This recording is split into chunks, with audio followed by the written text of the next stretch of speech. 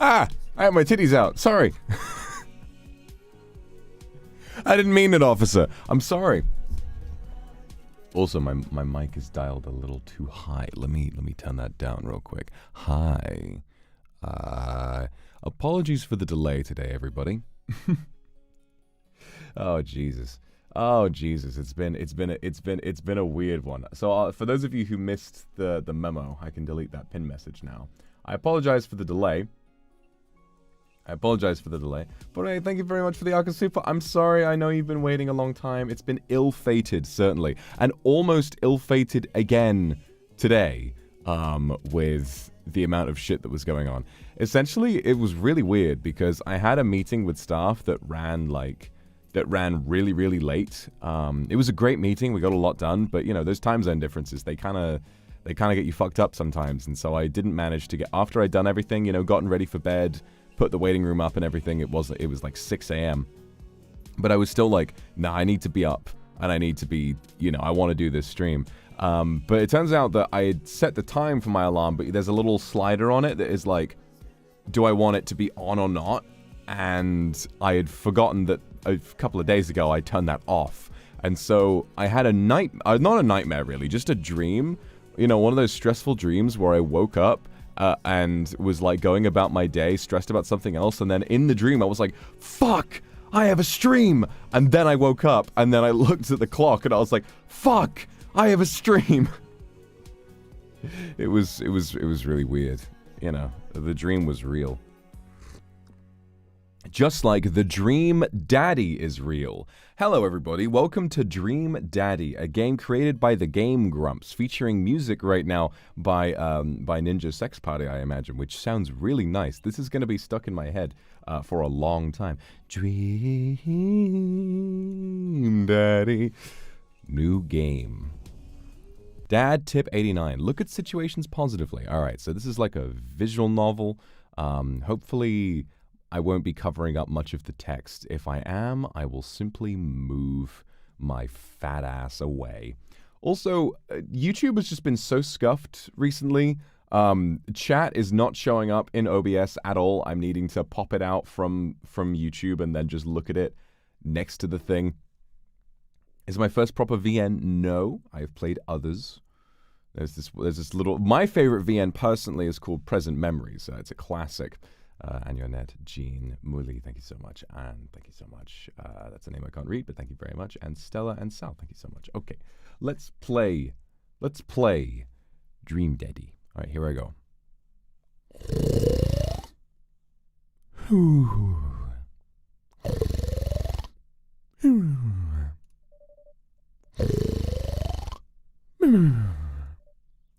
Dad!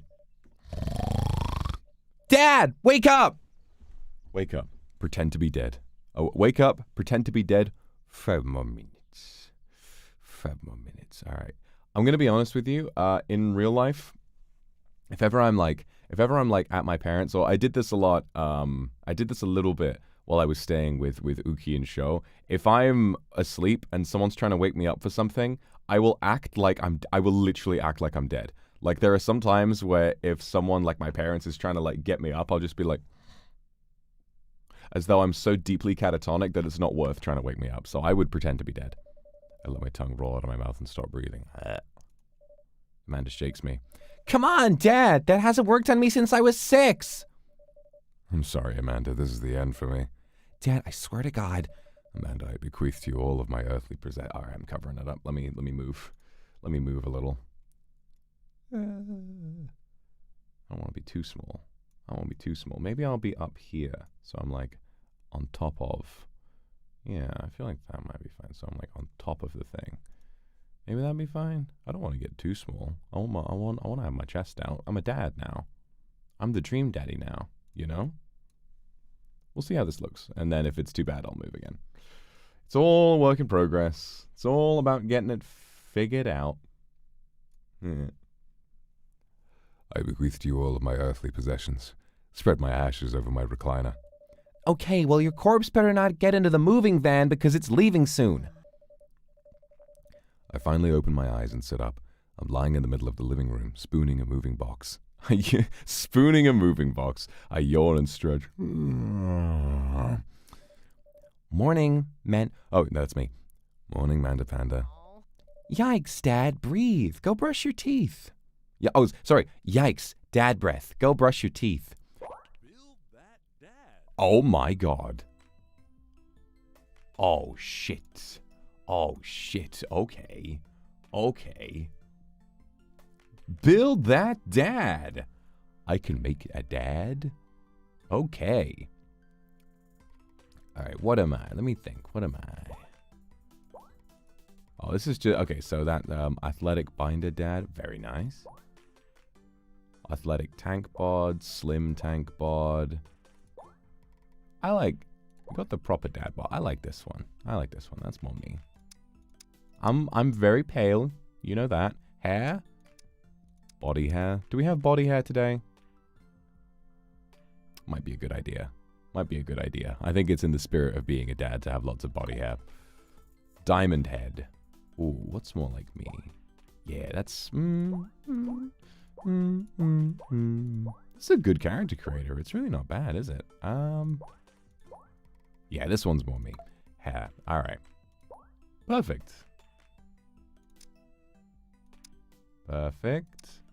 Very nice. Can I add like a highlight to that? Can I change the color of the yellow? Probably not. Damn. Sucks. Oh. Goku! I feel like this is probably the closest to me. Yeah. Well, this is if I had yellow hair. This is if I was the yellow member of Luxiem, okay? We're gonna roleplay as crossover Luca Demon. That's a joke. That's a joke. I just have a yellow bit in my hair. Eyes. Aww. Very sultry. I like it. Which ones look like mine? So I guess my eyes are kind of... Should I go for pink eye? Yeah, let's go for the pink eyes. This game is so funny already. I really like this. Okay. Okay. Okay.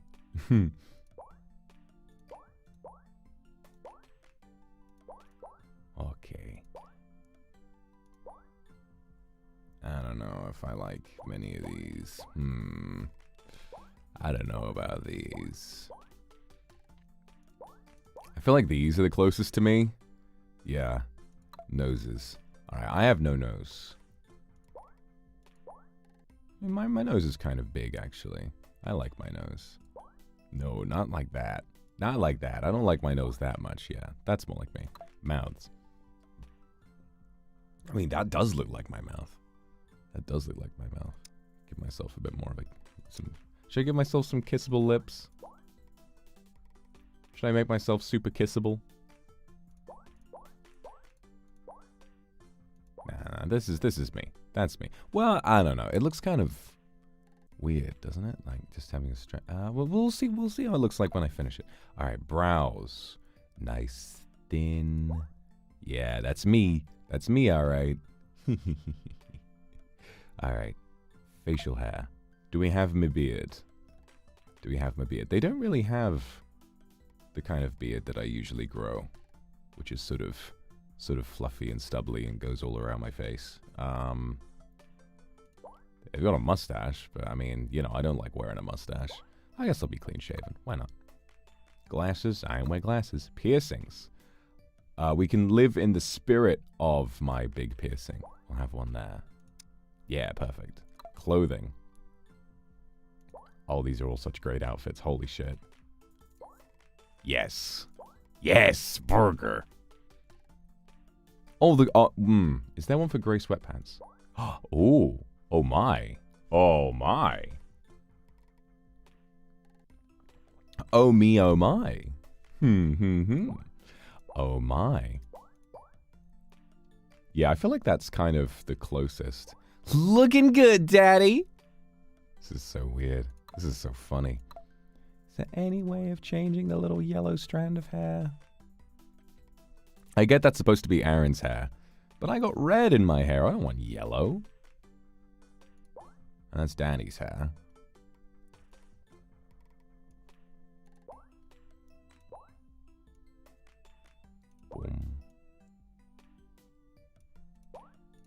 there a ponytail?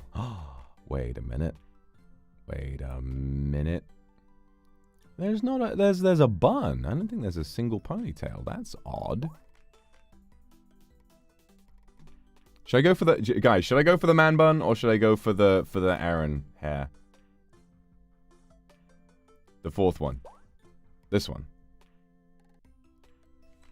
You guys really want me to do the man bun?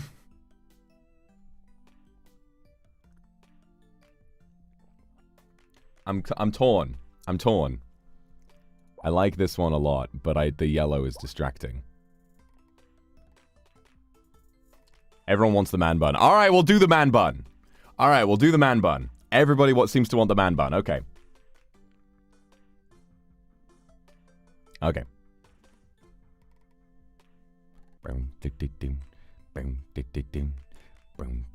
All right. I'm gonna check the mouth again. I mean, I feel like this face is closest to my actual face, but I still feel, maybe it's the nose. Of course it's me. Of course, being me, I would get hooked into the character creator more than anything else. I mean, I like a super strong masculine nose, to be honest. Can I tell you something? Like for the longest time, like I actually have quite like a strong nose, and I always felt like it looked horrible. But then I remember like somebody told me like, I think your nose is the cutest and most attractive thing I've ever seen, and I never forgot that, not a single time. I was like, wow, maybe it is hot. And I was like, yeah, now I love it. Now I think I look great.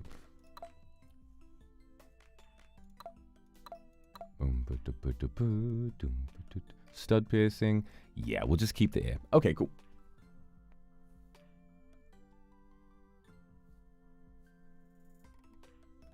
Looking good. Yeah, that's me. Vox. Dad Kuma. Be that dad! Alright!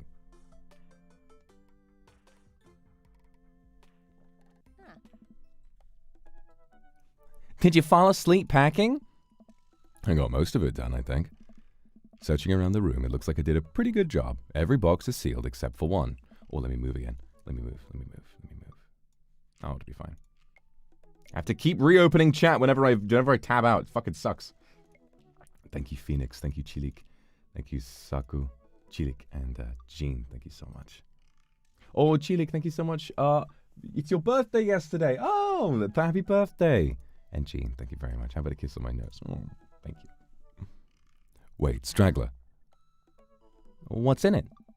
Looking into the box, I see a bunch of old photos in little photo albums. Whoa, I haven't seen these in years. I pull out one of the dusty albums from the top of the pile. We begin looking through it. That's the coolest baby I've ever seen. I agree. That's a swag baby.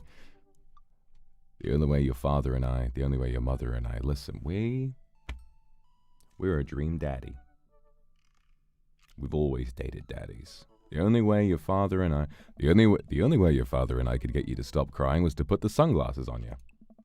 But whenever we tried to take them off, you'd start crying again. You spent the first 2 years of your life with sunglasses on. Nice. Halloween when you were maybe 4. Oh my god, that dragon costume. You couldn't decide between being a princess or a dragon, so you went with both. A princess dragon.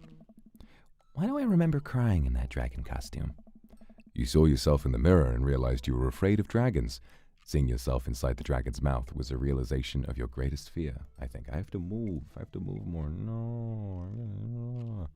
No, I never do that. No, where do I go? Where do I go? Where do I go in order to not cover anything up?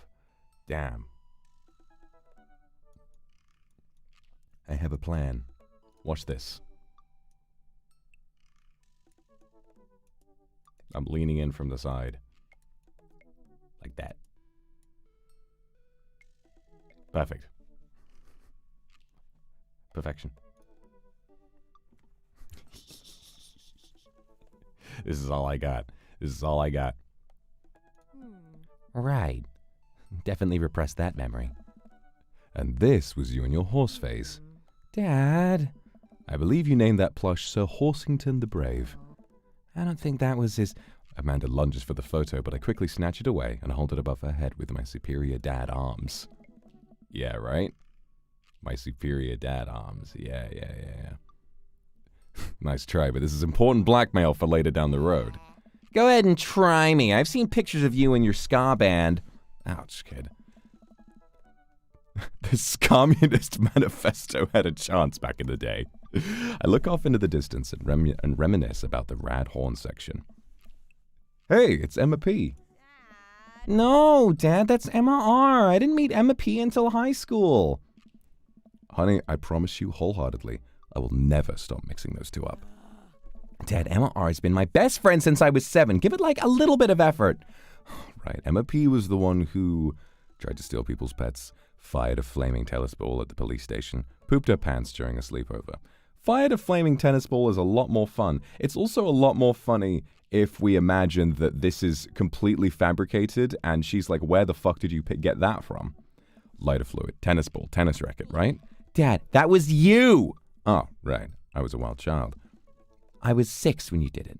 Okay, Amanda, I wasn't aiming for the police station. It just happened that there was a police station in the vicinity of where I wanted to hit a flaming tennis ball. Yeah, I remember you explaining that to the police. They didn't believe me either. Anyway, I'm going to show this to Emma R later. She'll get a kick out of it. The first photography award you ever won. Yeah, and it got us a $20 gift card to McFriday's. And then you got food poisoning from the cheesy tostada blasts. I think you mean food poisoning. You know, with a Z. Dad. Still can't drive past McFriday's without gagging. Still proud of you, though. Amanda reaches down into the box and pulls out a last photo. Neither of us say a word. We just stare at the photo for a long moment. Aww. I finally decide to break the silence. That was the day we adopted you. It's kind of a funny story. The day we brought you home. I love how inclusive this is. I love how it gives you the option, no matter what kind of relationship you would want to be in, with who you would want to be in a relationship with, no matter what their anatomy is, no matter what they identify as, that it's extremely inclusive and that it just doesn't make a big deal out of it and you can pick whichever one you want without, like, you know, having some giant sort of song and dance about it. It's so well implemented and so, like, progressive. I think that's fantastic. The day we brought you home, we got into a car accident. It wasn't anything big, just a little fender bender in the parking lot. But of course I was freaking out. The little old lady who crashed into us was freaking out. And I didn't know what to do. But your father, oh man. He holds my hand and looks me directly in the eyes, the calmest I've ever seen him. He says, it's okay. It's all gonna be okay. He was right, you know? I stare at the picture for longer. Maybe too long. I miss him. I can't even imagine what it must be like for Amanda. She pats me on the back. Come on, Pops. We gotta finish packing. The moving van won't wait forever. You're right. I was not expecting this game to be so raw. Jesus. Oh, God. It's very dramatic already. But in a good way. I'm curious to see what will come next. Oh.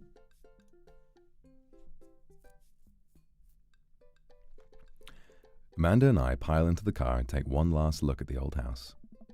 So many memories here. It's hard to believe your father and I bought this place almost 20 years ago. Hey, remember when I shattered the front window playing catch? You always had very strong arms. Hey, remember when I shattered the other front window pretending to be a robot who breaks windows? You were a very imaginative child.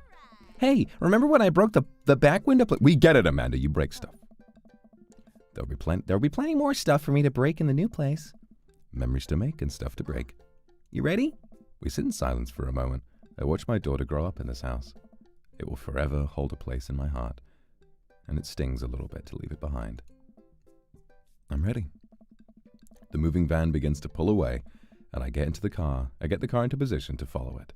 I watch our house, our old house, disappear in the rearview mirror. So what?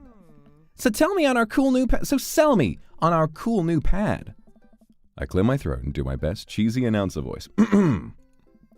Nestled in beautiful, scenic downtown Maple Bay, our new house features multiple places to sleep. Not only are there bedrooms for your sleeping pleasure, but couches and floor space where you can, yes, catch a wink. What a deal! I mean, if sleep weren't for the weak. You sleep more than anyone I know. I admit my faults, Pops. Fuck! Oh, she keeps it real too! She really is my daughter. Thanks for the super bunny. God. I can't stop fucking keeping it real. Ugh. I admit my faults, Pops. Keeping it real is what I do.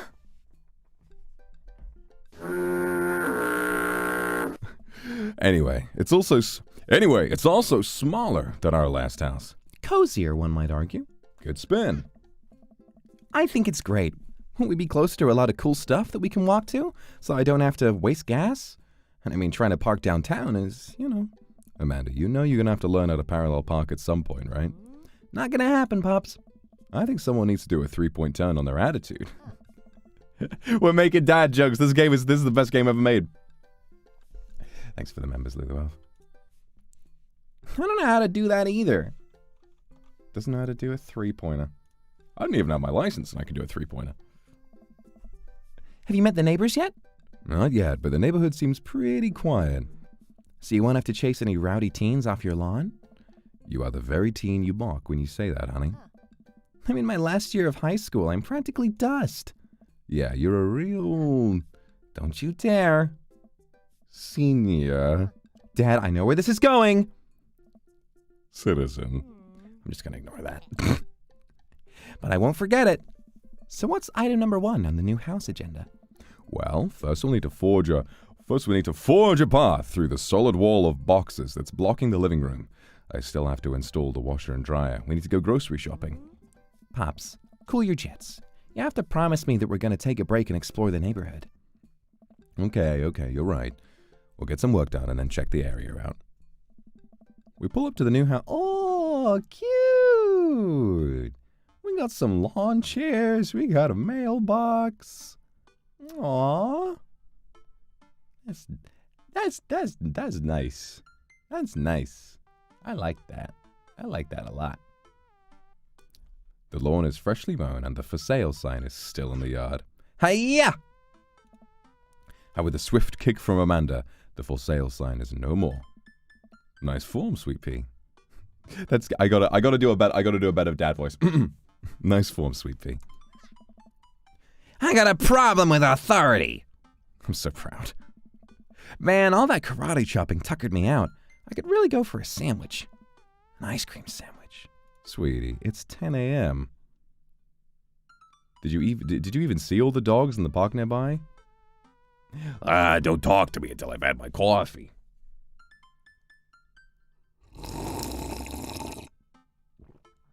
Bah.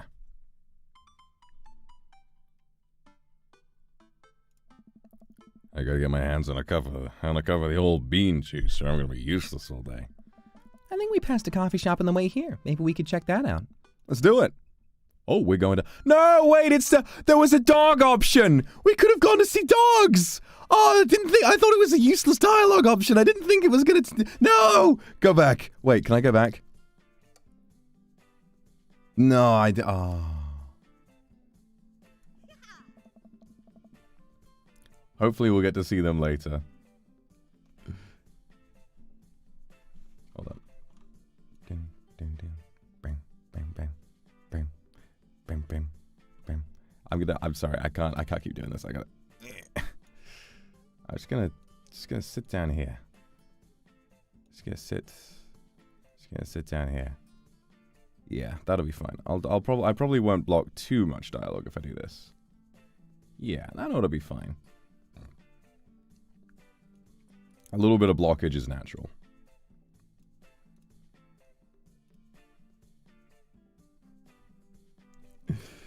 Man, this is in such convenient walking distance from our place. I mean, I guess. What's wrong? Why would I go somewhere else and drink coffee on a couch when I could just drink better coffee at home on my own couch and not have to make awkward eye contact with other people? At least when I'm home, some random guy isn't going to come up and sit on the recliner next to me and I won't feel like a little weird about it because technically he's not sitting at my table, but he's very much within my personal zone. Dad, and what's the etiquette when you have a dirty mug? Is there a bin? Oh, it's British! They know!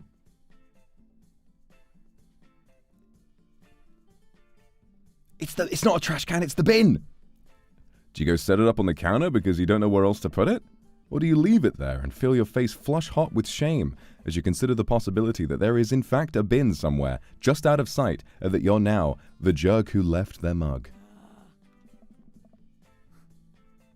Do I need a neck massage? I could do, you know. Dad, are you just afraid to meet new people? Yes, Amanda! We walk inside. Who's this? Hello?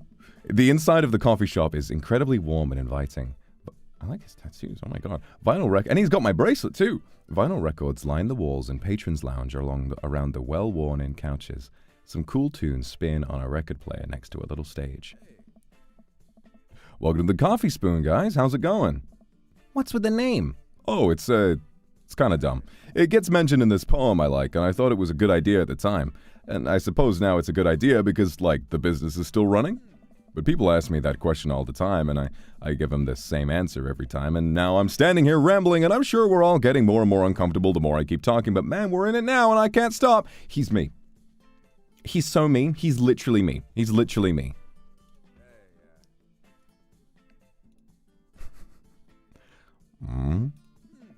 So what'll it be? I scan the chalkboard menu and I'm immediately overwhelmed. I'll have, Godspeed You black coffee, iced Tegan and Sarah, a chai, iced tea, chai, or black coffee. I have a soft spot for black coffee. Ah, classic.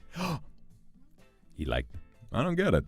Oh, it's a pun. Godspeed You. Black Emperor is a really amazing and influential progressive rock band known for their sweeping soundscapes, and I'm doing the thing again. But coming right up. This guy's so cool. And for you? I'll have a macchiato DeMarco, please. Coming right up. Do you want that small, medium, or biggie small? Medium. Wait, is Biggie Smalls big or small? I should change that, shouldn't I? Anyone who knows that it means it's big.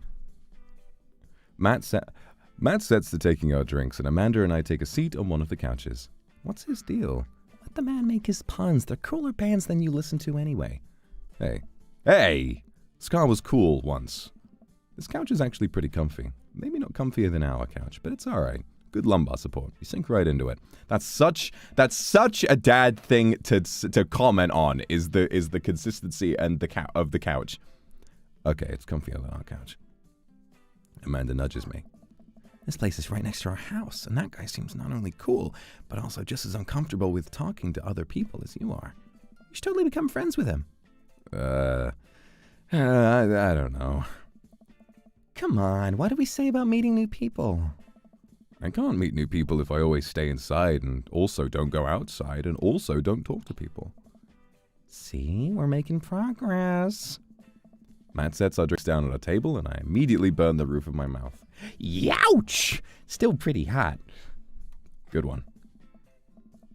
Hi, we're in the new neighborhood. I'm Amanda and this is my dad, Vox. Oh, right on. Pleased to meet you both. You ought to come by when my daughter's hanging out in the shop. You two might get along. Yeah, I'm sure we'll maybe come in from time to time. Amanda kicks my leg from under the table. I'm sure we'll be in here a lot. Hey, you know what? Let me get you guys' opinion on something. Matt goes into the back and comes out with a fresh plate of something that smells amazing. I'm working on a new banana bread recipe and I need help coming up with a name for it. Well, I think I'm going to have to taste it first so we can get the full flavor profile of, and really appreciate the flavor sensations of... Amanda nods vigorously. She knows this game. Yeah, we need to give that nana bread a taste if you want us doing free creative labor. I think that would be commensurate with I've taught her well. We have trained for this day. I was just going to give you guys a free banana bread anyway. Right, yes, that. Matt serves us each a piece. Amanda and I happily chow down. This is amazing. Thanks. The secret ingredient is bananas. So, any ideas? I'm stumped. Well, I think I might only be able to give you dad band puns, but I'll give it a shot. Banana bread Kennedys? Grateful banana bread. Right said banana bread. That's cute.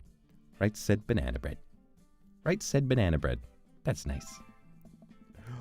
Like Right said Fred, but now it's about banana bread. I think the youngsters would like it despite not getting it. That actually has a nice ring to it. Really? Yeah, Right said banana bread. Strong decisions. That's art, baby. I wanted to say baby because I thought it would sound cool, but once I said it, I realized it just doesn't sound good coming out of my mouth, and maybe I should leave saying baby to the professionals. He's fucking adorable. Oh my god. Enjoy your coffee. Thanks, baby.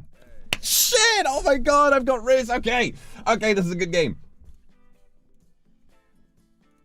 Thank you, Kenja.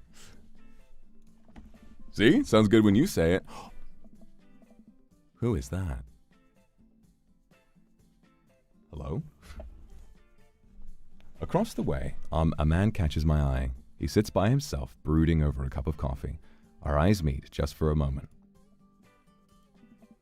I hastily look away, hoping he didn't catch me staring. Who is that? Yeah, I want to know too. Who is that? Hello? We finish up our drinks and head out. Thanks for stopping in. Take care. Okay, now that we're full of caffeine, where to? Ooh, get back to unpacking. Fresh air. I want to see the dog park. Time to soak up all that vitamin D. Vitamin D. It's vitamin. Time to soak up all that vitamin D. Make our bones nice and strong. Yeah, our skeletons are gonna get so strong, they're gonna hop right out of our bodies and crush cars with their bony fingers. Amanda, I already have an irrational fear that my skeleton will one day escape this flesh sack and run amok. Please don't encourage it. Right, sorry. To the park! Mars, rah! That's what I'm talking about. Amanda and I began a stroll through the neighborhood. I can't believe how beautiful it is outside. Kids are playing in the street, the flowers are in bloom, and the faint smell of a nearby barbecue drifts through the air. This place is nice. Too nice. I don't trust it. Good eye, honey. You can never be too careful. See that baby in the stroller over there? Government operative. We're on to you, baby. We walk for a while and eventually end up at a small park. Toddlers chase each other through the playground, and dogs of all shapes and sizes romp through the grass. It's pretty crowded, but Amanda spots a nice empty bench. We start to make our way over to it when... Heads up! Ow! A frisbee suddenly hits me in the face. It's a corgi! A corgi with a neat plaid handkerchief tied around its neck bounds up to me, wagging its tail. Okay. I'm gonna be so real with you. I have a process when it comes to encounters with dogs in public, right? Need to move over a little bit. I'm off the screen. You know what? I think I should just make the game a bit smaller. Just by a little bit. Hold on. Just by a little bit. Not too much. Yeah, that's better. And now I can have my boobies out without being extremely small. Okay, perfect. Let me tell you something. I have a process when it comes... You know, let's get the... Should I get the day setting out? Hold on. That's nice. That's nice. That's a good color for this. Okay, cool. Nice. I'm going to tell you something. My process for seeing dogs in public, thank you, Swing, is if I see them from a distance and they don't come over, I say, oh, him! Or I say, oh, them, if it's two of them.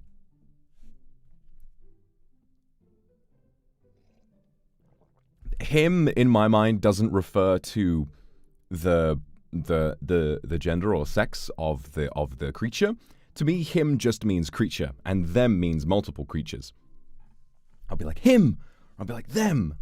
If a dog comes up to me, my immediate thing, is that I kneel down and I go, hello, hello, who's this? Oh, hello, oh, he's very handsome. So I'm going to say hello.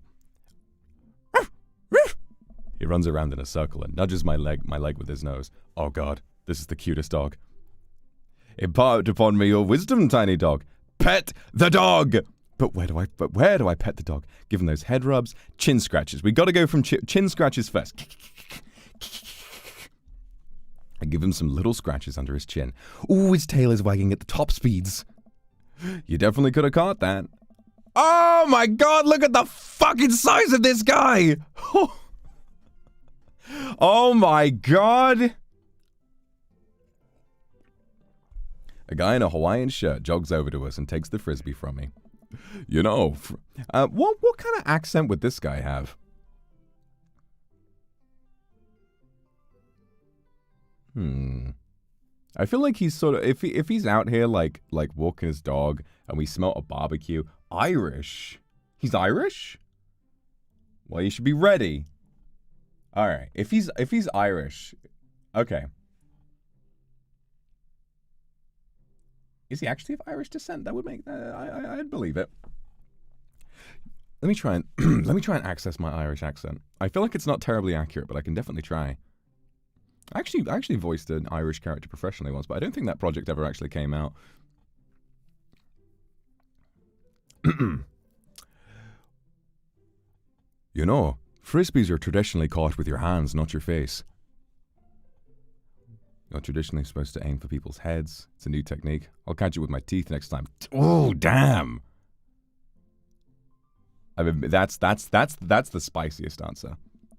You caught me off guard on this round. Not again. Not ever again.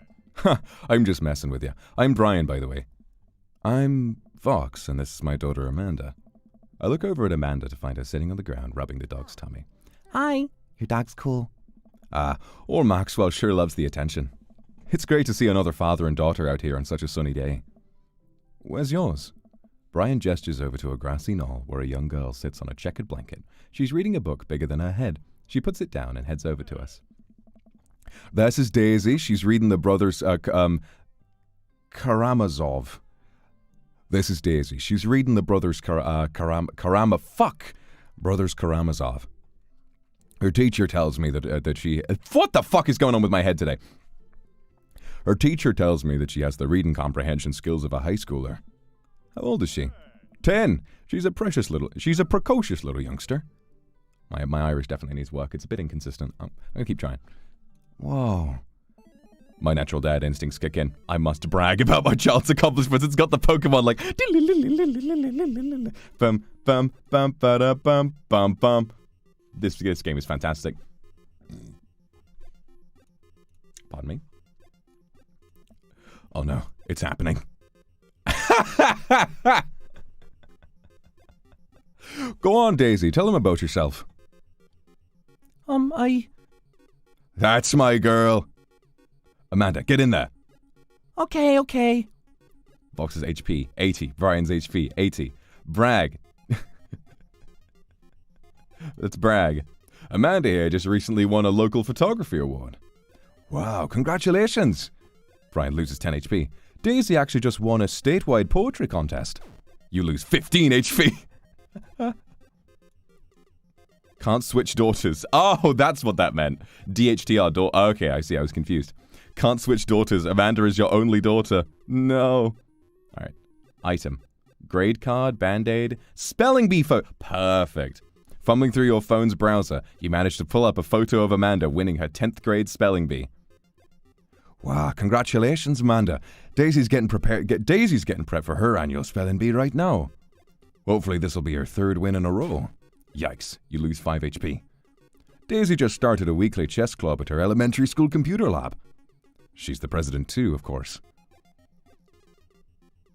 Dang, my high school doesn't have a chess club or a computer lab.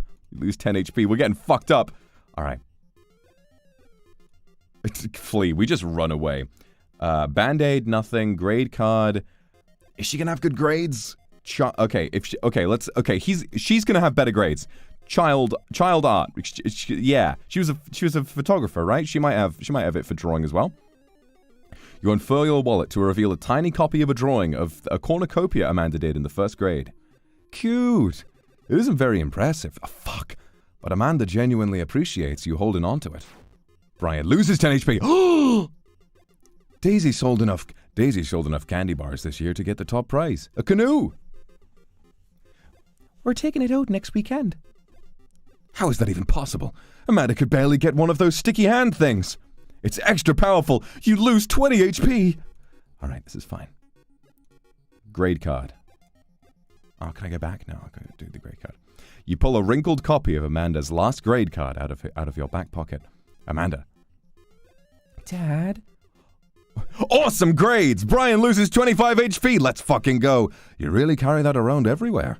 Ouch. Maybe it is kind of weird. You lose 5 HP. Did I mention Daisy said her first word at 10 months? Daddy. Amanda's was potty. Still cute, but maybe this isn't the time to bring it up. I personally think it is. All right, we're neck and neck. We're neck and neck. Last week, unprompted, Amanda helped an old woman with her grocery bags. It's extra powerful. Brian loses 20 HP. Fuck him up with that. Daisy here has all of her adult teeth. Never had a cavity either. Amanda self-consciously pushes her lips together to hide her teeth. Oh, I feel bad now. What is the Band-Aid for? What is the Band-Aid for? I'm curious. With a flourish, you produce a Band-Aid from your pocket, take a knee, and start to apply it to Amanda's arm. What are you doing, Dad? Being a protective parent. Anyone would agree. It is an unusual gesture. You lose to AI figures. Words aren't all Daisy's good at. Words aren't all Daisy's good at, by the way. Her math is amazing. One time I actually called her to double check my numbers before I made a cut for a support beam. You did that more than once, Dad. Doesn't that say more about him than it does about Daisy? Still. Dang, he's really got us beat. Boy, it's been such a treat getting to meet you two. Oh, did he have to add insult to injury by being such a gracious winner? Ah! So I take it you guys are new to the neighborhood. We just moved in. You live around here? Yeah, we live in the cul-de-sac down next to the coffee shop. What a coincidence. That's where we live too. Small world, yeah. Daisy and I are in that little ranch-style house on the corner. I know that house. It's like ours, but slightly bigger and better landscaped. Does this guy have to outdo me at everything? What a lovely place. What a lovely face. Well, I don't want to take up any more of your time. Really nice meeting you guys. I'll have to stop by at some point. Yeah, definitely. Bye. Brian and Daisy walk further into the park, with Maxwell happily trotting along in tow. You get the feeling he was trying to one-up us? Trying and succeeding. Can't believe that kid's only 10. What's that even doing at her age? I believe he had a bit of a thing for horses? She was a horse girl! Shame that didn't pan out. Could have majored in comparative horse studies. It's not too late to minor in horse creative writing. Too close to the truth, Dad. Let us never again speak of the fantastic adventures of Sir Horsington the Brave, an epic in 7 parts, by Amanda Dadkuma. We laugh off the horse epic and walk around the park a bit more, enjoying the day. Go unpack or go take a nap. I'm not tired. I'll go and unpack. We should head home. I need 4 hours minimum to figure out how to build my new bed, and I'd like to not have to sleep on the floor tonight.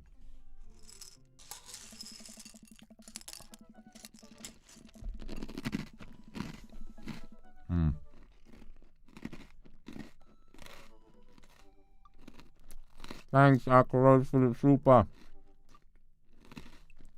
Oh, man.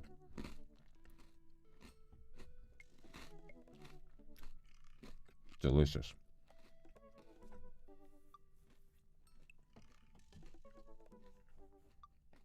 How hungry.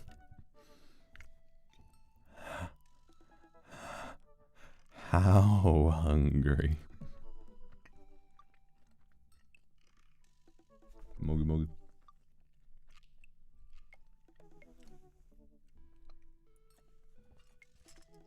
One more bite.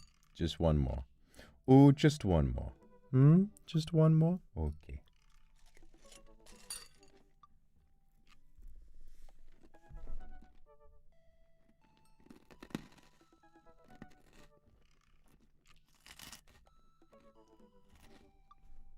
Roar. Roar.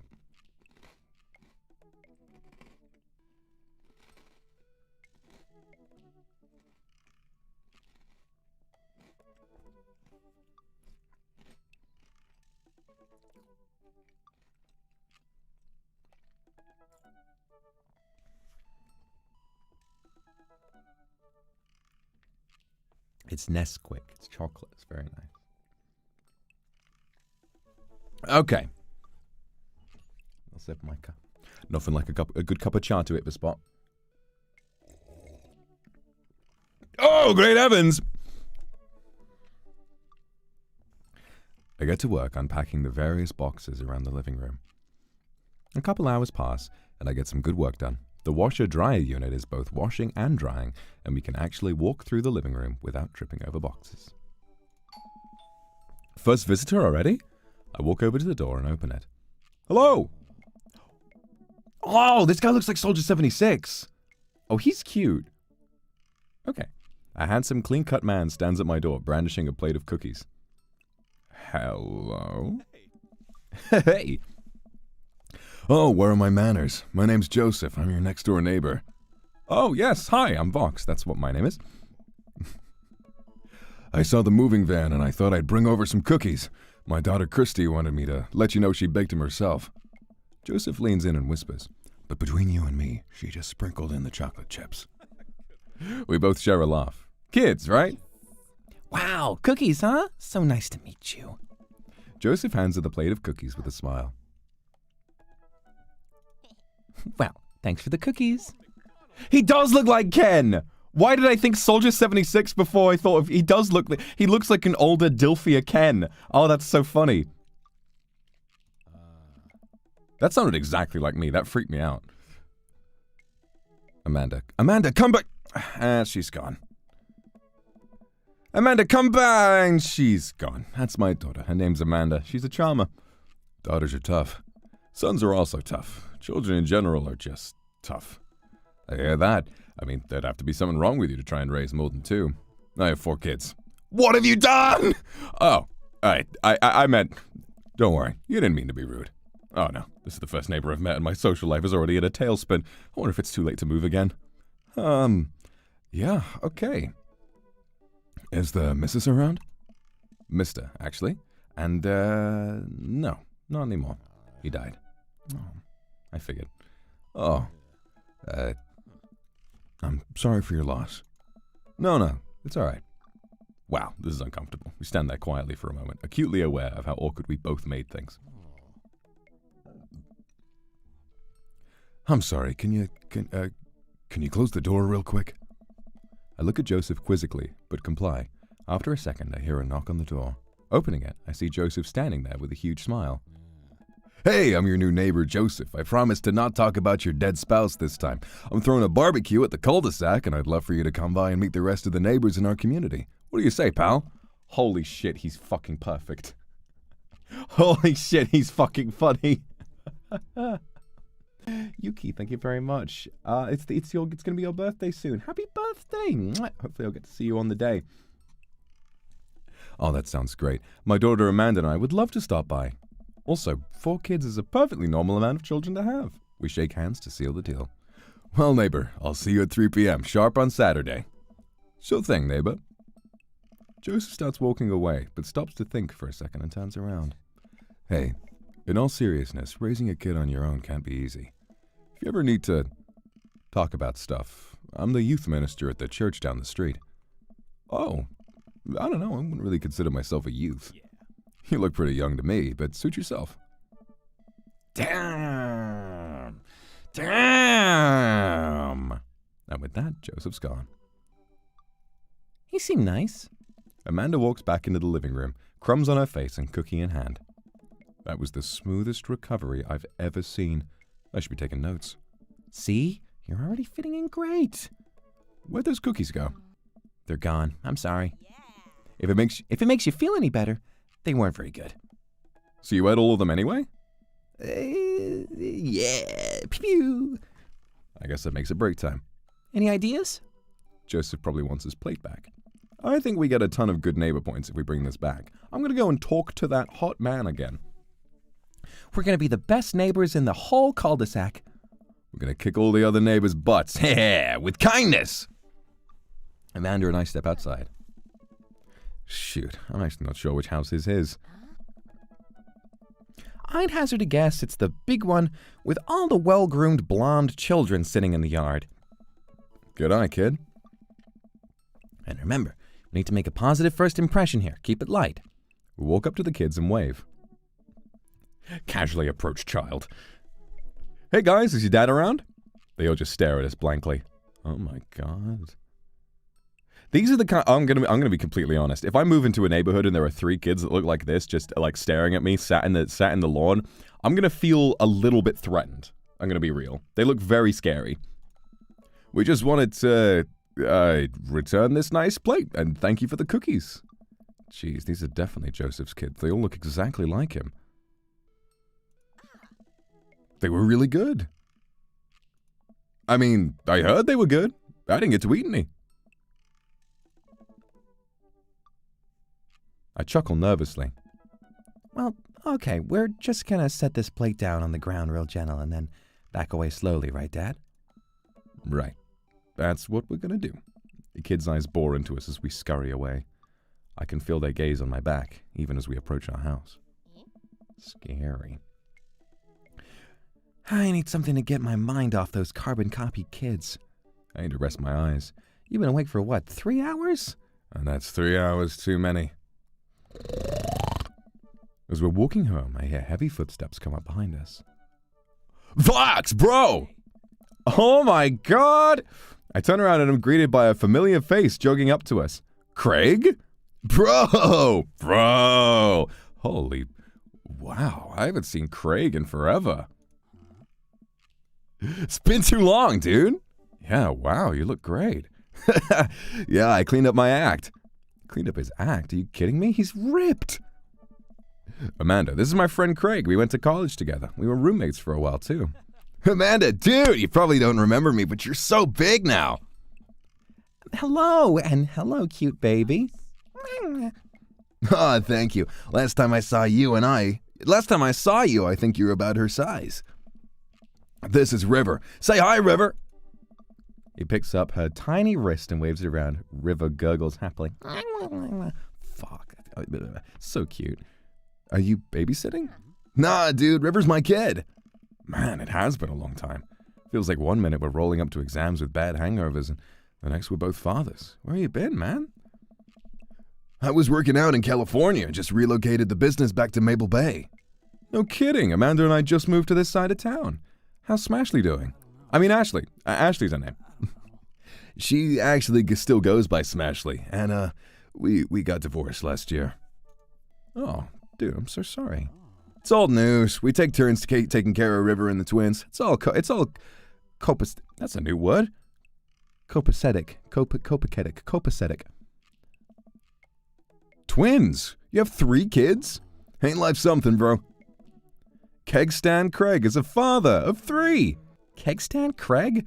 Oh, yeah, it was my old college nickname. He got it because he did a lot of keg stands.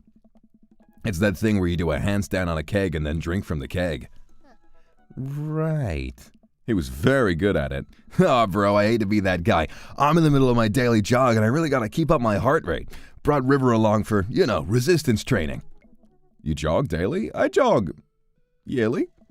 On January 1st, when I promised myself that I'm going to jog daily for the rest of the year, but give up after 30 minutes and go home. Well, it's never too late to get back into it, dude. You should join me sometime. I don't know.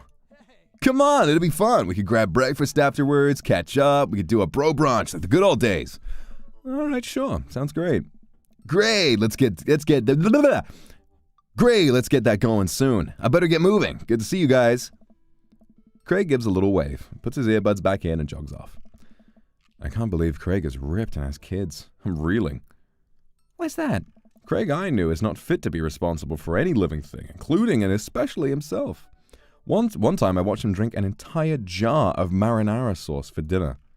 Amanda, he opened up a new jar of marinara sauce, and then he drank it like it was a thing that normal people do. It was unholy. And then I asked him what the hell he was doing, and he said, and I quote, "It's basically a smoothie, bro." I mean, technically, he's not wrong. He jogs. He was jogging. He's like a totally different person. Anyway, we better get home. I have plenty of time to reflect on how old I feel later.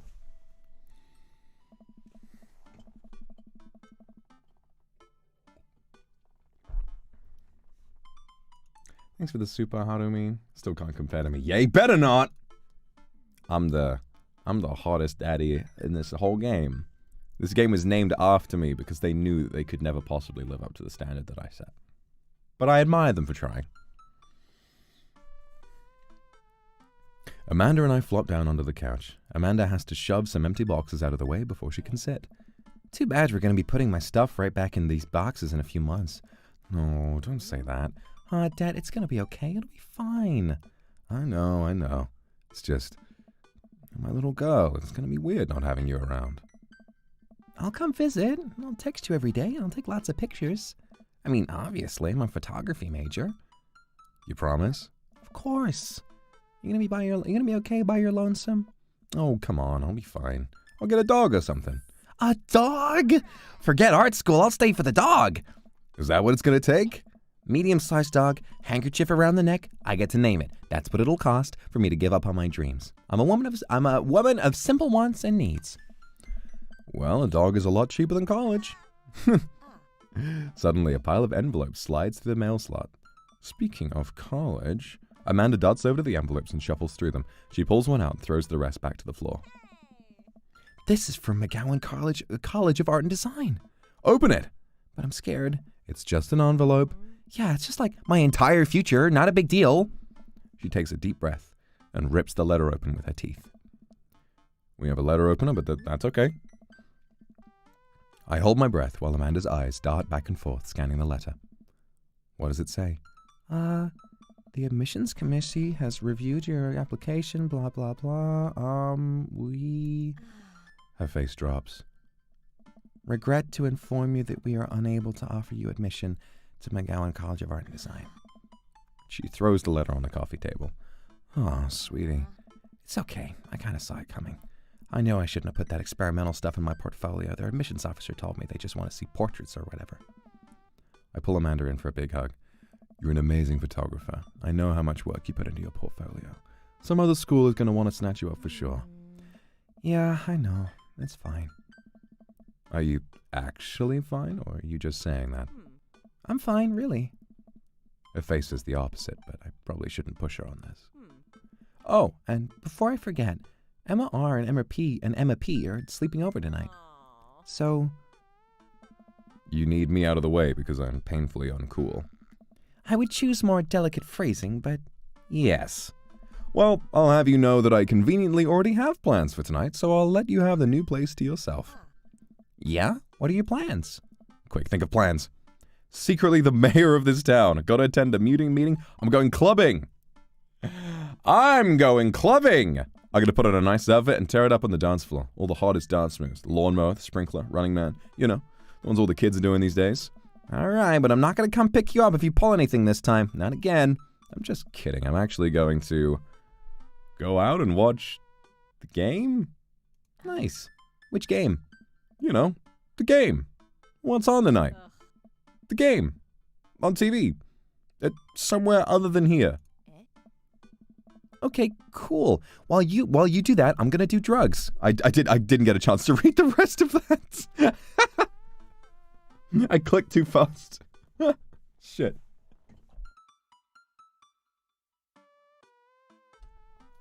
I'm concerned you're hanging out with the wrong crowd. I would have expected you guys to be up to white-collar crime by this point. Maybe money laundering at the least. I'm a street rat, Pops. You're kidding about doing drugs and crime, right? Yes, Dad. Just making sure. I give her a pat on the head. Have fun with your sports. Are you being sarcastic? No, making fun of sports is plain out. All right, then. I do some light cleaning around the house and decide to clear out right before Amanda's friends arrive. Before I leave, Amanda stops me. Hey, don't forget you have that meeting with my English teacher tomorrow. Oh, right, Mr. Vega. Yep, totally remembered. I'll be there. Mr. Vega? What a name. Wow. I guess I really didn't think this plan through. I'm not entirely sure where the closest bar is, and Amanda still hasn't shown me how to use the GPS on my phone, so I'm just gonna pick a direction and walk in it. Let's go this way. Cool. Okay, we're marching. We're marching in the direction of the game. Any game, really. In the distance. Could it be? Aha, Jim and Kim's. A big, burned-out neon sign hangs above a tiny dive bar. Okay, the way this bar is built, it looks like not the name, but the bar itself looks exactly like Moe's from The Simpsons. I'm scared that I'm gonna try and voice the dad we meet in here like Moe from The Simpsons, and that's not a terribly flattering voice. Yes, I am. Hey, hiya, Midge. Jim and Kim's, huh? All right, it'll do. Oh, I love bars like this. I love bars like this. This is a super this is a super local bar, you know, where there's so much stuff on the walls, like the post-it notes, and they've got like the weird assortment of decorations on the walls. This is a place that has fucking history. All right, this is the place where the people who own it have been there for like decades, and it's super popular with like people who are old and students in the area, and it's just one of those places that loads of people go. It's like cozy, and you can have a meal like earlier in the day, and then later in the day they turn the music up, and everyone gets turned up to shit. It's really, really cool. I love bars like this. The bar is small and dimly lit.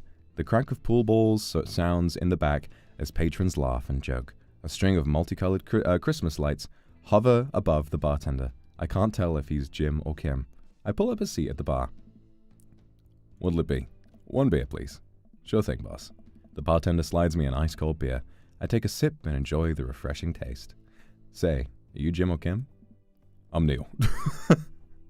Oh. I awkwardly turn my attention to the game, which is playing on one of the TVs on the wall. As luck would have it, my team of preference is not only playing, but is currently in the lead, which is always a good thing.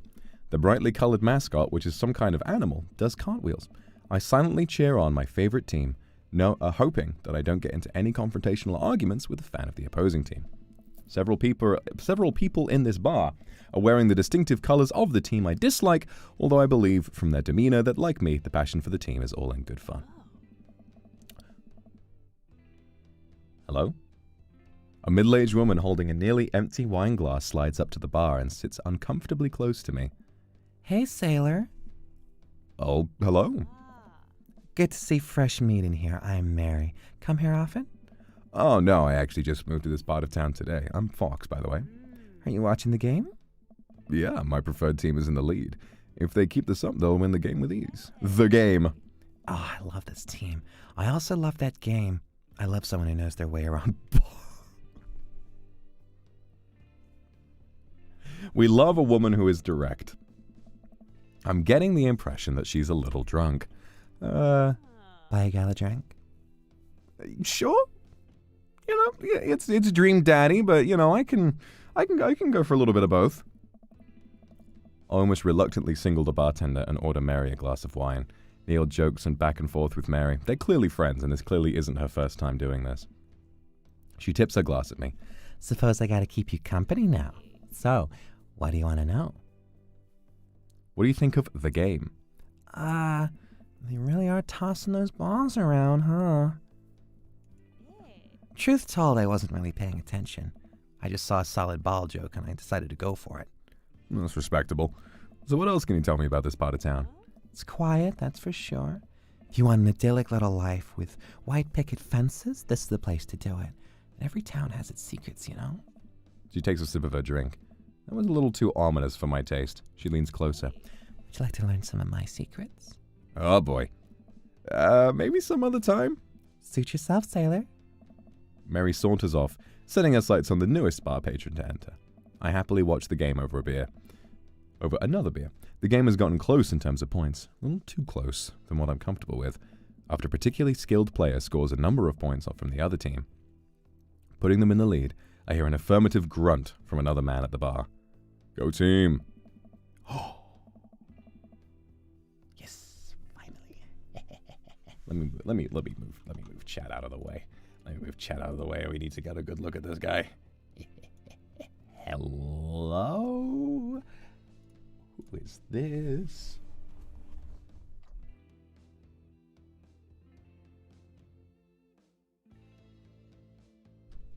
It's the brooding man from Coffee Spoon. He sits alone, sipping whiskey and watching the game as well. He's a man of good taste, I'll tell you that. Enjoying the game? I am now that we're winning. Oh, we must be rooting for different teams. In my opinion, my team is far superior. I have to disagree with that. Based upon our win-loss record, I'd say that my team is superior. That's where you're wrong. Since as it stands now, my team is beating yours. The conversation ends there, and we both go back to silently rooting for our respective teams. The game is close, with both sides playing their hardest to win, but in the end, my team prevails. Quiet cheers ripple throughout the bar. I raise a respectful glass at the man drinking whiskey. He raises his in response. An unspoken truce is formed between us based on our mutual love for the game. He motions to the bartender, who pours 2 glasses of whiskey. The man slides one over to me. Name's Robert. I've heard. Fuck. Why everyone online was saying I'm placing what was it? Sap who did the thumbnail was like I'm placing my bets on Robert, and I was like who? I was like I don't know any of the characters' names. Who's Robert? Why the fuck were you right? I mean it's because okay. Thanks, I'm Vox. You must be new here. Mary already hit on you? Yeah. Robert chuckles. She's a peach. Well, you picked the best bar in town. Slimy as it is, you'll never find a better spot than Jim and Kim's. Is there actually a Jim and Kim that runs this place? No, that'd be Neil. Neil waves from across the bar. Hello. Good guy, Neil. Not enough Neils in this world. Okay. You a whiskey fella or a beer fella? Beer, but I'll drink most things. You like shots? He's lost a bit of respect. You need to sip it. You need to savor the flavor. You can't. Yeah, if you haven't, ooh, shots fired. I love shots. I mean, I like a shot of vodka. Thank God. We need to listen. Look at that smile. Oh my God. Robert nods to Neil. He serves up 2 shots of whiskey. He hands one to me. Here's to your health. We take the shots. The whiskey burns going down, but I try my hardest to look tough. Wait, I think this is what making friends is. Okay, Vox, this guy's out on my friend leak, but I think if I play my cards right, we'll be pals in no time. Compliment his hand tattoo, his rugged good looks. So we flirt with him? I mean, he seems a little mysterious, but he seems a little mysterious, so maybe like flirting with him right out of the gate is the wrong idea. Compliment his cool leather jacket, or I would say hand tattoo. Like ask him what it's about. I like your tattoo. What does it mean? It's oh fuck. A reminder. I wait for him to elaborate, but it seems like he's done talking. Fuck. Man, this guy's mysterious and cool. Way cooler than I am, at least. Robert signals to the bartender for another round. What are you doing here tonight?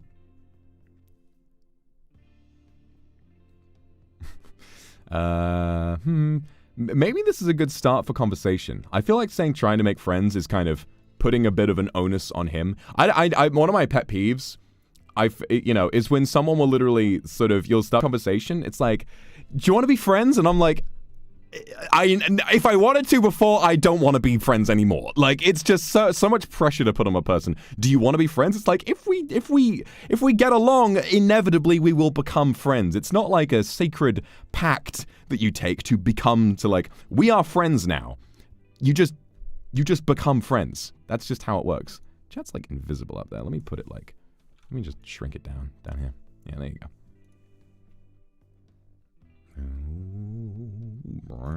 I mean, you're not gonna working everything around this game is possible. Okay, there you go. Nice. There you go. I think that's good. We're compressed. Not anymore, only a little compressed. Running from my problems. I also feel like this is off. I mean, he kind of said it's a reminder, so he kind of offloaded a little bit as well. Maybe we can commiserate. Running from my problems. My daughter kicked me out of the house. He seems like the kind of person who's... God, I really want to get this right. My daughter kicked me out of the house. Running from my problems. Trying to make friends is a no. I think he likes honesty. That is a good idea. No, that's true. Teehee, my mom overheard your stream and asking for your ASMR links. Start her off easy. Start her off easy. And start her off with a good one. Okay? You could do tattoo artist. Who am I kidding? You shot. Thank you very much for the super. Doesn't stop me from enjoying the game. You don't have to have daddy issues. I think it just helps to enjoy, you know, men. Not like forever. She was having a sleepover with her friends. Family type, huh? Single dad. He gets up. Be right back. Got a powder on my nose. Never seen Robert this talkative. Never seen Robert. Let me give Neil a silly voice. Never seen Robert this talkative. He must like you. Huh. I guess so. I gotta admit, Robert has a gruff charm to him. If a guy like that thinks I'm cool, then I really must be. Robert comes back from the bathroom and grabs his leather jacket. I'm gonna go home. You heading my way? Hell yeah, we're gonna walk and talk. Robert and I leave the bar and find ourselves walking in the same direction. I live in this cul-de-sac down the way. Does everybody live there? Me too. We just finished unpacking today. Great place to be. Good neighbors. Well, some of them. Who's that? We get to Robert's house, which is just a few houses away from mine. We stop and he turns to me. I don't kiss and tell, Vox. So we doing this or what? What? You know. You want to come inside or what? A wave of realization rushes over me. I blush.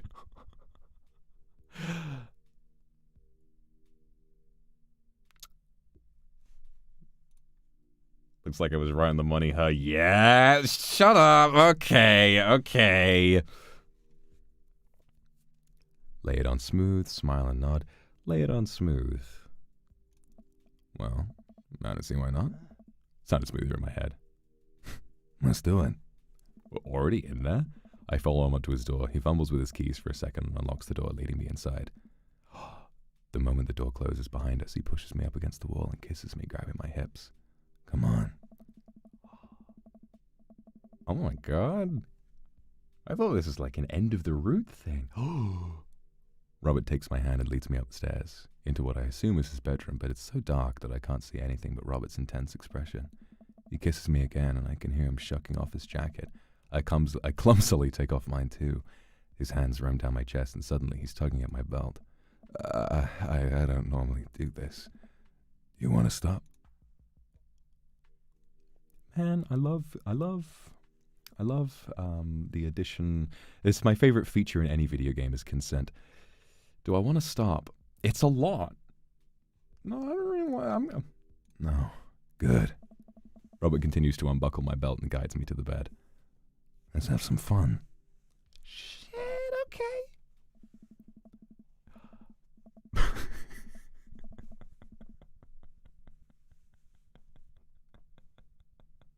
Male living space, everybody.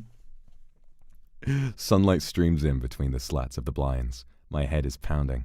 I really overdid it last night. Wait a minute. This isn't my old house. Or my new house. Oh, right. I look around for Robert, but find myself alone. Hello? There's a clatter from the bathroom and the door opens. Robert is fully dressed and grabs his keys. That was fun. Yeah, it was. You should go. That's certainly not what I was expecting. Well, talk to you later? Robert cracks a smile. Sure. Your clothes are over there. I hastily get dressed and show myself out. The sun is unbearably bright. I need to lie down. I start to make my way back home when I suddenly remember. Amanda! I got an achievement. Bad dad slept with Robert on the first night. Let's go! My riz is unmatched.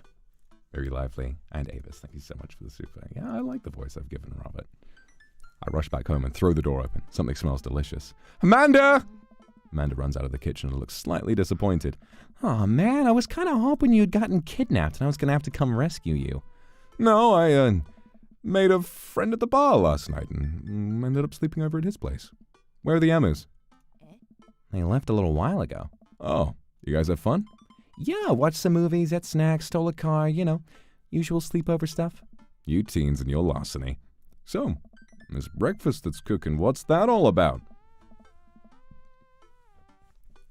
Well, there's hash browns and eggs and bacon. Can I? Yes, you can have some breakfast. Bless you, sweet child. My head throbs. I gotta do something about this hangover. Amanda, your loving father might have overdone it last night. Oh, somebody's hungover. Father of the year. You wouldn't happen to have any aspirin or... Yeah. I've got just the thing. Hang on. Amanda runs to the fridge and pulls out a jar of pickles. Amanda, what? Drink this. The pickle juice? Yup, it's what I used once. Would assume someone would use. I would also assume that it works pretty well, although I've never tried it before. I won't try it, obviously. Give her a stern yet resigned side eye. Criminally offensive side eye.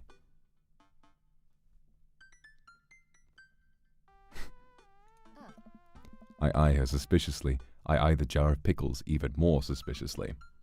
This had better work. I down a sip of the tart juice. No, more than that. Way more than that. I mean, I assume. Watch it, you. I drink more pickle juice and help myself to the delicious breakfast that Amanda has graciously allowed me to partake in. Reading this is genuinely making me feel sick. After inhaling some hash browns and dunking several pieces of bacon into runny egg yolk, I was starting to feel a little better. Amanda grabs her backpack and keys. Well, I gotta get to class. Don't forget the meeting with Mr. Vega, okay? He said it was important. Love ya. I'll be there. Knock 'em dead, kiddo. Always do. We do our secret handshake and she's off. I love the relationship between these two. We are such a good dad. We have such a great, trustful relationship with our daughter. We do our secret handshake and she's off. I get a little work done at home before I glance at my watch and see that it's almost time for the meeting. I hop in the shower, change clothes, and head my way. Still a little hungover. Rosalinda, thank you for the soup. It doesn't like pickle juice, biggest L. Doesn't like pickle juice. It's my own sanity, excuse you. Pickles are... I mean, listen, I haven't tried pickles in a long time. Maybe it's going to be like fish where I try good pickles and I'm like, oh, it's all right. But for the time being, drinking pickle juice, no. I don't think that they're really... Is there such a thing as like an artisanal pickle? I should hope not.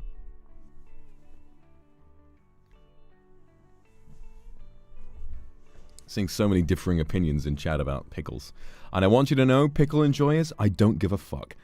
I arrive at Amanda's school and check in the front desk. They give me a bright orange visitor sticker and send me on my way. I'm barely awake and feeling pretty haggard, but hopefully nobody will notice. I check my watch and I'm relieved to see that I'm only 2 minutes late. Wait, was it room 103 or 108? I spot a youth standing at his locker and approach him for help. Excuse me, do you know where Mr. Vega's classroom is? The youth turns around and looks me up and down with heavily lined eyes. Come on, kid, I'm late for a meeting. Mr. who? Mr. Vega. I don't know. Have you tried the exit? Okay, wise guy, you gonna help me or not? Fine. Up those stairs and to the left. You can't miss them. That's vulgar. I was thinking who it looked like. And but then you put it. You got it exactly right. Thank you, Avery, for the super. All right, Avery. Thank you for the super. I head up the stairs and walk around, unable to find Mr. Vega's class anywhere. After a couple minutes of searching, I head back downstairs. That punk youth sent me on a wild goose chase. I get back to where that low-rent Gerard Way is standing, ready to give him a piece of my mind, when suddenly a head pops out of the classroom next to his locker. Hugo. What voice do I give to this man? Oh, that's difficult, actually. Because I feel like I'm running out of voices that suit these characters. What voice do I give this character? Mr. Vega knows how to dress.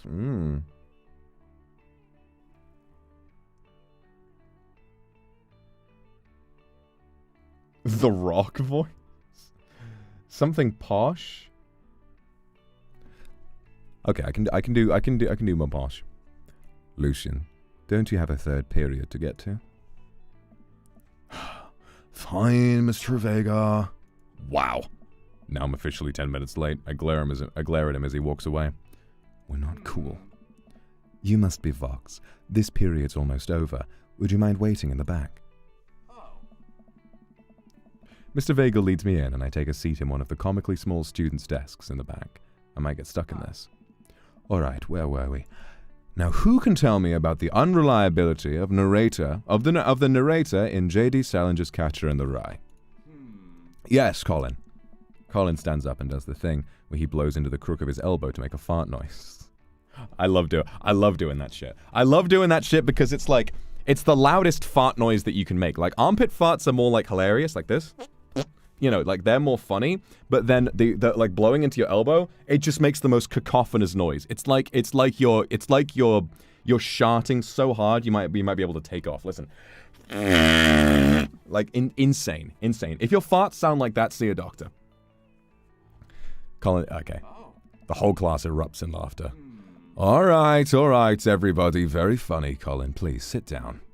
Now, Holden Caulfield is an unreliable narrator in the sense that the bell for the end of the period rings. All of the students immediately get up and make a break for the door. Remember to do the reading and answer the response questions on page 194 in your textbook. Nobody's listening. Or not, I guess. Mr. Vega turns to me and sighs. Middle schoolers, right? Don't you teach high schoolers? Both. You know, budget cuts. Right. Thanks so much for coming in. No problem, Mr. Vega. Please, call me Hugo. I don't normally do these impromptu parent-teacher meetings, but as I'm sure you know, Amanda's a very bright student and I'm concerned about her recent behavior. What's going on? Amanda has never been the most engaged student, but I know she cares. Recently, though, she's been falling behind. She's not completing assignments and has been doing rather poorly on tests. I'd normally chalk this up to senioritis, but this is strange. I always thought Amanda shared everything with me. Hadn't even crossed my mind that something might be wrong. I just wanted to ask, is everything okay at home? Well, this is a lie, because, I mean, this is, I thought she shared everything with me, you know. If she was sharing everything, she wouldn't be bottling it up. I feel like, yeah, and this is just, like, blatantly ignoring the signs. We just moved. I feel like this is the big one, you know. Well, we just moved recently, but it was only to the other side of town. Amanda was more excited about it than I was. See if you can talk to her about it. I know she values you a great deal and would appreciate your guidance if she keeps heading down this road. I know how important art school is to her, and I would hate to see her miss out on scholarship money that she clearly deserves. I'll make sure to talk to Amanda. Thanks for letting me know, Hugo. Anytime. On my way out, I stopped, thinking for a moment. I turned to Hugo. Hey, Hugo. Yes? They ever catch that rye? Yes. Yes, they did.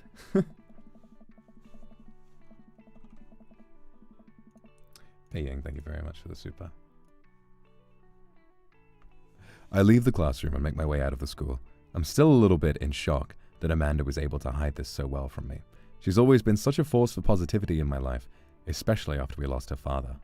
Amanda must be done with classes for the day by now.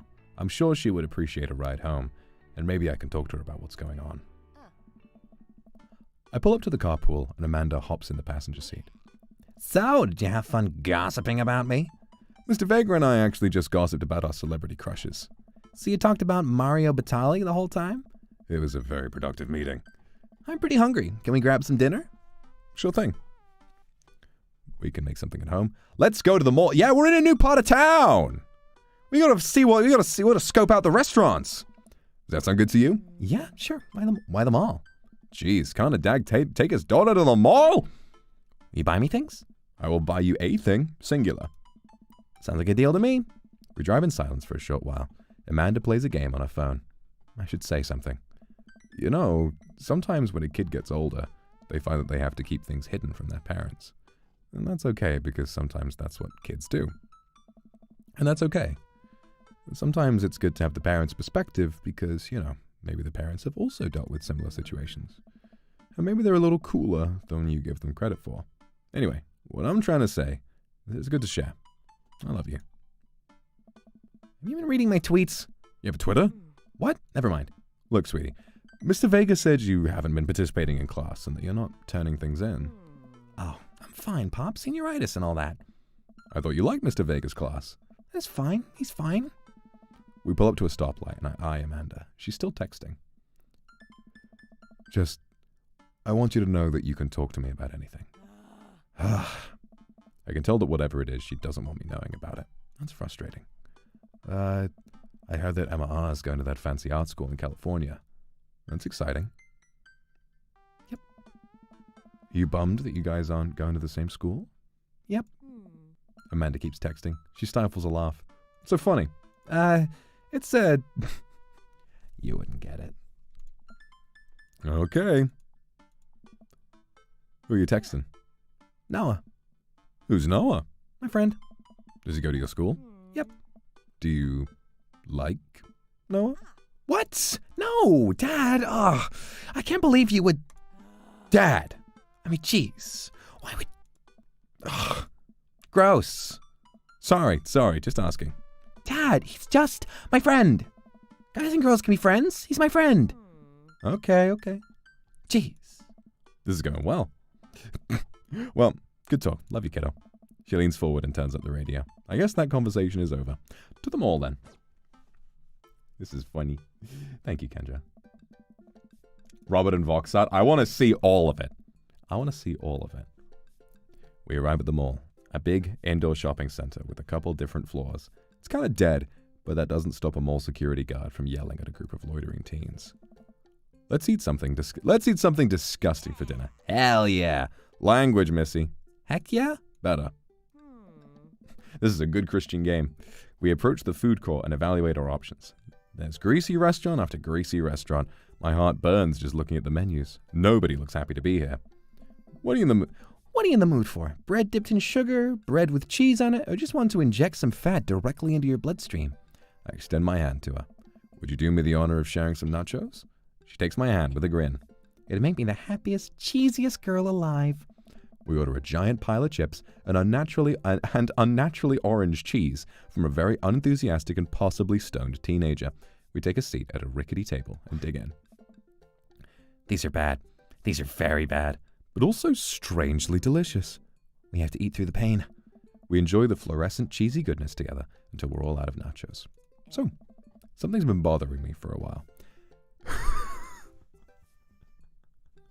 This is the most out of character thing I could have ever possibly say. My immersion is ruined. Welcome back to Kecker Cringe with Vox and Amanda. Robert, show me your meme. Which meme? All memes. Amanda sighs deeply and places her head in her hands. Dad, it's complicated. See, memes are inside jokes shared by a bunch of people that get less funny the more you do it. So the problem is that by the time the meme gets to you, Dad, all us youths have already done the joke to death. And what's worse is that movies and TV and video games will try to jump in on the meme train, but just based on how long it takes to make them, the meme will be long dead by the time it comes out. So it just dates it and it isn't funny. Oh shit, what up? I was seeing Dat Boy pop back up. I can imagine that this was being made in 2016 when Dat Boy was a popular meme, and then by the time it came out, they knew it was already going to be dead. It reminds me of the "What are those" moment in Black Panther. Dad, please. Anyway, changing the subject. Where to now? Want to go to that goth store? What? You know, the one that's all black and tries to establish itself as anti-establishment, despite being an exact representation of the establishment. I don't know what store you're talking about. You know, the one where you can buy chain wallets, and it's basically an assault on what people fought so hard against in the punk and hardcore movements of the 70s and 80s. Dude, you gotta be more specific. The one you threw up in that one time? Oh, that one! Hot topic. I mean, I don't know. Amanda runs into the store with me trailing behind her. She makes a beeline for the bag. There it is. You can still see the outline, kinda. I'm so proud. Speech! Amanda. Speech! Speech! Speech! Speech! All right, I'll do it if you stop chanting. Amanda stops immediately. I clear my throat. Thank you all for joining us here today to commemorate an historic moment that will forever shape history. On a day very much like today, some 5 years ago, our very own Amanda and Akuma had too much blue raspberry slushy on an outing to the mall. After begging her father to take her to Dead, Goth and Beyond to buy rainbow suspenders, she proceeded to throw up all over a display of My Chemical Romance merchandise. Her loving father then had to pay for said merchandise, which to this day remains among our possessions. Thank you. Amanda is moved. She begins clapping, slow at first, then faster and more vigorously. Several other patrons turn their heads. One of them also starts clapping. I bow my head. Oh, hey, chain wallets. While Amanda busies herself looking at the band the band t-shirts, I try to find something of interest to myself. Not much for a dad to look at in a dead Gotham Beyond. Peruse the band t-shirts, look at ironic mugs, check the clearance bin for hot deals. I'm going to look at the ironic mugs. I'm suddenly stricken by existential fear. If there's only one number one dad, then why are there so many mugs here that say that? This whole time I thought I was the only one. If I'm not number one, where do I place on the global dad ranking charts? I have work to do. Look, this is very important to me. Is that Vespa? I overhear a stifled argument over at the cash register. An older gentleman is carrying a garment and showing it to a bored-looking cashier with pink hair. Now listen. I could give this man a proper voice befitting of an actual person. Or I could voice him like a fucking the most stereotypical Dracula voice you've ever heard. I can see that. Don't know what to tell you, dude. I just work here. He does have my pink eyes. Listen, when I bought this online, the website said the blouse was Victorian-inspired. However, when I received it, it clearly held the trademark of Edwardian dressage. Do you want a coupon? I can give you a coupon. Will you leave if I give you a coupon? Oh, this guy's talking. Okay, so the cashier is off screen. Okay, they had the same color here, so I was a bit confused. Is there a manager present? People have to know what they're buying. I am the manager. I see. Well, it would seem that I have outstayed my welcome. Good day, shopkeep. Your superiors will receive a strongly worded letter by post. Whatever, dude. The man whirls around and storms out, his literal coattails trailing behind him. I can't tell if they're Victorian-inspired or Edwardian in nature. Amanda trots up to me with a t-shirt in her hand. Oh boy, here it comes. Hey, Datron 5000. Yes, I'll buy it for you. Wow, that was easy. Thanks. At least it's only one this time. Amanda plops the shirt onto the counter and grins at the cashier. I love your hair. The cashier says nothing and rings Amanda up, radiating hatred. I hand her a 20. So what was that guy's deal? The cashier rolls her eyes so hard, I'm worried she'll pull something. That's Damien. Oh, that's Damien. He's in here all the time. He's obsessed with Victorian fashion or whatever. She hands Amanda her bag, and it's clear the conversation is over. We make our way out of the store and head home to get some rest.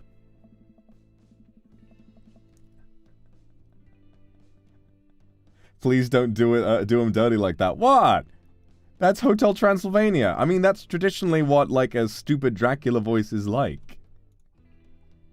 Juice, thank you very much for the super. Happy birthday! So happy to spend your birthday with you. What?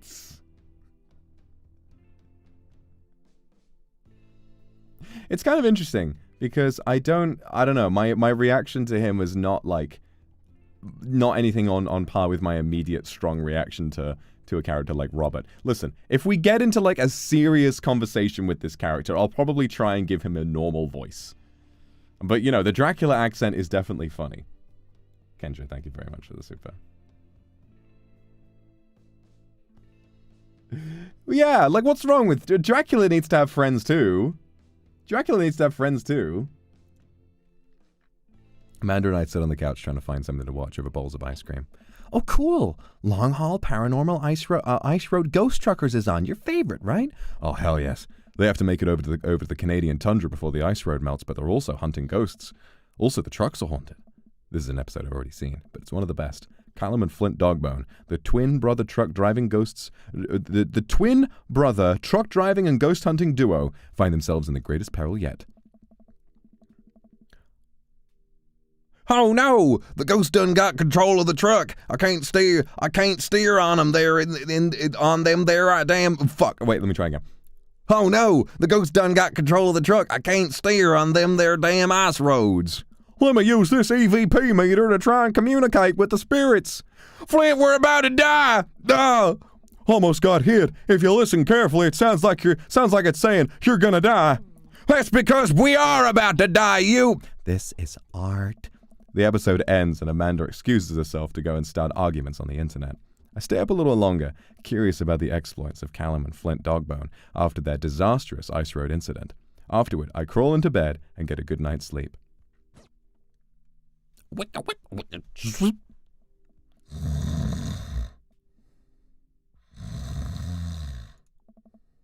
Morning, sleepyhead. 5 more minutes. You have never, ever let me have 5 more minutes, so get up.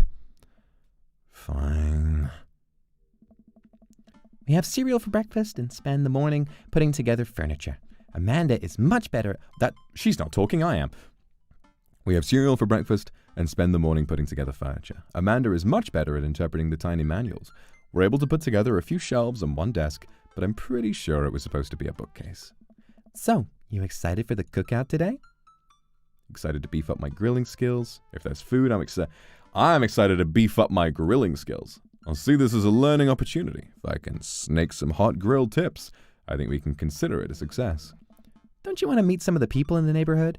I'll probably end up standing uncomfortably in the corner with a plate of food and hope that nobody talks to me. Dad, you're a beautiful work in progress. We'll get that butterfly to emerge from the cocoon. The social butterfly.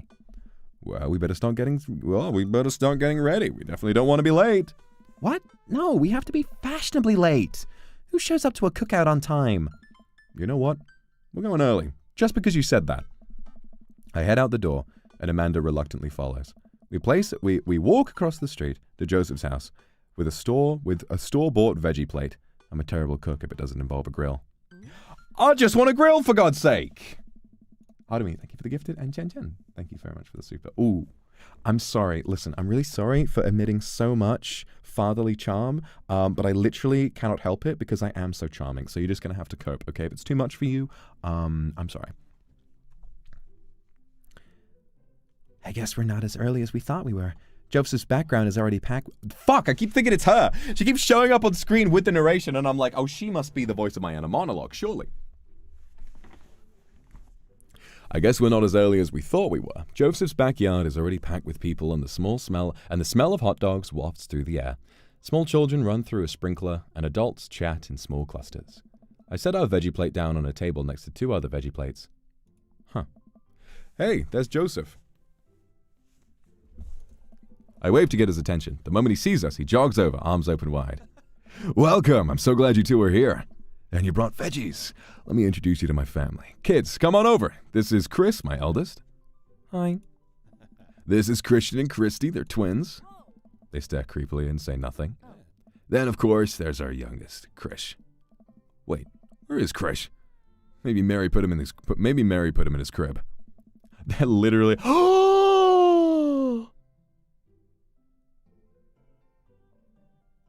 Oh my God. Oh my God. Their names are...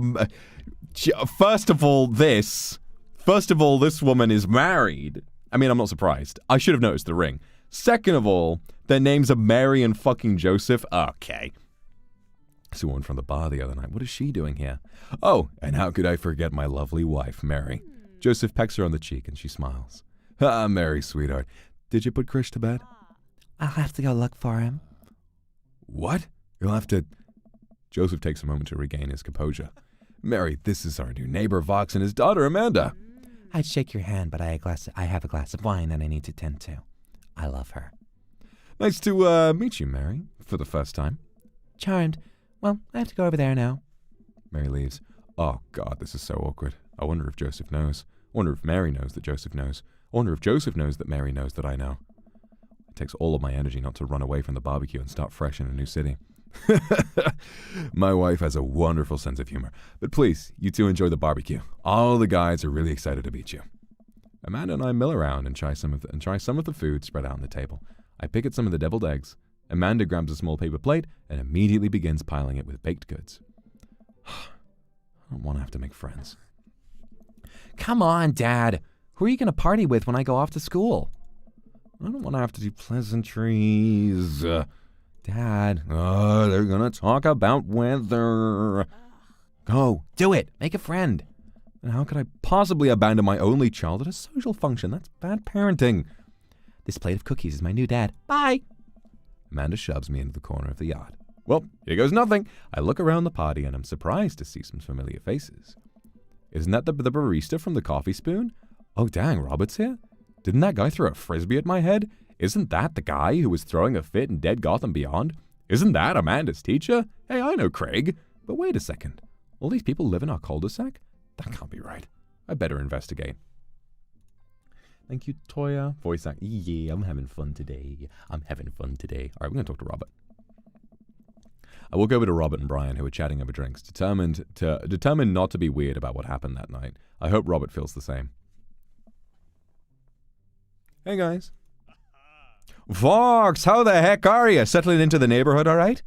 That was not Irish. That was fucking Minnesota. What am I talking? How the heck are you? What the fuck is wrong with me? Oh, you betcha. Got the living room in order at least. Oh, that's great to hear. I've been doing some living room work as well. Finally got that 50-inch in there. The game, he's got the 50-inch somewhere. The game looks great in high def. Oh boy. Vox, have you met Robert yet? Yes, I believe we met briefly. Hey. Robert takes a long sip of whiskey.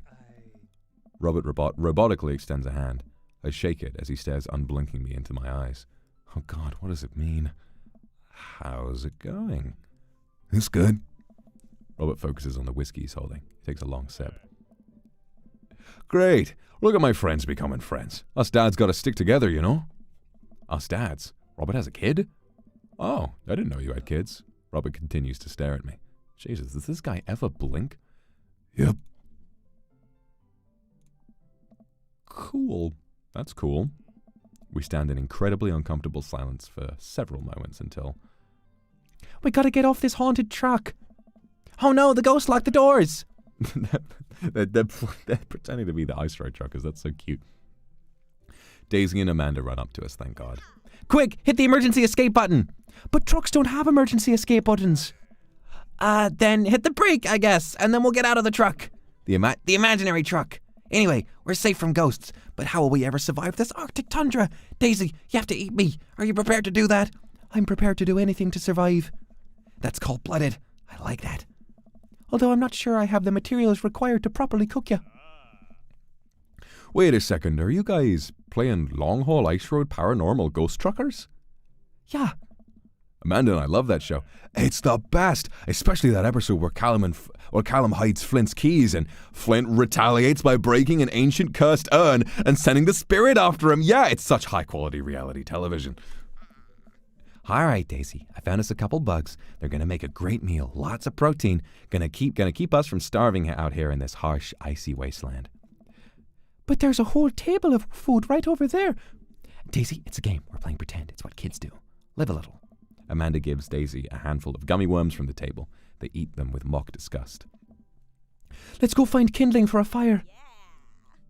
Yeah. Okay, but not an actual fire, because we're playing pretend? Yeah. Now you're getting it. Daisy and Amanda run off. What a cute couple of kids. I turn my attention back to the conversation, but... Wait, where did Robert go? I skim the party and find him in the corner talking to Mary. Does he not want to talk? Man, I've never seen her get along with anyone so quickly. Snap out of my Robert-induced haze. I guess Amanda just sort of has a way with kids. It's kind of amazing. Daisy doesn't really get along with kids her age. It's nice that he's not trying to one-up me this time. Maybe we can have a regular friendship after all. Really? She just kind of keeps to herself. Her teachers say she spends every recess in the library. I think the other kids are intimidated by her intelligence. There it is. I wouldn't worry about it too much. Amanda was shy at Daisy's age too. She would have a habit of crawling onto tablets and crying every time we took her to a restaurant. Oh, tablets, tables. I was wondering, how's she going to hide under an iPad? She bit people too. Kids, right? Gotta love them. You're required by law. Well, since they're getting along so well, maybe we should try to put together a little play day for them. Yeah, that'd be nice. Well, I don't want to take up too much of your time. Go meet some of the other fellas. Talk to Matt, Hugo, and Craig. Talk to Joseph and Damien. Burger time. We'll do burger time last. What do I want to burger now? I feel like burger time might be like signaling the end of the event. So let's talk to Matt, Hugo, and Craig. The guys. We are going to beat you to death. Matt and Hugo seem to be embroiled in an intense discussion. Craig looks on, smiling politely. I walk over to say hello. Well, I don't think it's fair to try and compare two art movements like that. Periods in art only exist because they're a unique byproduct of the social and political climate of a time and place. And to try to take something like, say, the Rococo period and compare it to postmodernism in America, you're completely disregarding the context in which a work of art is created. That is the most attractive thing a person has ever fucking said. Oh my... Suddenly my priorities are shifting. Matt and Hugo seem to be so busy talking they don't notice me. Craig leans in. Dude, I have no idea what's happening. I'm going to listen in on... Wow. Whatever Matt and Hugo are talking about is really interesting. That kind of comparison just eliminates the reason art movements are so important in the first place. You're not wrong, but I think there's no harm in comparing one work of art to another. You could definitely say that one painting is better than another if you're evaluating technical skill from a purely formalist standpoint. If I showed you a Matisse and then something by Dutch masters, which one would you say shows more technical prowess? I am so lost right now. I shoot a worried glance over to Craig, who returns it. No. I ain't lost. This is great. I would listen to a whole game of this. Well, sure, you could say that the Dutch masters were technically more skilled, but I would argue that while the Dutch masters were better painters, Matisse had better paintings overall. Art is dead. I got Bo Burnham over here. I have no guys retort. Well, that's pretty... I'm going to try and get in on the conversation. How do you mean? Well, that painting of the guy with the apple in front of his face is pretty nice. Matisse rocks. Oh. That's a Magritte. Right. Art. Sorry. You're fine, dude. We were just discussing the importance of context when talking about artwork. Listen, all I asked is if you like Van Gogh or Picasso better. Hugo throws up his hands in frustration. But they represent two completely different art movements. How can I possibly choose between the thick, creamy impasto of post-impressionism and the abstractionist beauty of cubism? Man, that's way above my head. Me too. It's all good, man. The cool thing about art is that we all perceive it differently. A single piece could have a totally different effect on each person that looks at it, and that's awesome. Just 1 minute about that. Hugo, please. Sorry. I get really fired up about art stuff. Vox, how are you liking the neighborhood? It's pretty nice. Everybody's been super friendly. Seems like your daughter's fitting in just fine. Matt points across the yard to where Amanda, Daisy, and another young girl are playing. They're all sitting cross-legged in the grass, picking weeds and weaving them into little flower crowns. It's pretty adorable. The girl I don't recognize jogs over to us. Aww! What is it, sweetheart? It's a flower crown. I thought you'd look cute in it. Aww! Well, there's only one way to find out. Matt takes the flower crown and places it on top of his head. Oh! Am I cool now? The girl stares at him, thinking it over. Nope. Oh, shit, I keep clicking too fast. Hey, Vox, this is my daughter. Hello. I'm Carmen Cita. Amanda comes over with Daisy in tow. Amanda, look. Dad, look. I'm making friends. Are you making friends? You better be making friends. Yeah, actually. Amanda, you remember the cool barista from the coffee shop? And my old college friend, and your teacher. Oh, hi, Mr. Vega. I didn't realize we were neighbors. Yep. You still gonna get me that overdue term paper? Great seeing you. Amanda finger guns her way out of the conversation like a champ. She learned the finger guns move from me. I'm very proud. She's definitely a charmer. Speaking of which, where did my son go? Hugo looks around the party. He must finally spot him because his eyes go wide. Ernest Hemingway Vega, are you smoking? Ernest is holding a lit cigarette. No. I see Ernest across the way. He casually takes a long drag of his cigarette and then flicks it into a gutter. Unbelievable. Excuse me. Ernest Hemingway Vega. I'm going to be honest. If you don't want your kid to drink and smoke and then you name them Ernest Hemingway, you're kind of setting them up for failure. I'm being completely honest.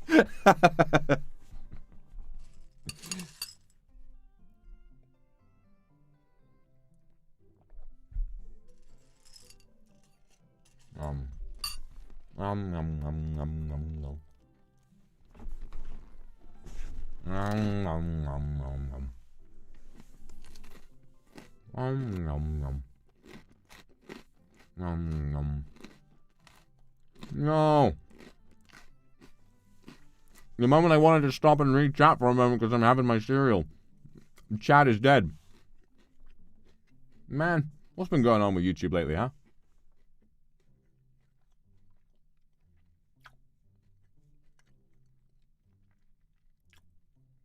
And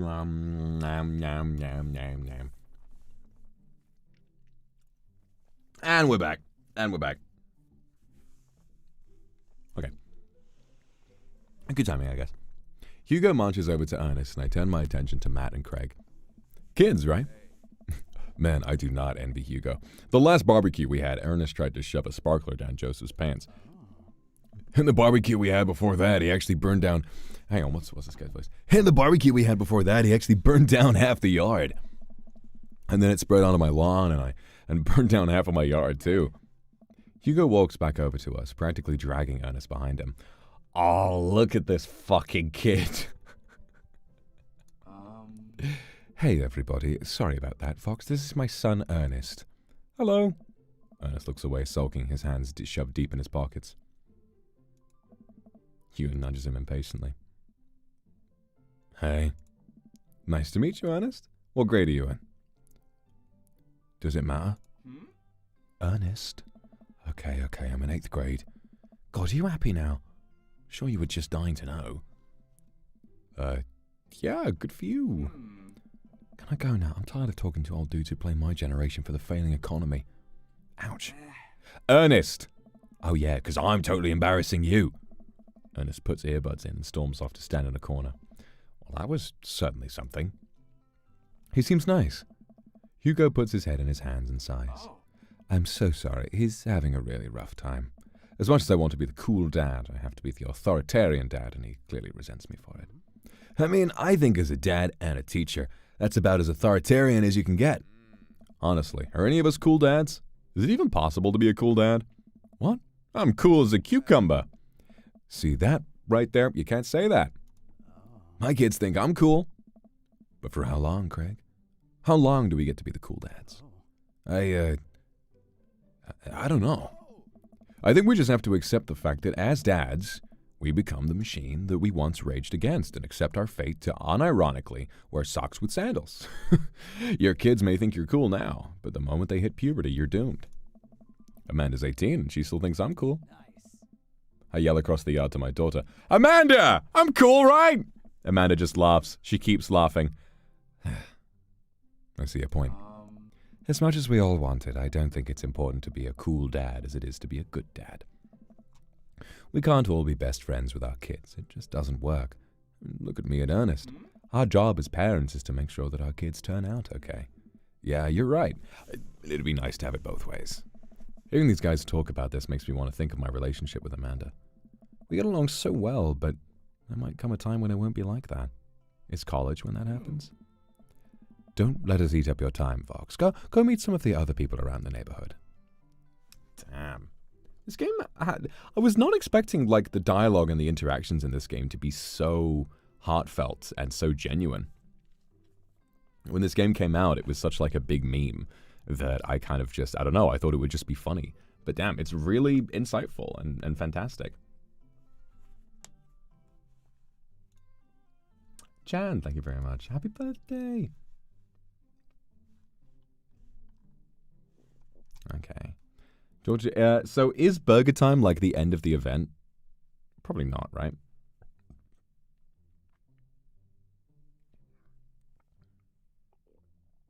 Okay. Dr. Joseph. I spot Joseph chatting with the guy from Dead Gotham Beyond by the grill. I wonder what they're talking about. I walk over to them. So, I'm curious. Can you walk me through why you had your house painted black? Where do I even start? The house stays warmer in the winter. It provides artistic contrast to the rest of the neighborhood, and it complements the crimson interior perfectly. I love people with a special interest like this. I would like to imagine he is not actually a nerd with a special interest. He is just a vampire. And this is his way of blending in. He's a special vampire. He's not turning to dust in the sun or sparkling. It's definitely an interesting choice. Thank you. I'm very proud of my abode. Vox, I was just having a conversation with Damien here about his aesthetic design decisions. Damien regards me up and down with a warm but critical eye. How do you do? I don't believe I've had the pleasure. I think I saw you in Dead Gotham Beyond the other day. Damien's face turns bright red. I must apologize for my behavior on that day. You see, I take the goth lifestyle very seriously, and to be caught in a ruse by such a corporation as Dead Gotham Beyond was profoundly frustrating indeed. I hope you know that while my anger may have been justified, it was in no such a way for a gentleman to act. It's okay, man. Do tell me about yourself. Are you new to the area? So help me God above and below. What? What's wrong with it? Using air, thank you. And Kiwi, thank you for the super. Enjoying one of my favorite dating games on my birthday. Happy birthday, Kiwi. Hope you're having a good day. Oh, you're on the beach. Yeah, you are having a good day. Yes, my daughter and I just moved in the other day. She was the one I took to Dead Gotham Beyond. Very good taste on her part. Does she take part in the goth lifestyle? I think for a second. I look over to Amanda, who's hanging out with some of the older kids in the neighborhood. Hey, Amanda! Hey, Amanda! Would you consider yourself goth? Amanda yells back. I wouldn't necessarily try to fall under any one specific label, but I guess if I had to choose, I would more describe myself as twee hipster with some normcore leanings.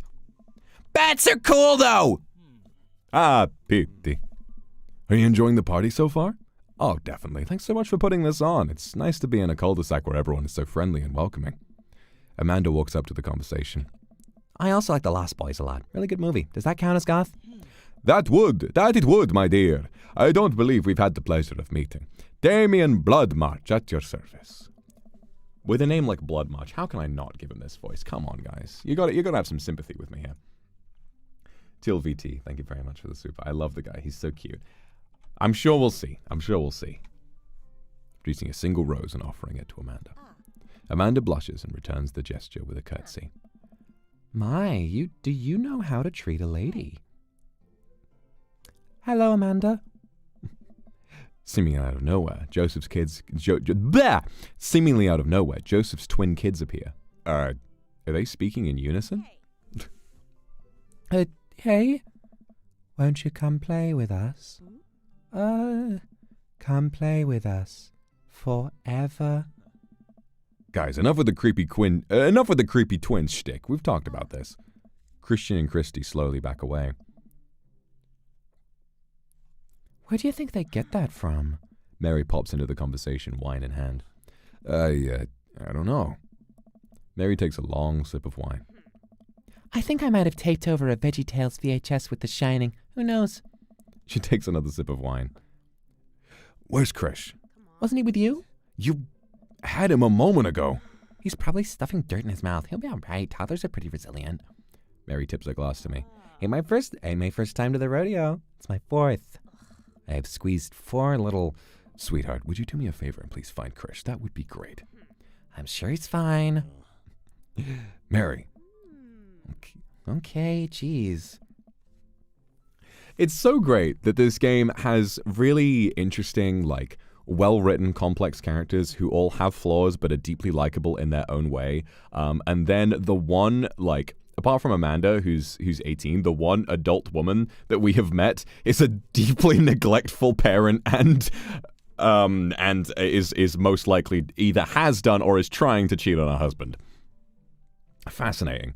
Maybe Mary's got a dark backstory as well. Maybe we're not knowing everything about Joseph that meets the eye. Mary is very complex. I mean, right now she seems like an asshole, but assholes can have depth. So I'm curious to see what happens. Italian love cake, thank you so much for the super. Sassy Leslie, thank you very much. Austin Miles, I personally love the Dracula voice. Thank you. Tato, thank you very much. Oh, it's a lot of birthdays today. Happy birthday, Tato. And Lily, thank you very much for the super. Good luck, charm the dads with your riz. Thank you, Lily, I will try. Mary finishes her wine and wanders off. Oh my god, that's his son. Of course he's called fucking Lucian. Dad, can we go now? Lucian, have I introduced you to Vox yet? Hey, it's that punk from Amanda's school. I remember you. Whatever. That's no way for a young man to speak to his elders. Be polite. Lucian bows. Whatever, sir. Lucian bows again. Mr. Christensen, may I have a veggie burger, sir? Coming right up, bud. Are you vegetarian? Yup. Make that 2 veggie burgers. Did you know that some people in the Victorian era were vegetarians? They described carnivorous-type people as blood lappers. Dad. He's vegetarian. He's like Carlisle. Okay, now I'm interested. That's really interesting, Damien. Joseph turns to the grill. Just a hint of tattoo peeks out from underneath his sleeve. I can't believe I didn't notice it before. Looks like the bottom of an anchor. He's a sailor? Maybe we can try and make him swear like a sailor. Whoa, is that a tattoo? Yep. I wasn't always a youth pastor, you know. That's so cool. Want to see mine? What? Lucian pulls back some rubber bracelets, revealing a lopsided 666 in black ink. My buddy gave me Hang on. So many characters. My buddy gave me a stick and a poke tattoo last week. I think it's healing up pretty good. Lucian! We'll talk about this later. That's pretty cool. What's the significance of the tattoo? I don't know. I just thought it looked sick. Well, in my opinion, the only reason you need to get a tattoo is because you want one. Careful, though. That number carries weight. Man, Joseph is a way cooler youth pastor than I thought. I just figured youth pastors popped out of the womb with a Bible. I wonder what he did before preaching. And without further ado, let's work some magic. Joseph closes his eyes, takes a deep breath, and gets to work. With the greatest of ease, he sets patties on the grill, flourishing as he flips his spatula into the air. It's easily some of the best grill work I've ever seen. You guys think this is my first time in front of a grill? He's working faster now, effortlessly tossing cheese onto patties and perfectly grilling onions on the side. One after another, the dads take notice and crowd around Joseph to admire his masterful technique. You probably didn't know this, Vox, but Joseph's known around here for his grillmanship. He's ungrillable. I've tried to get on his level, but I just can't catch up. This game's great. Let us keep studying. He has a rare quality about him.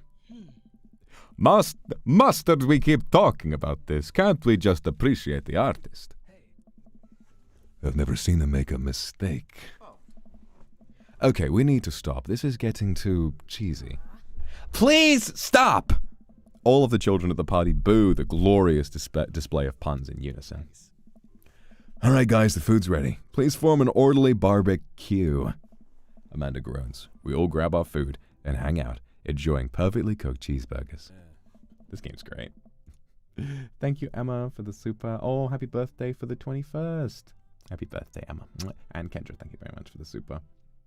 Really glad you're enjoying the voice acting. I feel like it's a little inconsistent, but then I'm just freeballing it. I don't know. It's fun.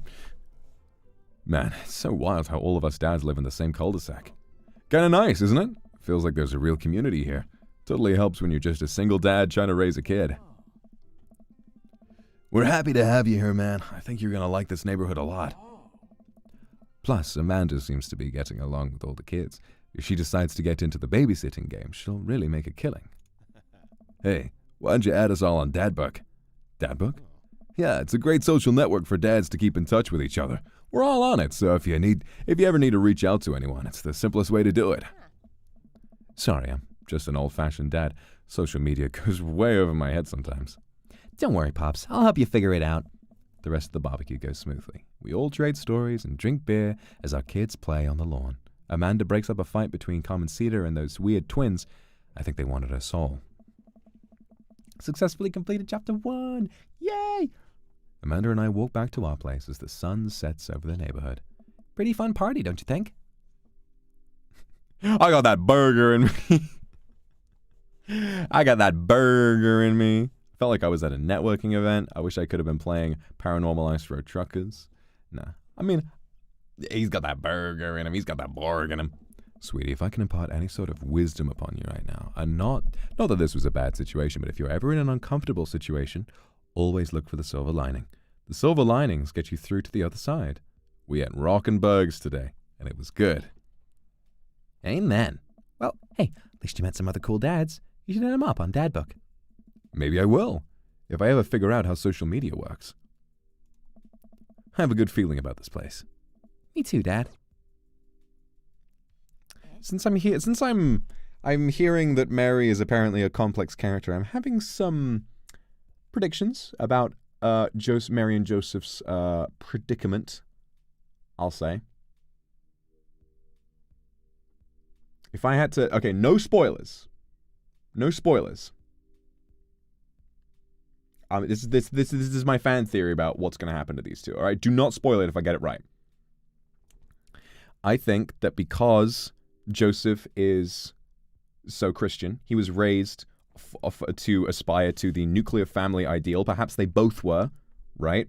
But because Joseph is a romanceable character in Dream Daddy, he most likely is gay.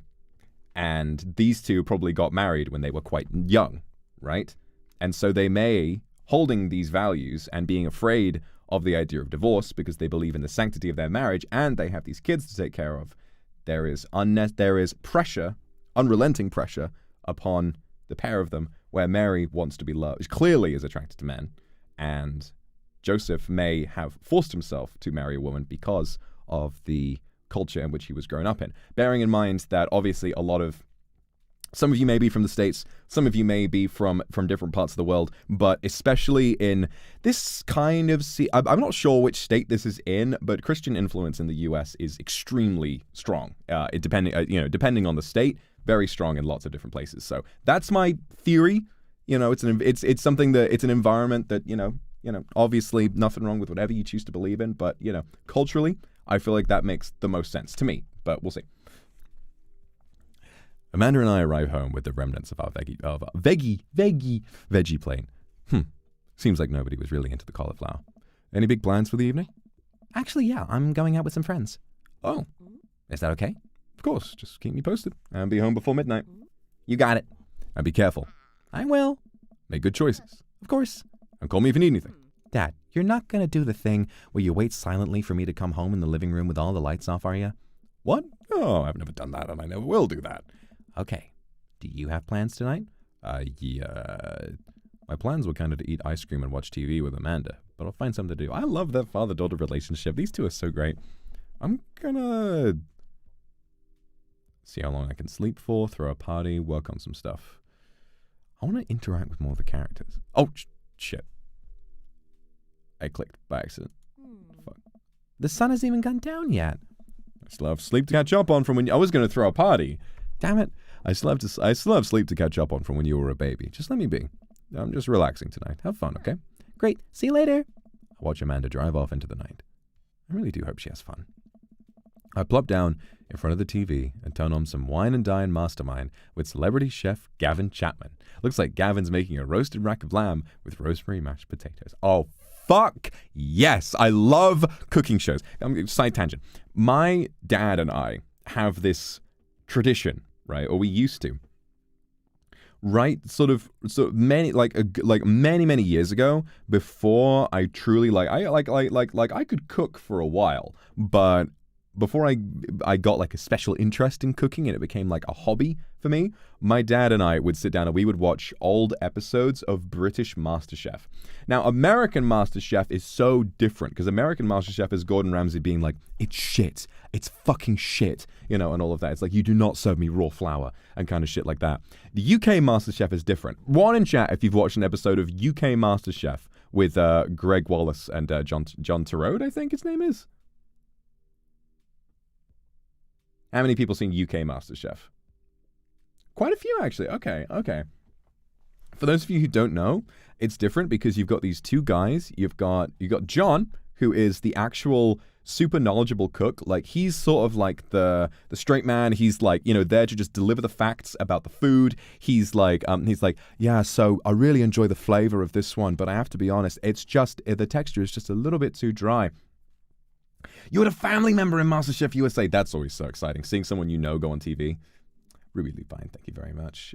Nick Stefano, thank you. First name is Amanda. Oh, that's funny. And Ratboy, of course. Thank you so much for the super. But yeah, and then there's Greg. I love Greg because Greg is not like a super knowledgeable food pro. He's just like a dude who loves to eat. And so all of his all of his commentary is like, oh, I love this. This reminds me of the takeaway that I used to go to when I was a teenager. It just has that beautiful warmth to it.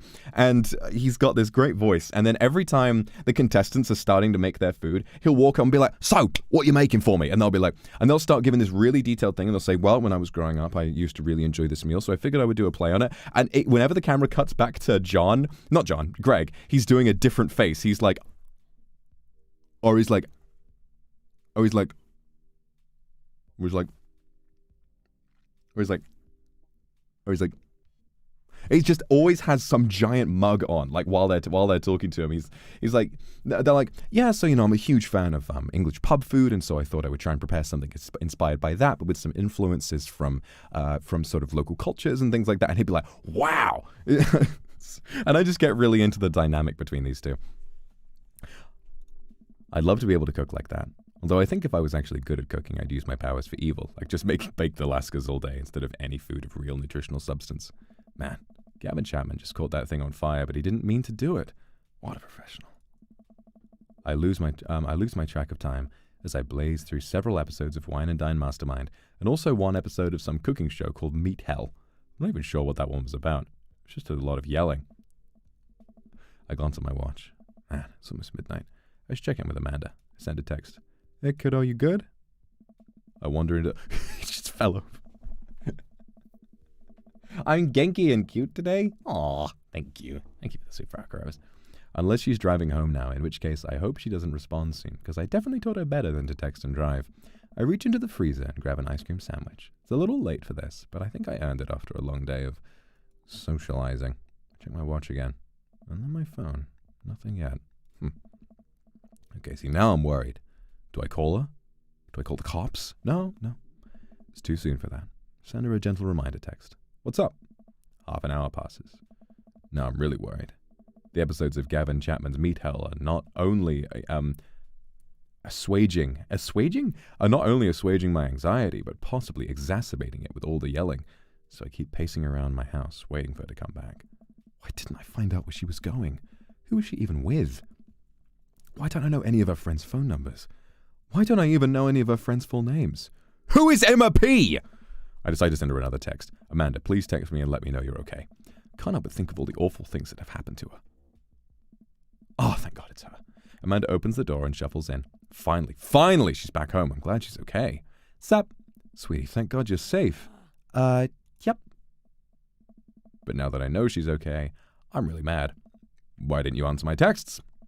Amanda pulls her phone out of her pocket. Oh, whoops, I guess I didn't see those. She starts to walk to her room. Amanda Ann! Oh, pulling out the middle names now? Amanda. You came home an hour and a half after your curfew and you didn't respond to any of my texts. You really freaked me out. I was about to call the cops. Dad, you're seriously overreacting. You're not going to be like this when I go off to school, are you? I have a right to be concerned. I don't like your attitude. Thanks, Kendra. Oh, lots of cooking shows. Yeah, I need to watch more of them. You can't talk to me like that. Are you serious? Stop treating me like I'm a child. Then stop acting like one. I told you to check in with me and you didn't. How am I supposed to trust you to make good choices when you move out if you can't even check in with me? I sit down on the couch and put my head in my hands. I feel very tired all of a sudden. You really scared me. Just please don't do that again. All right, I'm going to go to bed now. Amanda closes the door to her room and I head to mine. Jeez. As I'm falling asleep, one thing she said keeps echoing in my mind. You're not going to be like this when I go off to school, are you? I definitely didn't sleep well last night. I brew some strong coffee and make some scrambled eggs for Amanda as a peace offering. Dude, I made the most busting scrambled eggs the other day. I made the best fucking scrambled eggs ever. So for the longest time, I've not been a big fan of eggs.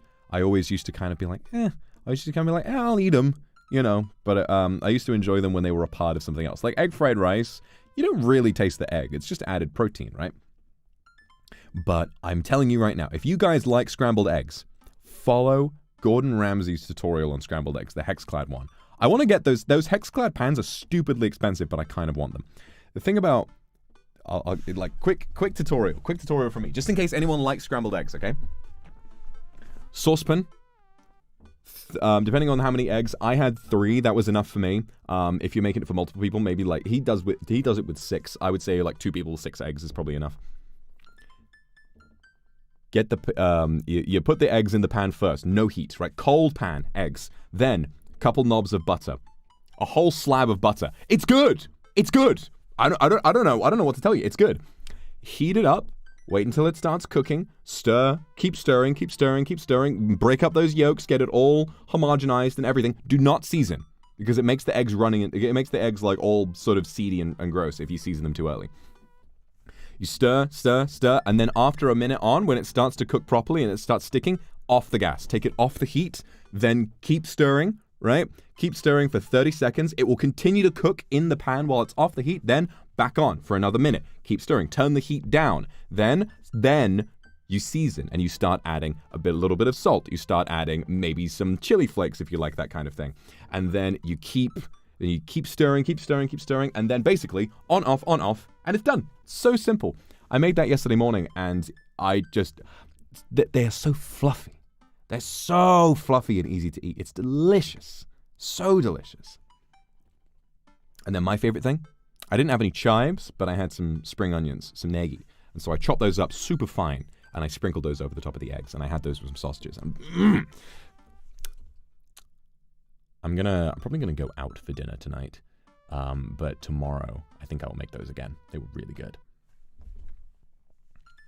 You don't need to write it down. Look up Gordon Ramsay scrambled eggs tutorial, and you'll see it there. Just listen. A lot of my cooking knowledge comes from Gordon Ramsay. He's not just a celebrity chef. I think he has the 2nd or 3rd most Michelin stars in the world. She eventually wanders into the kitchen. Hey, I thought about what you said last night. I should have texted you. I said I was going to do it, and I didn't. I honestly just didn't even think about it. I'm really sorry, Pops. I won't do it again. Well,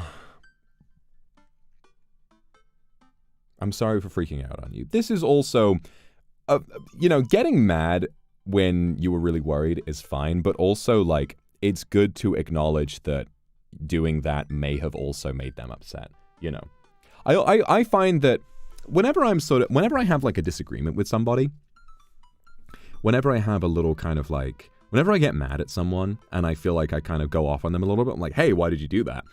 If they hit me with, like, a genuine apology or they hit me with a genuine explanation for what happened, it's not like I fold, I just get it so quickly. And I'm like, okay, I'm really sorry, you know? And then I'm like, all right, I get it. Like, I'm like, try not to do that again, but, like, I get it, you know? I don't really know what it's like to hold a grudge, to be honest. Unless you've, like, I don't know, thrown my dog out of a window and stabbed my dad, I feel like I'm probably going to find it in my heart to forgive you eventually. You're an adult now. You shouldn't have gotten so worked up. Team Dad Kuma? Team Dad Kuma. Amanda gives me a hug. Want some eggs? You know it. Sprinkle some cheese on them. Already did. Bless you. Amanda scarfs down the eggs in the time it takes me to wash the pan. All right, I'm off to school. Smile you later. Wait, one more thing before you go. What? What's Dadbook? It's a social media platform. Wait. What? What's a social media platform? Dad, I have to go to school. Come on, Amanda. I'm an old man. I can't put together a Dadbook profile on my own. All right, I'll help you sound interesting on the internet. Amanda spends the next couple of minutes setting up my profile on Dadbook, which, as it turns out, is a place where dads can get together and talk about fatherhood. All right, Pops, we got to fill out your profile. Let's get some likes and dislikes. Oh, fuck yeah. Oh, I love it. I love it when visual novels have these little mini games. This is so good. It's like the poetry mini game from Doki Doki. I love it when they kind of break up the reading with something interesting. Kate Queen, thank you very much for the super. You could like that too. They're really good, aren't they? On a Friday night, you're most likely to polish and sort my coin collection, Netflix and grill, baby, fall asleep watching the History Channel, torment my children with dad puns, or sink into blissful oblivion. On a Friday night, I feel like cooking something. I feel like ever since I sort of like have gotten back into the groove, like my passion for cooking has kind of been reignited a little bit. Netflix and grill. yeah, putting something on the TV, or what I tend to do is I'll like to listen to music and cook. I feel like this is most of what I do. If you had one thing to take with you on a deserted island, what would it be? My trusty grill, the lost shaker of salt, cast away on DVD for instructional purpose. That is so fucking funny. A boat, obviously. I'd need anything. My survival skills have trained me for this day. Trusty grill, I mean, the problem with that is that on a desert island, if it's an electric grill, where do you plug it in? If it's a gas grill, what are you going to do when you run out of gas? The lost shaker of salt? What? Actually, this right here is a really fucking smart idea. Think about it. A boat depends on how far away the boat is from land. I think that a boat, I mean, you don't know which way land is. What if you're in somewhere like St. Helena and the nearest landmass would take you like a month by boat to get to? You don't know which way you're going. Staying on the island and waiting for doing a smoke signal on an SOS is much safer than randomly braving it in a boat. Shaker of salt? No matter what you have to eat on that island, when you're getting used to the process of being stranded and having to survive and make food, making shit taste good? That's one of the easiest ways to get yourself to, to understand what's going on. Extra salt means more water needed. But it'll... oh, right. Salt water. But you can make a water filter, can't you? It's a single salt shaker, but at the very least, when I make something disgusting, it'll taste good. The ocean is... I guess you can filter salt from the ocean as well. So when you filter the water, you get the salt out, and then you use that sea... okay. No, that is true, actually. I didn't think of that. I mean, Castaway, what are you going to play it on? You know what? If it's a wooden boat, if it's like a wooden rowing boat, take it apart. Use the wood to build something. What are your turn-ons? Strong dad arms, tennis shoes with white socks, a well-manicured lawn, street smarts, top-tier grillmanship, comfortable with crying. Oof. Strong dad arms is good. Tennis shoes with long white socks. Cute. Well-manicured lawn is deeply intimidating. Street smarts. It's nice.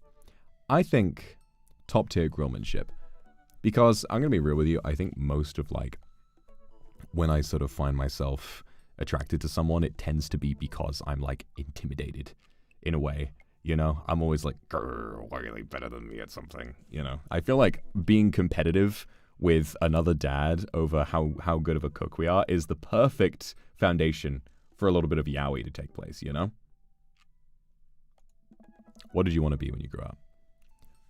Technical writer for manuals and instructions, salty boat captain, pro skater who is also an astronaut, a good father, the president of space. I am a natural-born leader. I am the voice demon and everyone obeys my every command. If I simply went to space, I would become the president of it. Simple as that. What's your favorite movie genre? War documentaries? Sean Connery's entire filmography? Anything on Laserdisc? Romantic comedies? Whatever will make me cry. Old comedies that haven't aged well. There are a lot of those. Whatever will make me cry. Anything on Laserdisc? Romantic comedies? Sean Connery? War documentaries are really harrowing.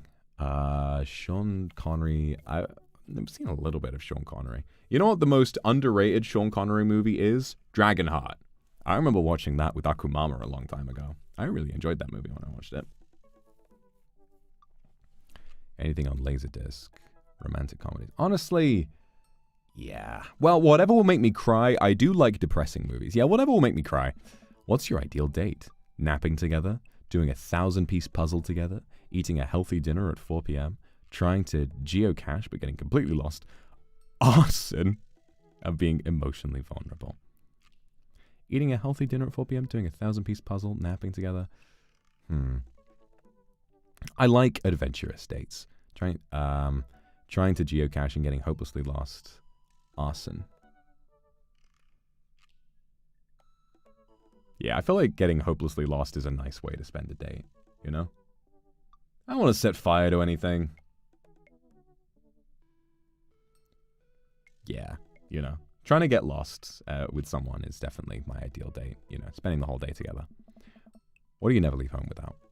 A sensible cardigan, my sick vape, a book of word jumbles and a pen, a cool knife, my cripplingly low self-esteem. I frequently forget my phone, keys, and wallet at home sometimes.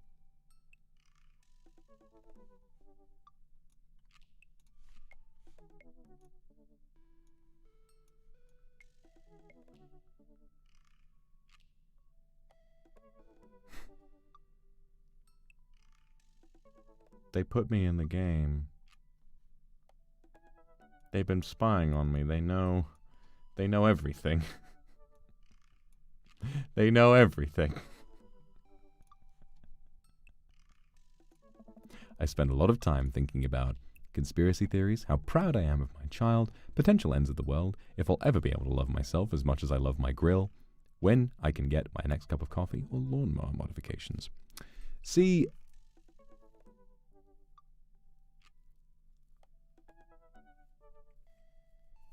I don't like to doom at all. I like to believe in the good of humanity. I like to believe that things will generally work out for the better for most of us. You know, I like to believe that in the world that we live in, there is enough good that you know, we will survive whatever we're hit with. I think about how proud I am of you all the time. If I am ever be able to love myself as much as I love my grill, I've got a decent amount of self. I love my grill, but when can I get a next cup of coffee? Lawnmower modifications is nice because I love tech. You know, I love technology.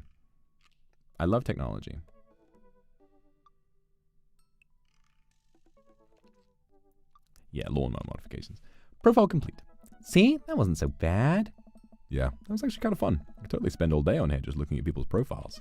You should message one of them, or more than one of them. All of these dads seem pretty interesting. Okay, I promise I'll make some friends. Amanda gives me a hug. Go get him, Dad! Hell yeah. You've got dads. This game's so fucking funny. Dad book. Oh, we got a DM from Amanda. Hi, Vox. It's me, your dear old friend from way back in the day, Dad Manda. I'm delighted. Hang on. She'd be putting on a voice. She would be putting on like a stupid voice. Okay, hold on. Hey, Vox, it's me, your dear old friend from way back in the day, Dad Manda. Delighted to see you've signed up for Dadbook. They've recently added this exciting new messenger service, so you may find yourself receiving messages from other dads like myself. Take care not to miss them. Amanda, is that you? What are you doing on Dadbook? Why, Vox, I never. We've known each other since business school. How could you possibly confuse me for your amazingly talented and easy-to-buy things for daughter? Although I am, of course, flattered. You should buy Amanda more things. Amanda, you know I didn't go to business school. I barely even managed to get my degree. Wait. No. Wow. I didn't say that. You never heard that. This is gold. I was a great student, I swear. I graduated at the top of my class because I worked hard and had all my vegetables! Totally holding on to this for later. Wait. Do you even remember what I majored in? I decline to comment. Cool. This game's writing is really good. You guys. You know who we're talking to. Robert Small. Little guy. Little man.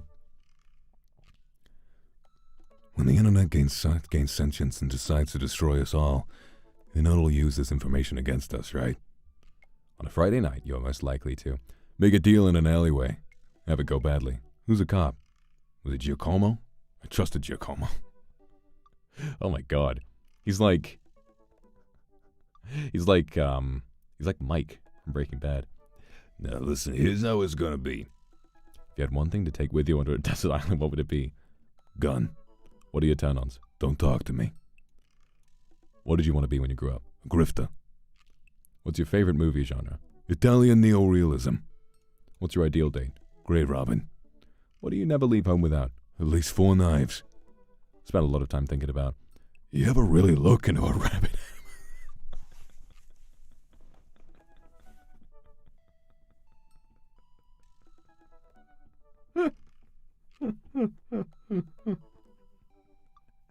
How did this man 180 from being Mike Ehrmantraut and then become Joe Rogan at the end?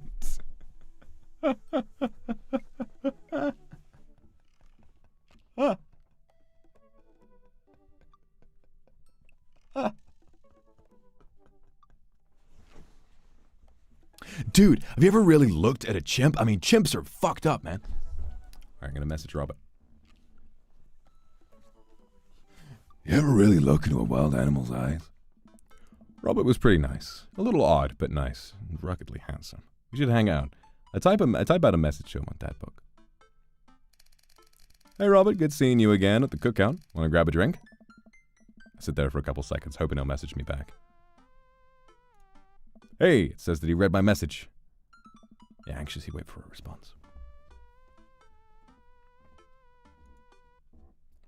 Watch cat videos on the internet. This is how I distract myself if I'm anxiously waiting for a reply.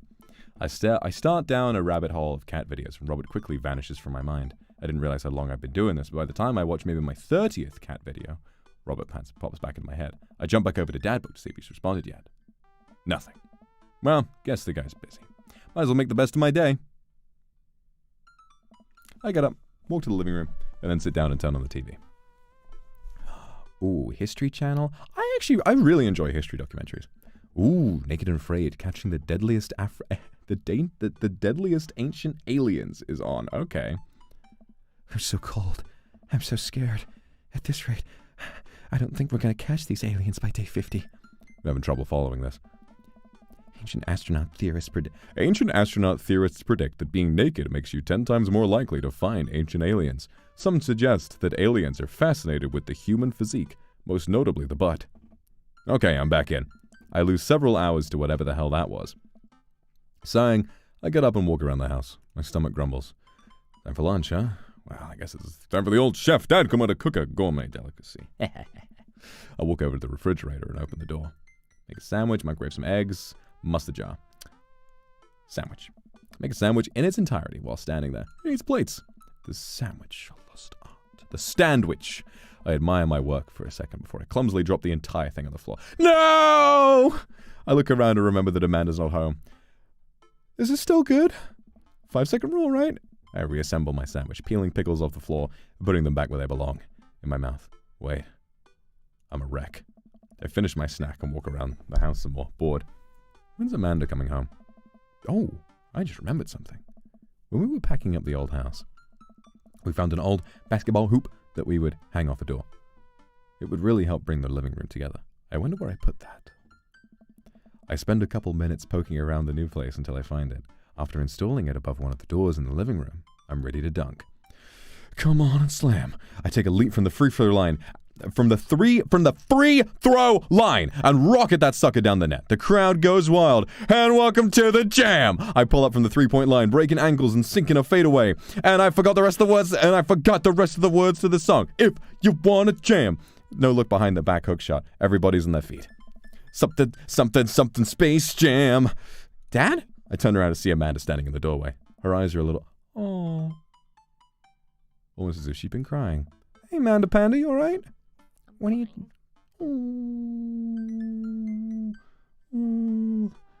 What are you doing? I found the hoop, and I'm taking it to the hole. Must be the rock.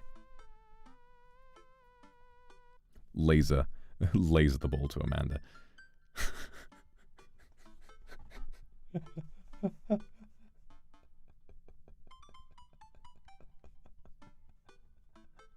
I love disproportionately violent responses to things. Laser the ball to Amanda. She comes in crying. Most likely that boy she's not telling us about has like broken her heart or something like that. Or it's like, hey Amanda, catch! And it just hits her in the face. Oh! And she just gets knocked out immediately.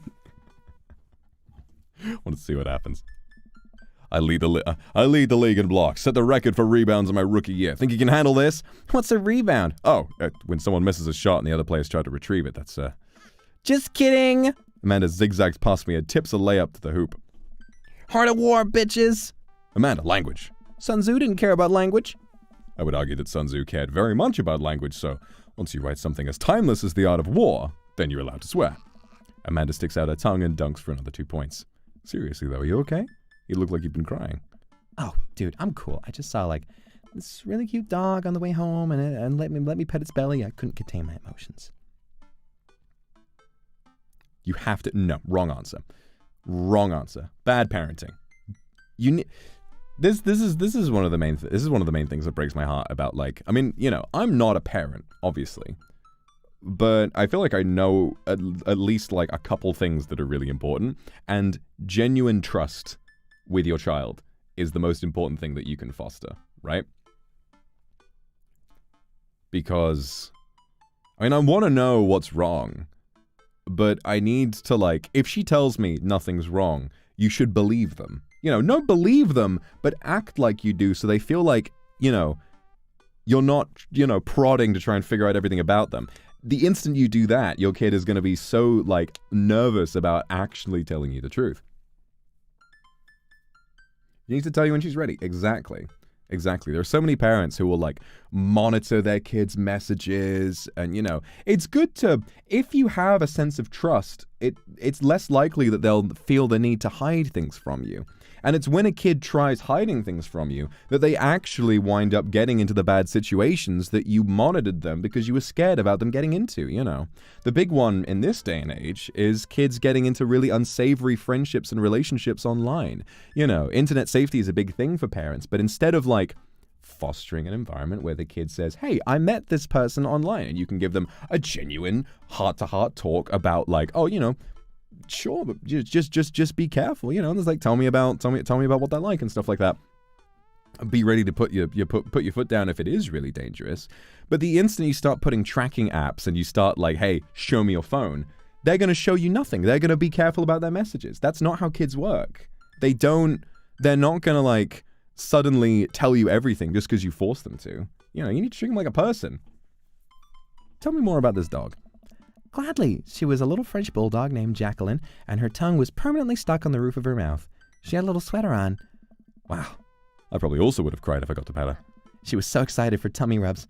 Oh no, I'm tearing up just thinking about it.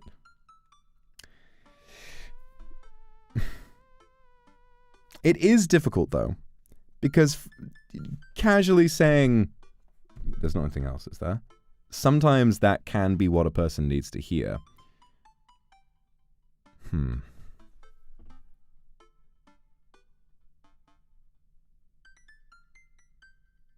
Difficult question. I don't know. We kind of warmed up to her, and I feel like just double checking isn't exactly the worst thing. You can say, oh, I forgot how visual novels work. I don't play these normally. All right. This is my impulse, but I feel like it might make her uncomfortable, so we'll see. But remember, guys, if you become a parent in real life, you don't get to save and reload. Knowledge. My life is like a video game. Daddy Gamba. Thank you, Miso. You know you can talk to me about anything, right? Yeah, that's why I'm talking about my love for French bulldogs with you. Okay, just remember that it's okay to be sad.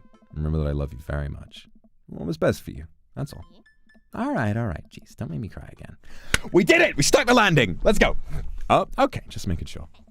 Maybe you should be less concerned with my face and more concerned with my full court press. We stuck the landing, baby.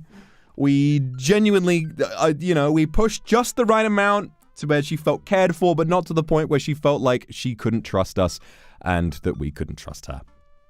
Amanda and I play ball for a little longer, and then we cooked dinner together. We managed to not almost burn down their entire house this time. Afterward, Amanda and I dig into a carton of ice cream over an episode of Chopped Toddler Tournament. What you have in front of you is a molecularly deconstructed sweet potato with brown sugar demi-glace with creme fraiche, of course. This is literally a jar of baby food. The toddler immediately bursts into tears. Can you be my actual dad? I will get the adoption papers figured out. If anyone would like to be adopted, please send what you think to P.O. Box, whatever it is. I don't have a P.O. Box. Charlie, thank you very much for the super. Are we bad people for watching this? Yes. After a few more episodes, Amanda goes to bed. I checked my computer one last time. Still nothing from Robert. But he read my message. Is he ignoring me? Eventually, I climb into bed to get some rest, but I just can't stop wondering why Robert won't message me back.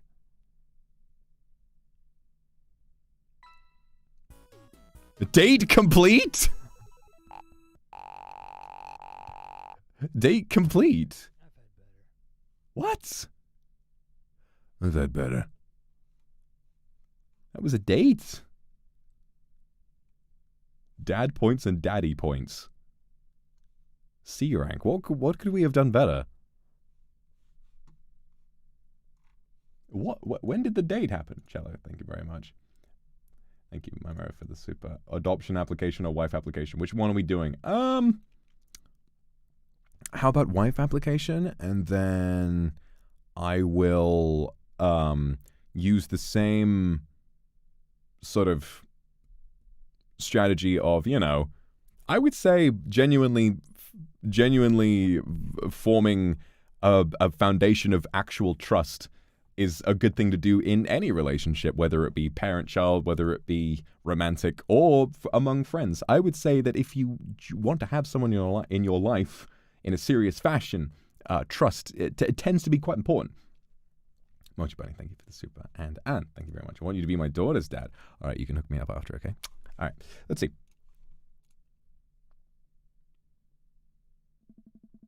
While I'm doing my afternoon word jumbles, I hear the mail truck pull through the cul-de-sac. I wonder if we got any coupons today. The nice mail person slides a couple letters and a large yellow envelope through the slot. It takes a couple of tries for them to get it in. Hey, my coupons. I take a closer look at the large yellow envelope. I lightly knock on Amanda's door. She probably has headphones on. Amanda! She yells through the door. What? What? Oh, God, the voice crack. What?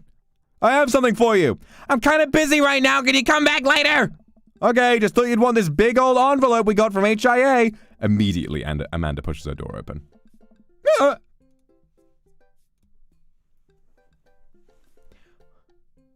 The Horn Institute for the Arts?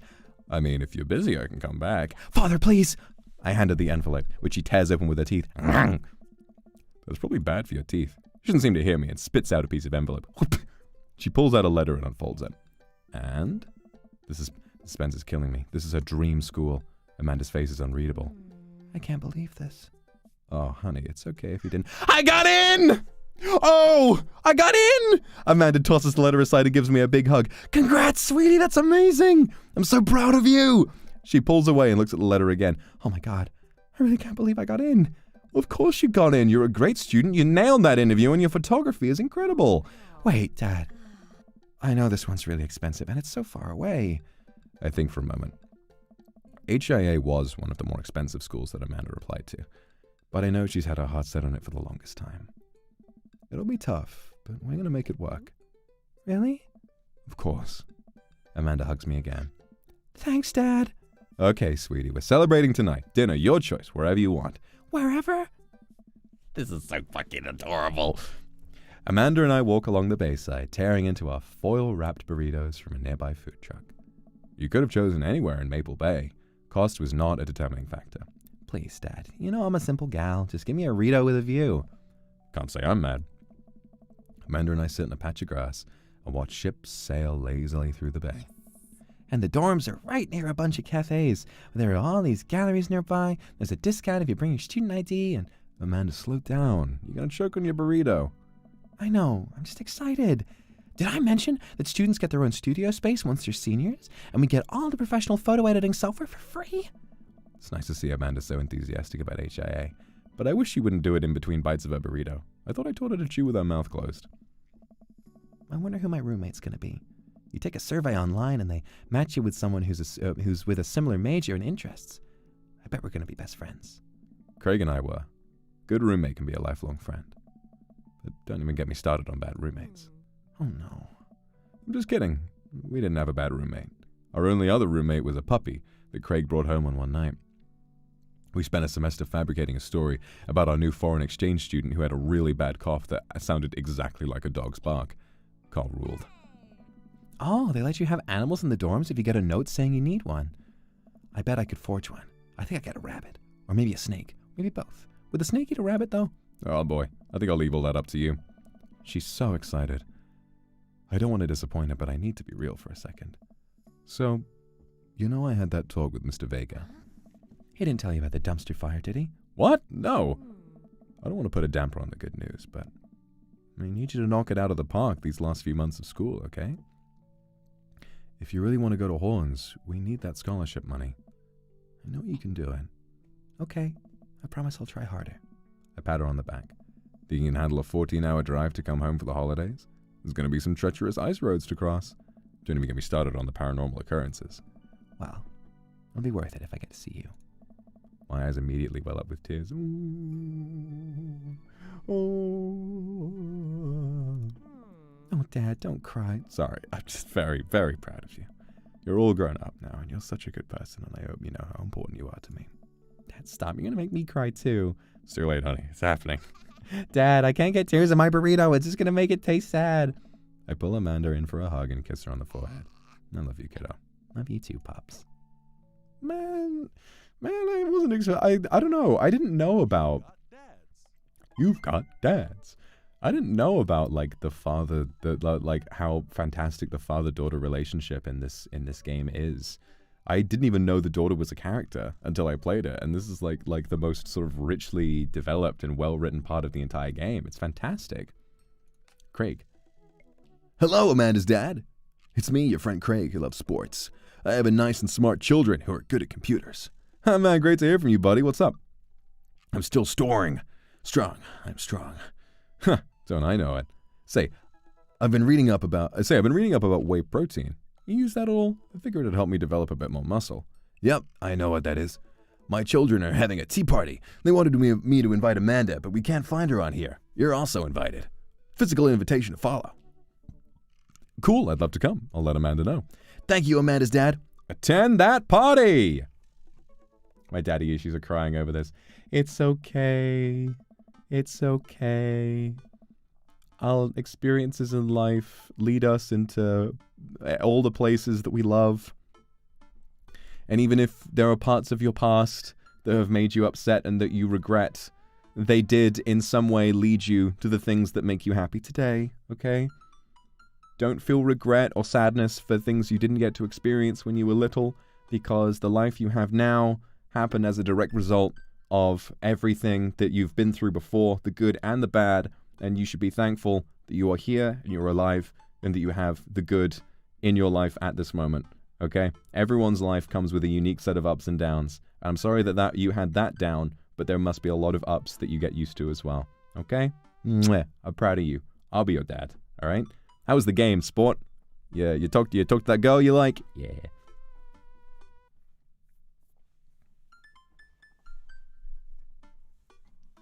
Coffee time! You know dads love coffee. Gonna brew myself something black as midnight on a moonless night. I put on a fresh pot, work on a few word jumbles while I wait for it to brew. Hey, this one spells sorrow. Dad, ready for today? I'm ready for every day, sweetie. Gotta tackle it head on. No, are you ready for that thing we're gonna do today? The thing you promised you'd do. Honey, I already tell you I'm not gonna throw away my Tom Clancy novels. Is that Tom Clancy's Metal Gear Solid? They're just stacked in the living room. I keep bumping into them and knocking them over, and you don't even read them. Wait, no, that's not what I'm here about. The tea party, Dad. No, I don't remember that. Craig's kids, that hand-drawn invitation. Amanda walks over to the refrigerator and comes back with a hand-drawn invitation on a sheet of computer paper inviting Amanda and Amanda's dad to a tea party. They spelled cordially wrong. Just put on some going outside pants and let's get going. I can go outside in sweatpants. Nothing's stopping me. Dad, just... I'll see you in a minute. Fuck off. You know, as much as I would agree with hitting back against the establishment, I am a fan of putting on, well, it depends. If I'm going to a thing with people, I will always try to dress nice. I'm not a believer in the you must wear outside clothes every time you go outside, you know? Eating it. Thank you very much for the super. Oh, thank you. I'd love to be a dad one day.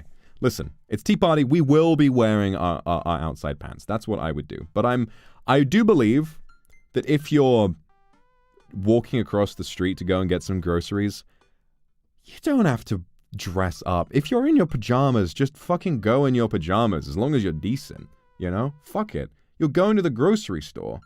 If you're going to the corner store to pick up a beer or something, you don't need to put your jeans on, do your hair, put everything on. Just, you know, I can't tell you how many times I've gone down the street to like my local grocery store where I get my food for the week. And I've just been like, fuck it, I'm just wearing my sweatpants and a shirt. Like, you know, or I'm just, like, even less than that. I think I have gone outside many times. Like, really quickly grabbing the mail or quickly going to grab something. I have worn my Breaking Bad pajama pants many times outdoors. And I do not regret this. I do not regret this at all.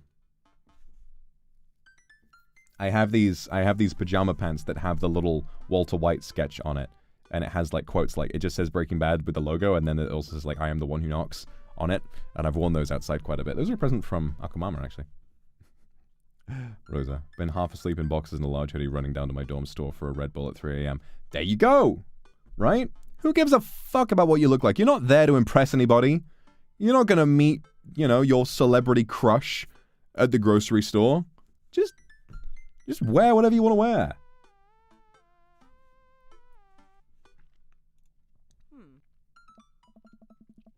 The kids!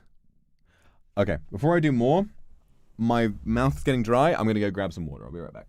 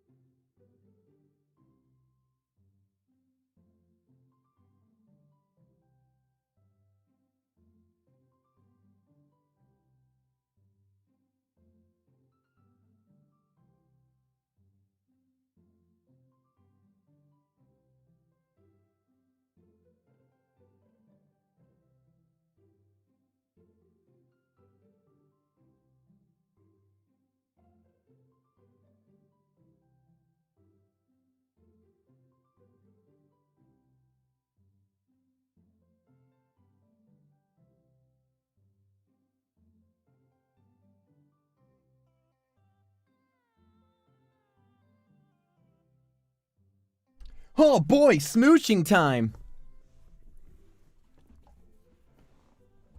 What are you doing? What are you doing kissing while I'm out of the room? Roar! Ruff, ruff. Hannah, thank you for the super. I unfortunately have this complex where if I'm out in public with no makeup, I worry people will think I'm ugly, and that is my big fear. I definitely get it, and it's unfortunate that men have the luxury of being able to go outside in whatever state and to not really worry about that, whereas there is an unusual cultural onus placed on women to wear makeup at all times, and it's sort of the unrealistic expectations of men upon women to have perfect skin and shining eyes with eyeliner 24/7 has created this environment where women feel that they must wear it all the time or their natural faces are completely hideous. But hopefully, you know, with enough learning, most people can start to learn that that makeup makes you beautiful in a really different way, and that having a completely plain face is also really nice too. I don't know. I'm very much of the opinion that beauty is inherent rather than something, and it just sort of like shines through whatever face you happen to have. And if you wear makeup, it's beauty in a different way, not in a better way. Thanks, Rachel and Maru for the gifted, and thank you, Rosa. If you're my dad, does my GF need to ask you permission to marry me? Good question.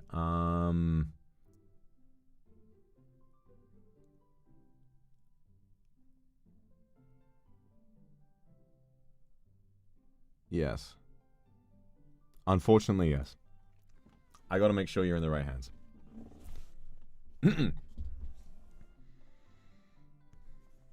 Hello. Oh, fine. Hello. Thank you for coming to our tea party. I do my best bow and present my daughter, who thanks them with a curtsy. This way, please. Briar and Hazel lead us to a small table with tiny chairs. Oh, it's this guy! Some are... Matt, right? Some are occupied by stuffed animals, and Matt and his daughter, Carmencita, are here too. Matt raises a comically small plastic teacup at me. Hey, dude. How's the tea? The imaginary tea is absolutely wonderful. I taste a hint of lemongrass. Hello, Carmencita. Hello, Mr. Amanda's dad. Please, have a seat. I sit down between Amanda and Matt. I don't think I'm going to be able to get out of this chair. Daisy. Wait, which one was Daisy? Oh, it's these guys! Hi, everyone. Turn to see Daisy and Brian enter the backyard and take a seat next to us. Sorry we're late. Daisy made me put on my going outside pants. See, Amanda? Amanda gives me a knowing look and I return an obliging wink. She rolls her eyes. Is that really something your daughter had to pressure you into, Brian? I give Amanda another, even more exaggerated wink. She rolls her eyes even harder. Thank you for taking all the time out of your busy schedules for some high tea. Now, if you'll put on your designated tiaras. There are little tiaras sitting on everyone's plates. Well, except for Brian's. His is a softball helmet. Oh, we ran out of tiaras. I don't think this is going to fit me, but I appreciate the thought. Dad, you're royalty. Please act like it. Dad tries to balance the ill-fitting softball helmet on the top of his head, but immediately tumbles off into the bushes. I'll get that later. Hey, everybody! Craig comes out with a teapot and a tray of sandwich cookies. Dad, is the tea ready? Yeah, it's been steeping for a while now. Awesome. Would you girls like to serve your guests tea? No, thank you. We'd much appreciate our servants' help. Craig leans over to me. That's me. He's fucking adorable. Craig places teacups. Oh, sorry, I missed. Thank you. Silver for the super. Hit yourself in the eye with the eyeliner pencil. Yeah, it's really difficult, isn't it? He pours some tea into my cup. Awfully fluorescent for tea.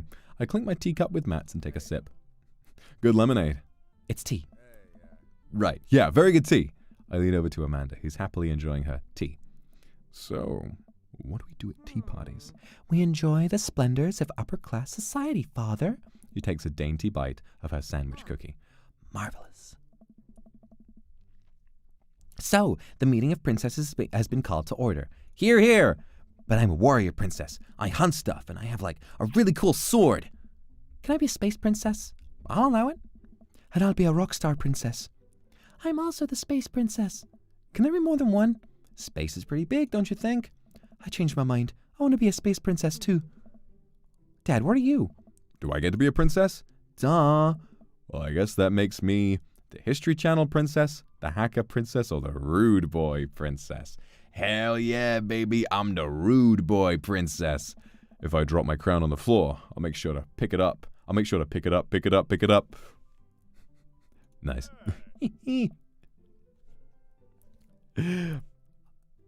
I think I'll be landscaper and general contracting princess. Barista princess, reporting for duty. Hey everybody, CrossFit princess here. Not now, servant. If it weren't for the princess uprising, it would be you serving me. Thank you, Midnight, for the super. And Meowie as well. Here's my application to be your daughter. Please regard all previous attempts to flirt with you. I'm just gonna listen. We'll just update it. Flavor of the week, whichever one you want to be. You know, we just make sure to add step, and then it'll make it only like maybe 20% less weird. We sip tea for a little longer. Then the girls run off to fight dinosaurs as we space rock Star Warrior Princess. What the fuck am I reading? Fight dinosaurs as space rock star warrior princesses, I think. They grow up so fast. It's like yesterday that I was helping Amanda throw her own tea parties. Did she make you a servant too? You betcha. Carmencita made me actually brew tea for hers. Pitfalls of owning a coffee shop. Pitfall? Your custom blends are amazing. That hibiscus one you gave me a while back was choice. Oh, thanks. It's really nice the girls are getting along. Yeah, I'm really glad we moved into this community. We are too. Amanda's been kind of a role model to them, you know? I hadn't even realized, and I don't even know if Amanda does either, but I guess they're right. All the girls in the neighborhood look up to her. She seems to go out of her way to play with them. I was thinking how, like, odd but sweet it was that her first instinct upon, even though she is an adult, upon getting to the barbecue was that she was immediately off, like, entertaining and playing with the kids. She's fantastic. I'm so proud of her. You better not proud dad cry at this tea party, Vox! I brought extra word jumbles if anyone wants to kill some time while the girls play. Gloves, thank you very much for the survey. For the super. Yeah. Yeah, you know. Yeah.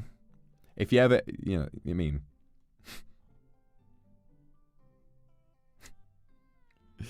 Listen, I prefer flirting as well. But if you ever get the urge to see me as a father figure, you can always call me daddy. You know that. Loki Pond, thank you for the super.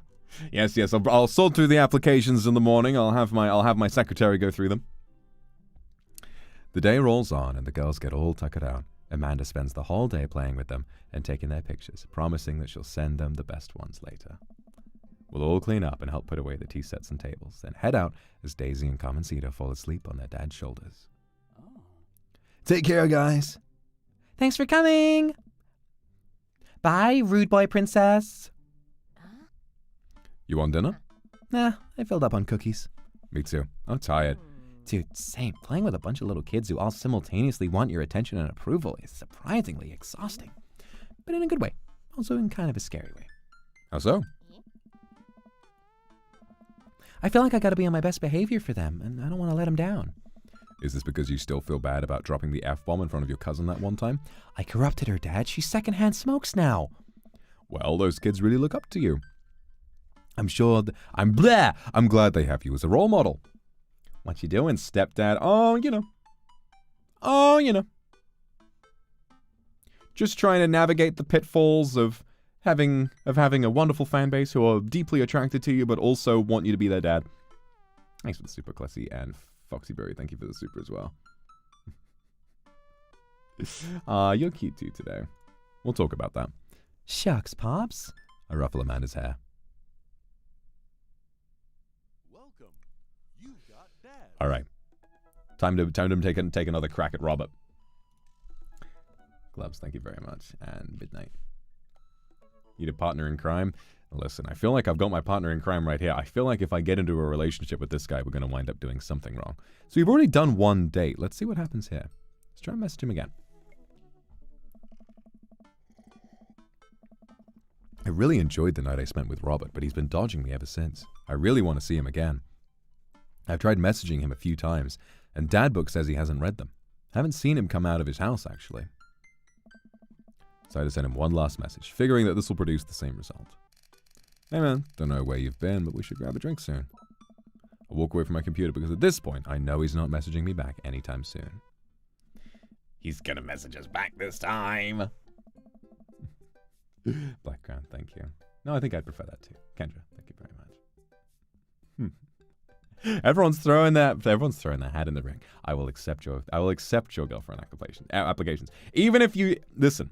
One of my favorite things about like all of this fucking Stan Twitter dialogue is that sort of gender-specific language is being, sort of used for people no matter what they identify as, and I think it's nice. Like people look at me and be like, oh, he's so woman. Oh, he's so mother. He's mothering right now. So I feel like whether you would identify as male, female, or otherwise, I'm going to call you my girlfriend, okay? Saku, if it makes you feel any better, I don't want you to be my dad, nor am I attracted to you. Oh, well, I'm so glad that you figured it out, okay? I'm glad. Does that make you feel special? Kiwi Jarrett, thank you very much for the super. Loving the game so far. Now I really want to play it. And Arabella, thank you for the super.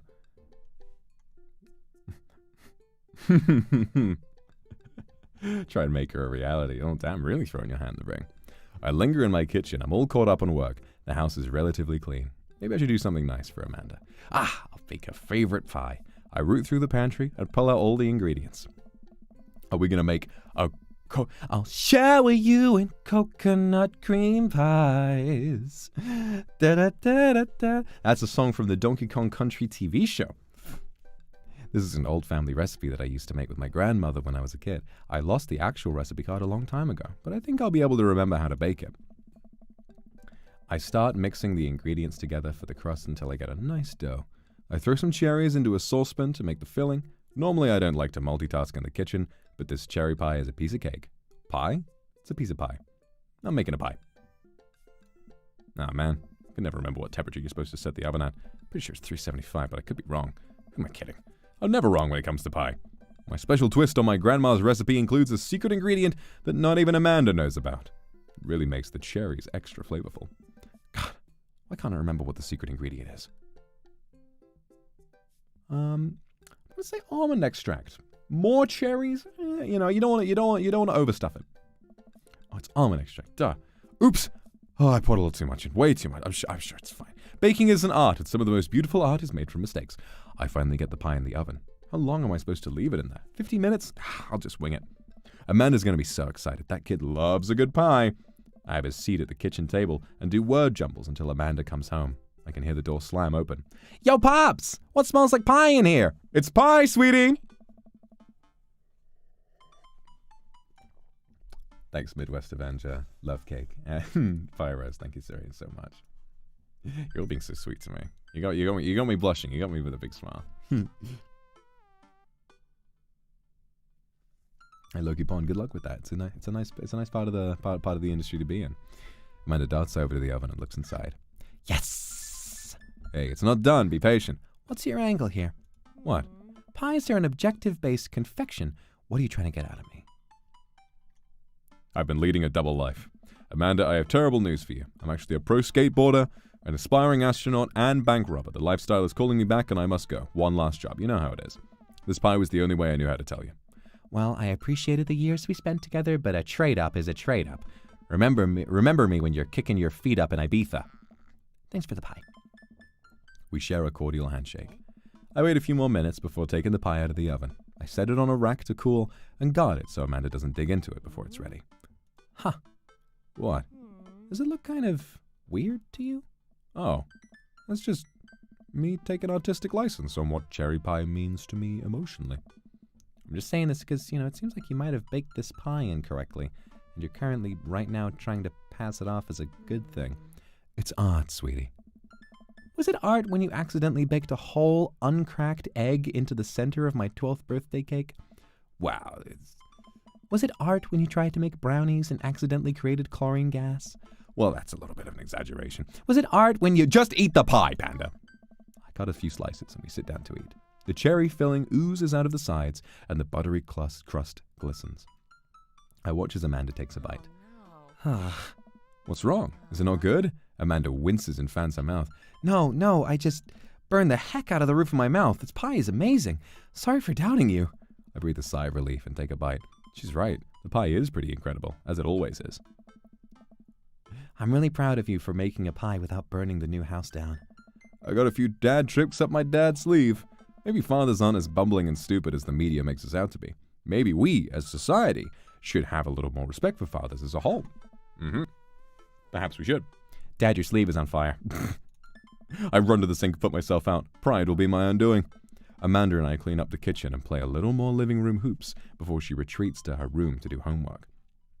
I go back to my word jumbles. Hey, this one spells cat. Barry Bean, thank you very much for the super. And Mary Lively, thank you very much. Sure you're good at making pies, Miller. Ooh, well, you know me.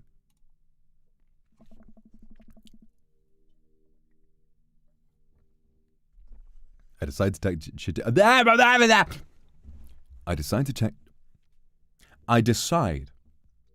Fuck. You too, yeah. Thank you very much. No, me too. I decide to check Dad Book one last time before I climb into bed. Still nothing from Robert. Hope he's okay. Turn out the lights and lie down. Fuck! Hey, Vox.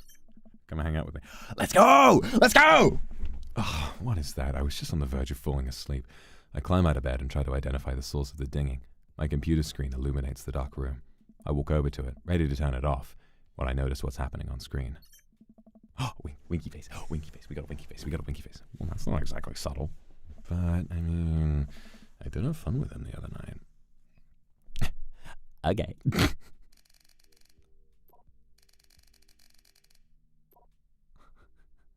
Maybe. Hurry up. God damn it. Reluctantly throw on a jacket and head outside. Love this for him. Beautiful apartment. I mean, it just, He's an appreciator of... I recognize some of these bottle shapes. He's an appreciator of some fine whiskey. There's a bone. He must have a doggy. As much as I feel like hooking up with Robert again, maybe not the best idea.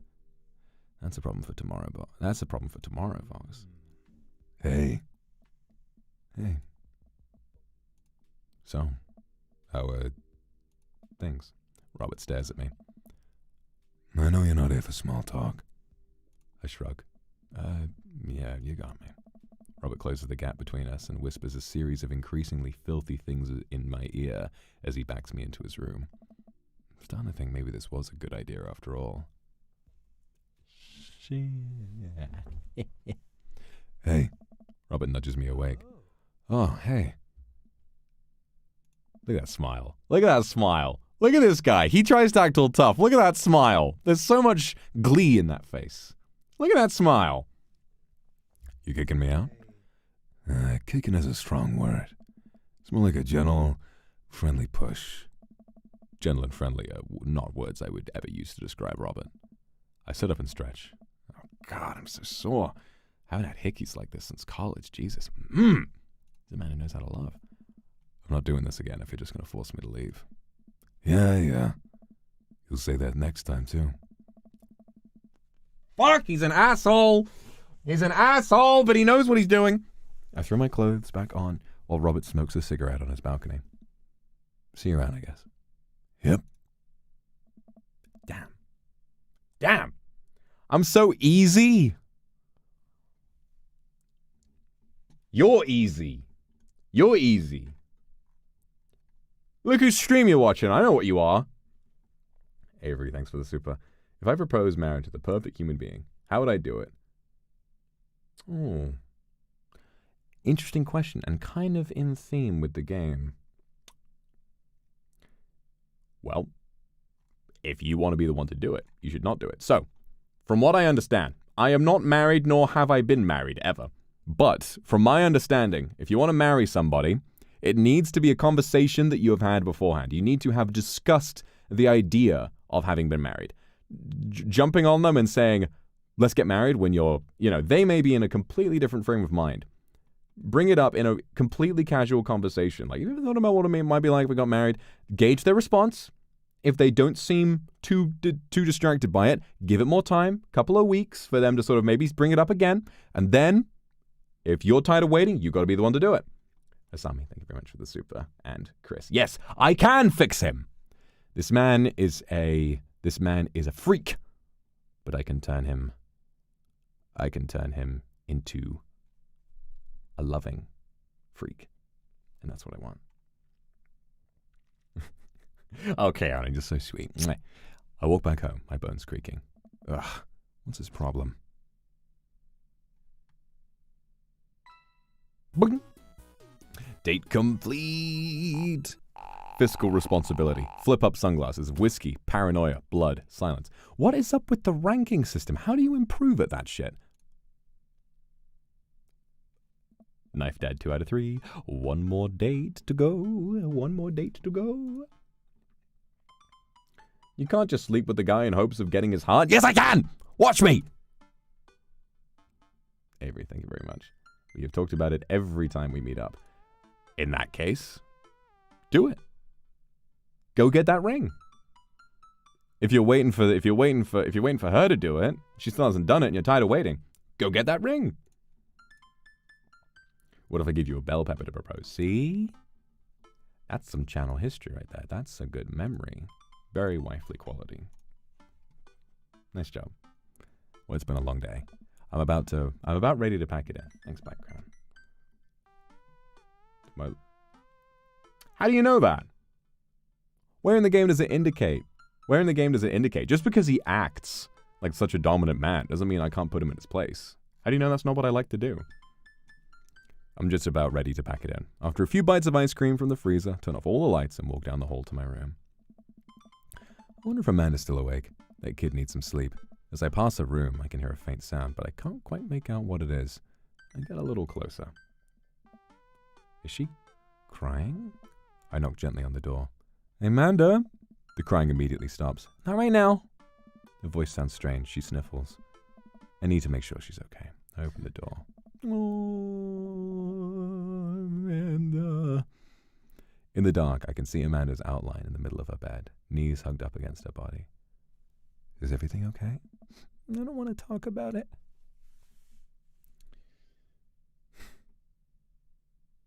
This is when we make a friendly push, because we have a great relationship with our daughter, and we've proven to her before that if she really doesn't want to tell us something, we won't push her. This is the point where it's good to try and make sure that she knows she can trust us. Did something happen? No, nothing happened. Go away. Amanda, get out! Okay. Once the door closes, I can hear her crying again. Wow. What has her so upset? She seemed fine earlier. She's usually so open with me. Did I do something wrong? Is she mad at me? I guess if she wasn't before, she definitely is now. I can't even remember the last time she snapped at me like that. It's the fucking boy. You're fine. It's fucking Noah or whatever his name was. He's being a player, and she's getting used to the sad realities of life. Thanks, Wolf Mama, and thank you, Kendra, as well. Okay. Can't even remember the last time she snapped at me like that. I have a hard time falling asleep, but when I finally do, I'm still thinking about Amanda. After a long night of very little sleep, I roll out of bed and make myself a pot of coffee. Amanda should be up for school soon. Maybe she'll be willing to talk about whatever's bothering her. About 10 minutes she's supposed to leave, Amanda comes out of her room and makes a beeline for the freezer. Morning, Amanda. Morning. She drops a frozen waffle into the toaster and slams the freezer door. She won't look at me. So, anything big going on at school today? No. Okay. You need a ride to school? I shouldn't have pushed, should I? I shouldn't have pushed. Thank you, Saku. And thank you, Hannah. Yeah, no, I definitely shouldn't have pushed. Damn. No. Want some coffee? Amanda pulls the toaster lever up and takes a still freezer-burned waffle out before it's finished cooking. I have to go. Amanda picks up her bag and storms out. Fucking Christ. Oh, okay. I haven't seen her act like this in a long time. It's usually short-lived, but it always hurts. Hopefully this blows over and things are back to normal soon. I sit back at the kitchen table and look at a picture of Amanda and I hanging out on a wall. In it, I'm teaching her to ride a bike. Her face is a mixture of excitement and pure, unadulterated fear. I remember how determined she was. Every time she would fall off and scrape her knees, she would get up and try it again. Finally, I had to stop her because she was bleeding everywhere. Then she started to cry because she didn't think she needed bandages and wanted to keep trying. As I put the bike away, she just stood in the middle of the street and screamed. Then I took her for ice cream, and it was like nothing even happened. After giving it a bit of thought, I decide that if I force her to talk about it, I'm only going to make things worse. But I have an idea. I start rummaging around for ingredients. I hear Amanda walk in the door. Instead of heading for the kitchen like she usually does, she makes a beeline to her room. She's clearly trying to avoid me. Hey, Pumpkin. What? Can you come in for a sec? There's a moment of silence. Yeah? I wanted to say sorry about last night. I'm just worried about you. I get scared when I know something's wrong, and I get even more scared when I feel like I can't do anything about it. Dad, so just whatever it is, and you don't have to tell me if you don't want to, but whatever it is, just know that you have a dad in your corner who wants you to be happy. Oh. Oh! Honey, you know I'm bad with words. I was hoping I could speak a language we both understand. I pull a cake out of the refrigerator and place it on the table. Hopefully the frosting is set by now. Ta-da! Dad. So me. Oh! What fucking psychopath made this game? The Game Grumps. What are you doing to my heart? What are you doing to me, Game Grumps? Jesus Christ.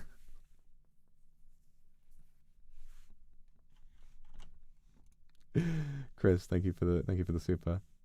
You're at Pride. You brought my puppet and bumped into a You bumped into a Kindred. That's so exciting. Oh my God. I hope you have a good Pride, okay? It took me a really long time because I ran out of red frosting somewhere around Sad and I had to start over, and This is beautiful. It's strawberry. Amanda gives me a big old hug. I grab some plates and forks and serve us up a delicious cake. So, it's really stupid. What is? This whole thing. I know I've been really weird lately, but there's just...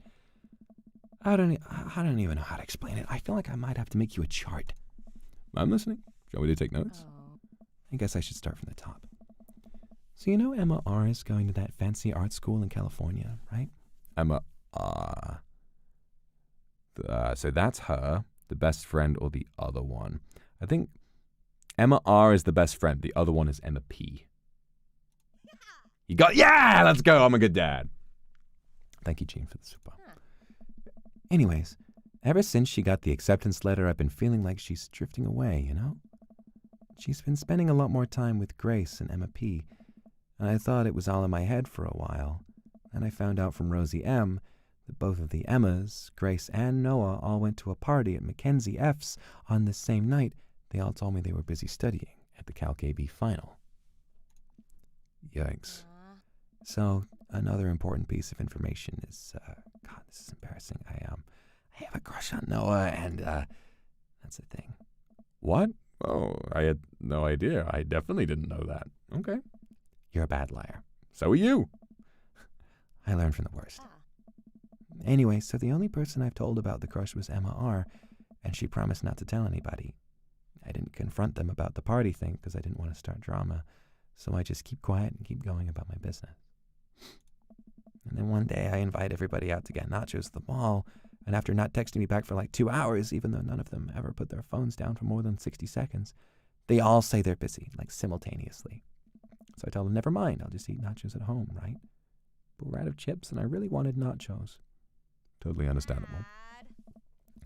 So I go to the mall anyway. I get to the food court, and who do I see there but Grace, Emma P., Emma R., and Noah, all hanging out together and eating nachos without me. What? It gets better. I'm standing by the escalators watching them, and I realize that Noah has his arm around Emma R., which is kind of weird, right? And then they kiss. No. Yes, I know. So I storm over there and I'm like, hey! And then Grace drops a nacho on her shirt because of course she does. And Emma R. just like glares at me. Grace. Nothing is coming. I don't know who that is. Grace is the gossipy one. I know! Grace is the one nobody really likes. Or I guess that's me now. Anyway, nobody will say anything, and I'm just like, you guys suck! Which I realize is not the most eloquent thing to say, but I was very angry and really embarrassed, and I just wanted to get out of there. So I left. Without nachos, I might add. Which only further contributed to the shitty day, and then immediately drafted a super long text to the group chat asking them why they've been so weird, and I wrote another one to Emma R. asking how long the Noah thing's been going on. Sorry, I know that's a lot. You still following?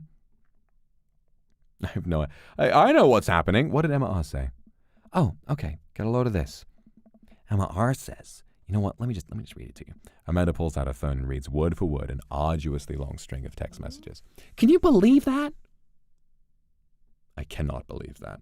I care so much about Amanda's social life and mental well-being, but man, do I not understand what she's talking about. This is all beyond me, but I'm trying my hardest to be supportive. They were dating in secret for like months. So I told her that she's been being a really terrible friend. And she's like, well, if you think I'm so terrible, then just stop being my friend. And I was like, okay. And then she left me on red. And then... Wait, left me on red? What's that? Oh, like, she saw my message and didn't reply. And I know because there are red receipts. I don't know what read receipts are, but I'm just going to nod and pretend I understand. Gotcha. So while all this is happening, I'm talking to Emma P. about how mad I am because she's pissed and because she's at least being kind of reasonable, and then I'm venting to her about how pissed I am at everybody and stuff, and out of nowhere, Noah texts me and is like, how could you say that about me? And I'm like, say what about you? And he tells me that Emma P. sent screenshots of everything I told her to the group chat, and then I got kicked out of it. All right, I think you lost me at screenshots, but that definitely sounds bad. There's so much more, but honestly, it's just really stupid teenager stuff. The bottom line is that everybody dropped me. Half my grade hates me, and now I have no friends. Amanda, I'm so sorry. I almost expected it from everybody else, but Emma R's been there since Dad died. I can't believe she would just stab me in the back like that. I'm not even that mad that she's dating Noah. I'm just upset that she lied to me about it for so long. Amanda stabs the remnants of her cake. Okay, I take it back. I'm kind of mad she's dating Noah. Like, what did I do wrong? Why did everyone just suddenly decide I'm not cool anymore? Why wasn't I enough? I don't understand. And as mad as I am at everybody, like, I miss them, Dad. Amanda looks so dejected I almost can't take it. What could I possibly say to help? Anyways, that's it. That's the whole sordid tale. Thanks for listening. Tune in next week for more hot gossip. Wow. I know it's pretty dumb. It's not dumb. No, it's a stupid thing to be upset over. Amanda, your feelings are real. Don't ever be mad at yourself for having feelings. I guess. Unless you've secretly been a robot who's been approximating human feelings this whole time. Dad, if I was a robot, I would have transformed into a monster truck a long, long time ago. But seriously, I know you probably don't want advice, but I feel like it's my duty as a dad to bestow upon you a few nuggets of fatherly wisdom. Real friends don't do that. This much is fucking true as shit. Thank you, Hermes, man. This is some great seat. That it is. High school does suck, but people in high school are very capable of being good people. Not all friendships last forever. Also true. But I think that this applies to when friends drift. And that is normal. Sometimes you just drift. Doesn't mean that one person is a bad person. Doesn't mean that either of you are neglectful or bad friends. It just happens. Because being friends is not a super serious, like, you know, it's a bond and everything, and you care about these people and stuff like that. But it's not as though, you know, you need to break up with a friend, unless, of course, they deeply hurt you in some way, in which case then it's absolutely appropriate to do so. But, you know, sometimes people just lose touch, and that doesn't mean that, you know, you've fucked up or anything. That's what that means. Real friends do not suddenly ostracize you from your group of friends and then start dating and then, you know, not tell you, date someone in secret that they know you like and then kick you out probably because you are too cowardly to confront the consequences of, you know, that circumstance. Real friends don't do that. When you get older, you start realizing the sort of people you want to associate yourself with. Do you really want to surround yourself with people who would do something like that to their friend? It takes a lot of work to find and maintain meaningful friendships. It took me a long time to figure out that myself. I wish I'd learned it sooner. If the other person isn't putting the effort in to show you how much they care, it's not worth it. You're not beholden to being their friend. Ultimately, I think this says way more about their character than it does about yours. Because you're amazing.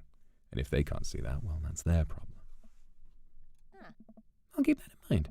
I look down at the table. Did we just eat that whole cake? Yes, we did just eat that whole cake. Well, good talk. Amanda gets up to go to her room. Before she closes the door, she turns around. Hey, Pops. Yes? Thank you. You're always welcome. Love you, Amanda. You too, Dad. I'm a good dad. I'm a good dad.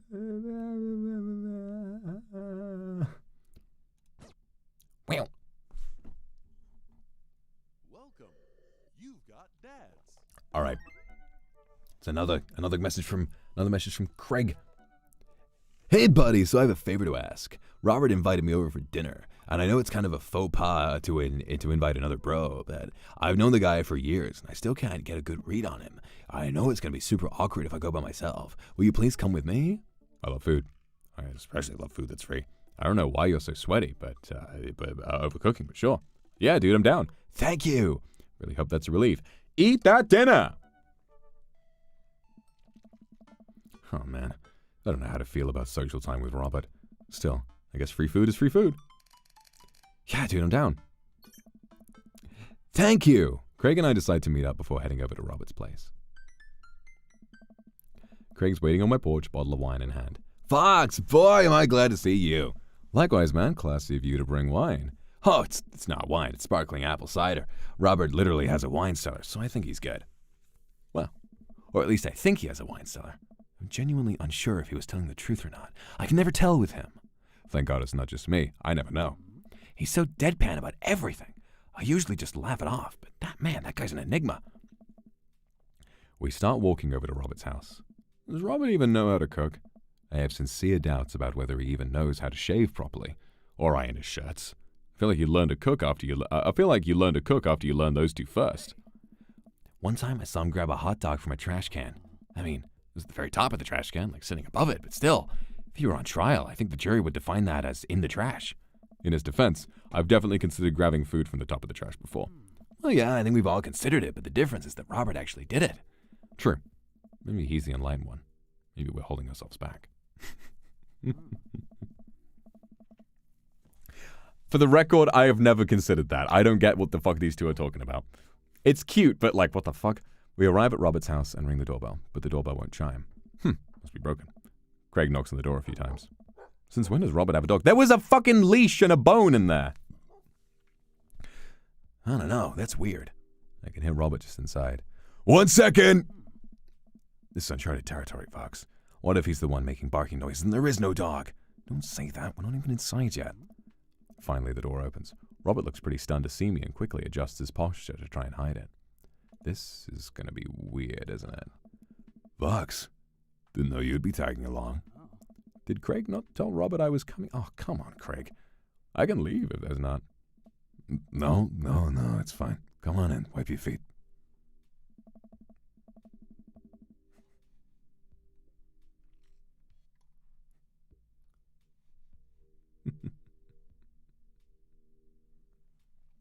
We enter Robert's living room, which is a lot more inviting than I remember it being.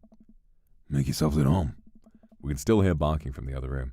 I didn't know you had a dog, Robert. Oh yeah, that's Betsy. You have to put her up when guests are over. She'll calm down in a bit. What kind of dog is she? Pitbull. Rescued her from a dogfighting ring a few years back. She hates strangers. If I let her out right now, I'd probably have to take you both to the ER. Craig and I make eye contact. He raises an eyebrow at me.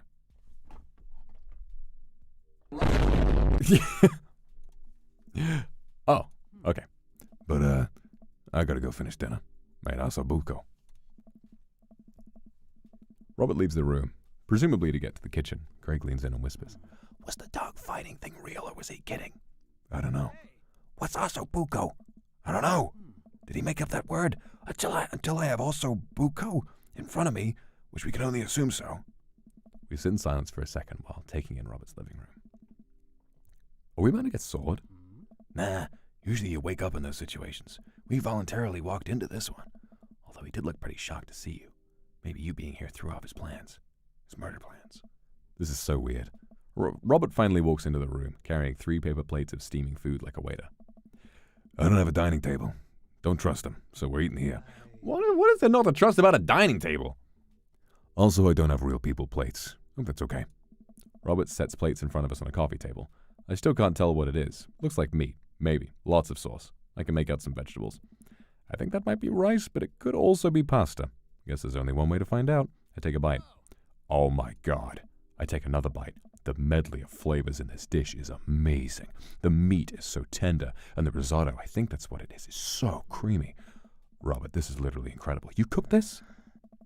There's a pregnant pause as Robert formulates a response like it's weird to get a compliment from me. I fixed it out of a dumpster behind a restaurant. Or at least I think it was a restaurant. Can you believe people just throw this stuff away? I almost gag. I look over at Craig, who looks wary but still has his mouth full. He gives Robert a thumbs up. Glad you like it. He's fucking lying. This guy wants to be mysterious. Where did you learn how to cook like this? Worked at a restaurant in Spain for a hot sec. Is he messing with us? I decided to play along. You lived in Spain? After I dropped out of college, I went backpacking through Europe. Crashing on couches, sleeping on hostels, wherever. Totally broke. Worked a couple of odd jobs wherever I could to scrape together some cash. One night, I'm eating dinner at this little restaurant outside of Madrid. I go to pay and realize I spent the last of my money on booze the night before. I'm in the middle of ditching when the manager catches me and puts me to work in the kitchen. Long story short, they ended up liking me so much they offered me a job. Why not, right? Started living with some distant relatives on my mom's side. Over the course of 2 years, I worked my way up from a busboy to a sous chef. Learned a lot. Greg and I went for the punchline. What night watchman did he swindle to get back to the States? Who did he con in a game of poker to get to the back room of a speakeasy for safe passage in the crew quarters of a cargo ship? Anyway, I still love to cook. I don't know what's real anymore, but this food's so good and I kind of don't care. Plus, Robert is actually talking to me like we're two people in the same room, which I guess is nice. It's amazing. It really is. To be honest, I wasn't exactly expecting gourmet cooking here, especially not served on paper plates. I don't care about presentation. If the food is good, it should speak for itself. The ossobuco is screaming for itself. And paper plates are just as good as regular plates, if you double them up. Huh. Hey, is it bad if I ask for seconds? No problem. Same room for dessert. I made lemonberry savarin. Well, aren't you just full of... Craig looks over at me. surprises? Robert winks. You bet I am.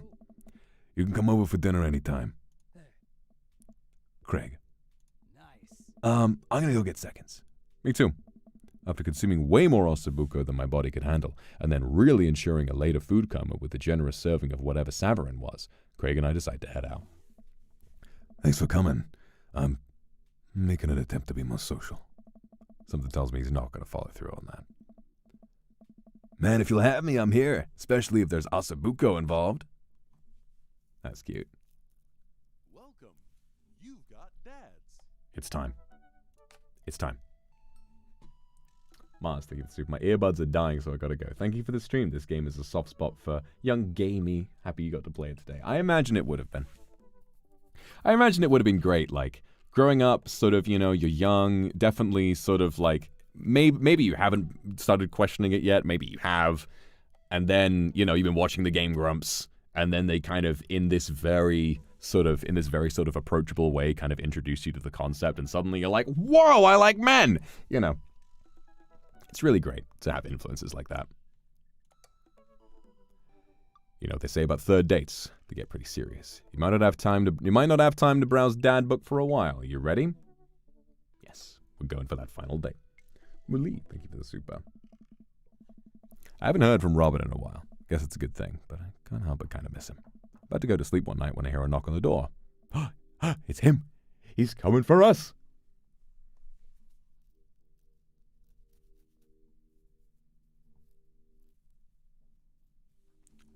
Hello?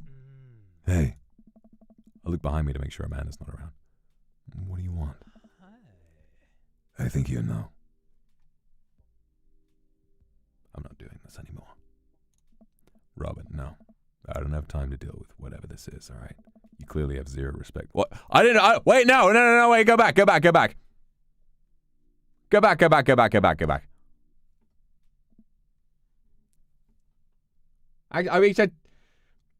I should see what happens from that. I just didn't expect it would be like, you have zero respect for me or anything like that. I figured it would be like, hey, come on, you know, a little bit more friendly than that. Should we see what happens if we do that? We did save.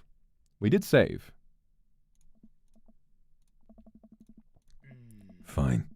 Plenty of other dads in this neighborhood. See ya. Robert wanders off. I guess that's that. No. Okay, never mind. No, go back. No, go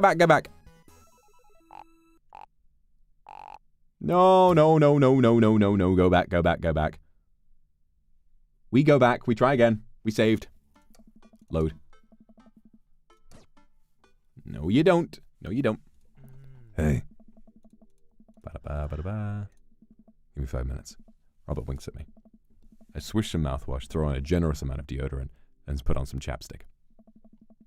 I know he's just going to treat me like garbage, but you know what? The sex is really, really good, so I think I'm okay with that. Robert and I go back to his place. And he kicks me out first thing in the morning. Not sure why I expected anything different. I walk home with a heavy heart. I climb back into my own bed, feeling more lonely than I have in a long time. Is that it?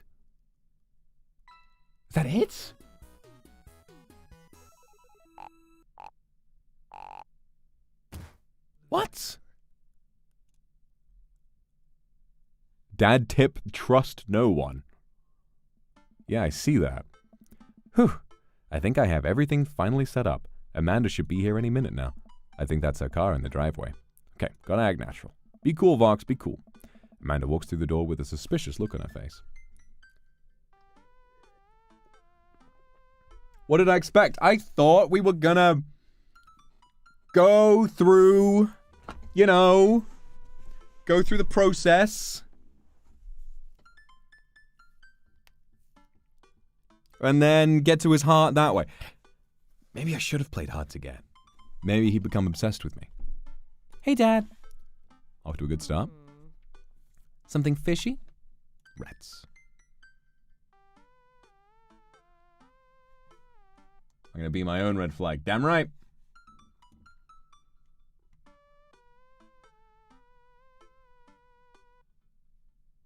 You ask too many questions. Who do you think you are, my daughter? For literally my entire life, yes. I'm kidding. You're right. I have a little surprise for you. Yeah, I can tell. You're very bad at lying. Amanda, my dear, would you care to join me in the kitchen? Father, it would fill my heart with glee. He's a better dad. No. I can fix him. Avis, thank you for the super. I lead Amanda over to the kitchen table where a present lies uncovered under a tablecloth. It's nothing special, but I wanted to get you a little something. You graduated high school last week, and I know you told me not to make a big deal about it, but... Aw, Dad, you... I dramatically whip the cloth off the table. Amanda's jaw drops. No way. I figure you probably won't be able to get the cable in this dorm, so I thought it might be nice to take a piece home with you. A DVD box set of Long Haul Paranormal Ice Road Ghost Truckers. This is all 19 seasons.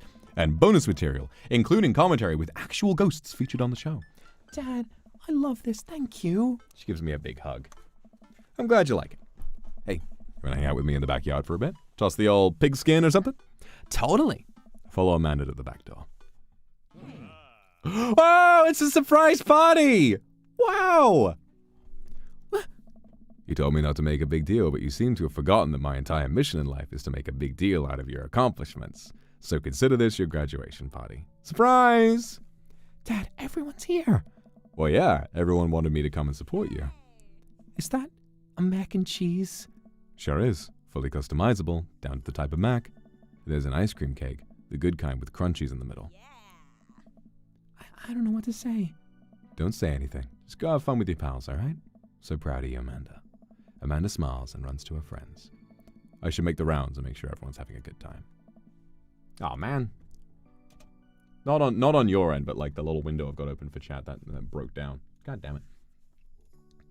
Mac and cheese time.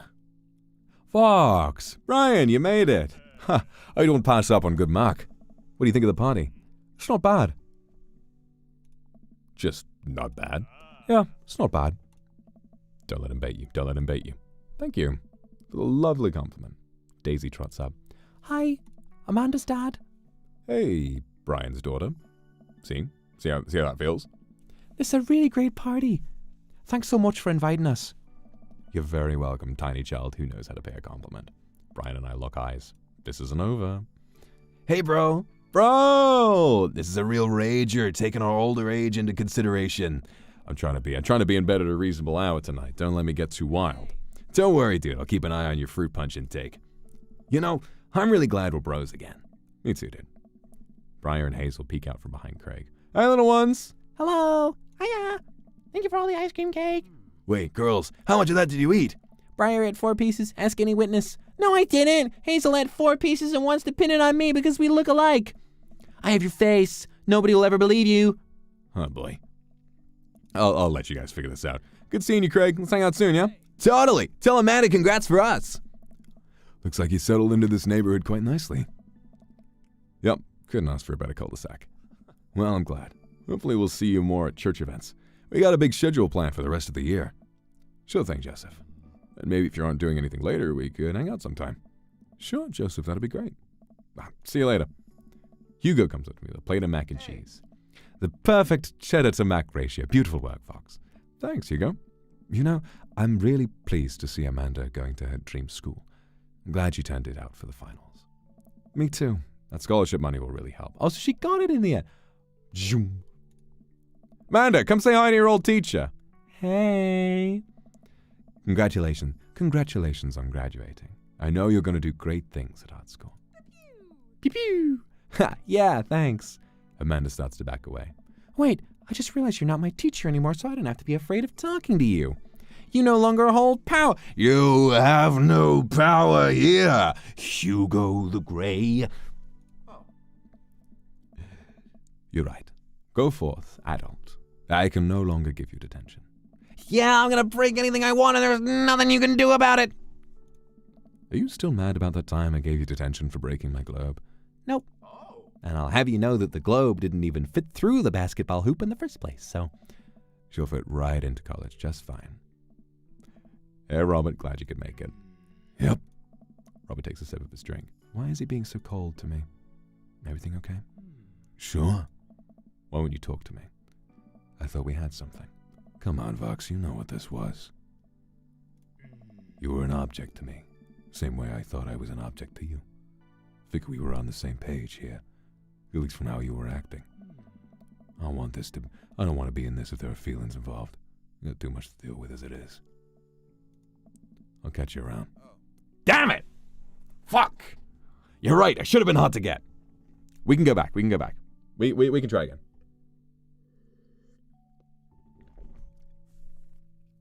We could do so much better. No. There's a deep, intellectual, caring man buried underneath that cold exterior. He just has a lot of issues, and we can get through them.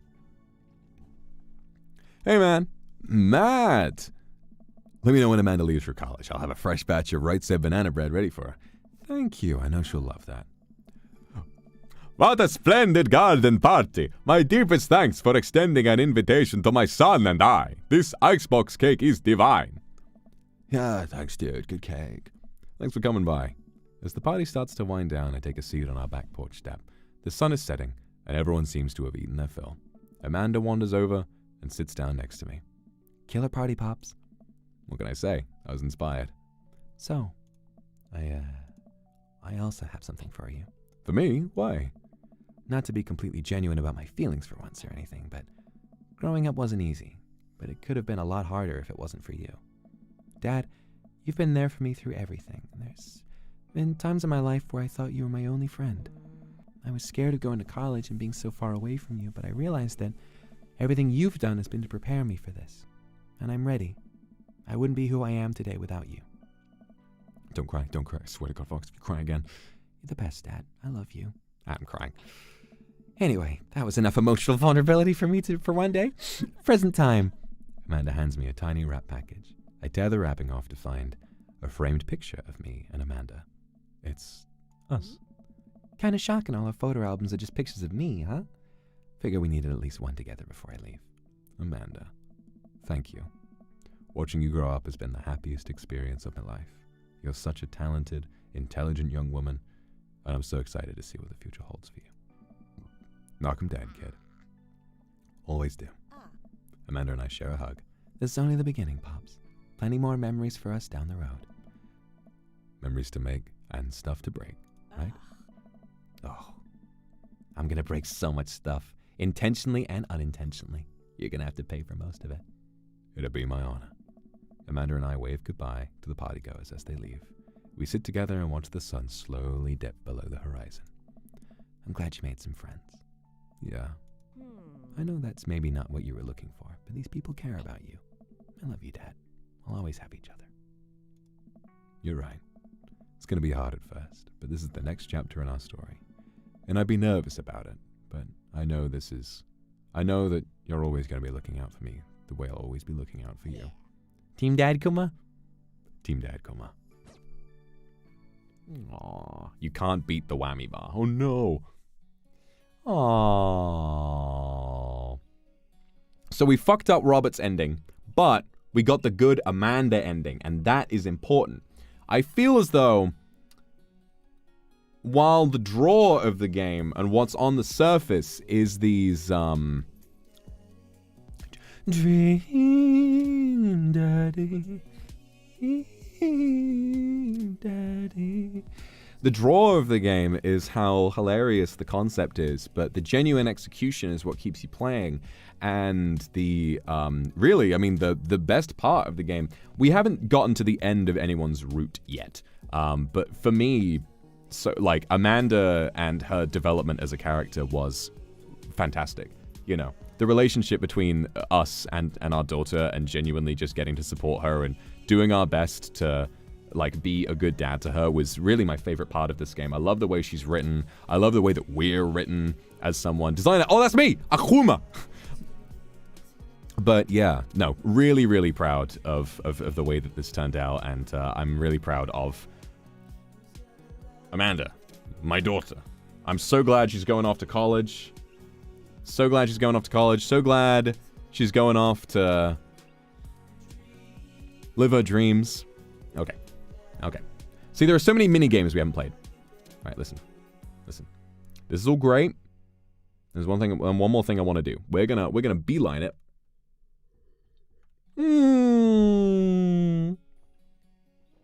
You're the best, Pops. No. All right. All right. All right. Continue. Robert date 3. All right. Robert date 1. I think if we start a new game and we start skipping the dialogue, right? Start skipping the dialogue, we can try and fix the route, okay? I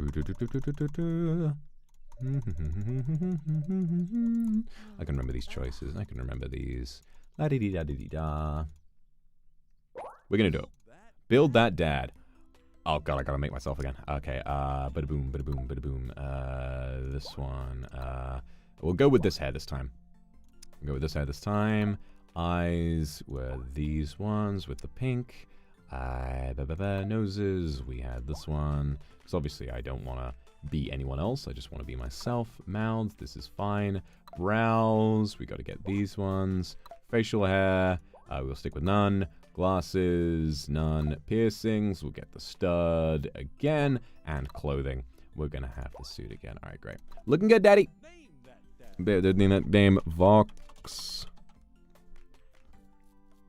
Just Akuma this time. Be that dad. Load from home to keep your character. Oh, fuck. Oh, well. Oh, well, we done it now. He doesn't deserve you. Snap out of it. Went away your father and I.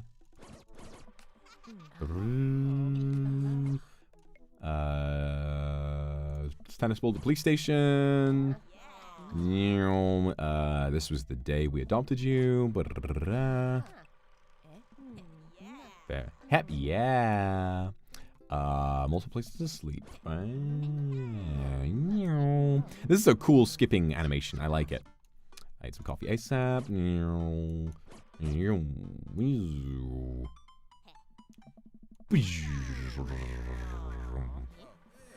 Hey, woo. Got to be black coffee. Bada bing, bada bing, bada boom, bada boom. Wee wee wee wee wee wee woo. Right, so banana bread. There's Robert. I should get back to unpacking. We can do this. We can do this. We can do this. Ding dong. There's Joseph. Oh, Joseph comes to the front. Oh yeah, right. He did that. He did that before. We started this game. My memory is so short. My memory of my first meeting with Robert was the party. I'm so stupid. Joseph probably wants his plate back. The kids are here. I need to rest my eyes. This will get us back to the bar. Wibbity bibbity bibbity boo. Wibbity dibbity dibbity doo. Play hard to get this time? Exactly. I'm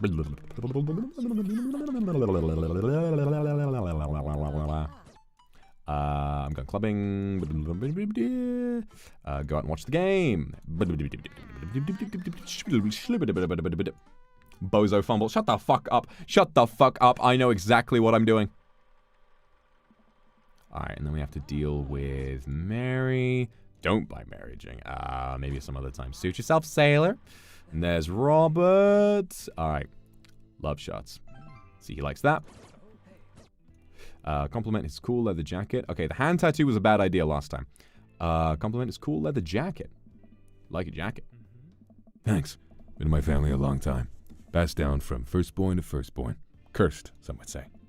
Man, this guy's mysterious and cool. Way cooler than I am, at least. Robert signals to the bartender for another round. What are you doing here tonight? Daughter kicked me out of the house. Not like forever. She was having a sleepover with her friends. Family type, huh? Single dad. Be right back. Got a powder my nose. Never seen Robert this talkative. He must like you. See, we can do better. We can do better. Gotta admit, Robert has a gruff charm to him. See, we can figure this out. I'm gonna go home. Get in my way. Robert and I leave the bar. I live in this cul-de-sac down the way. Why does everybody live there? Lay on smooth. Smile and nod. No, thank you. I'd better call in a night. Catch you around? Sure. And we play hard to get. I head home, head buzzing with whiskey. What do you mean by, are we going to do this or not? I plop down on the couch. I'm asleep before I can even get a chance to take my shoes off. Very nice. Wake up from a text from an unknown number. Rise and shine. Oh, it's Craig. Go to the gym. No, go back to sleep. We got to speedrun this. We got to speedrun this. My voice is getting a little sore from voicing Robert, I'm going to be honest. Please save. Okay. I arrive at Amanda's school and check in at the front desk. They give a bright orange visitor sticker. Okay.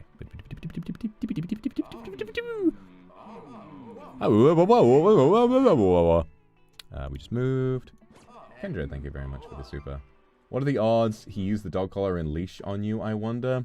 0. I would simply say no, because consent is important. And when we did have sex with him the first time, we said, oh wow, I can't believe I'm doing this. And he asked, do you want to stop?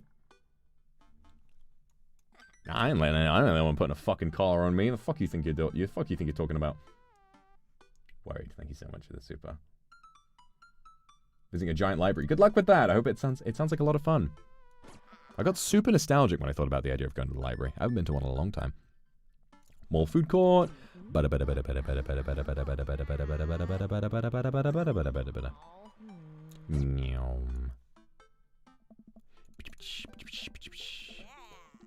Language, Missy. Heck yeah. Better.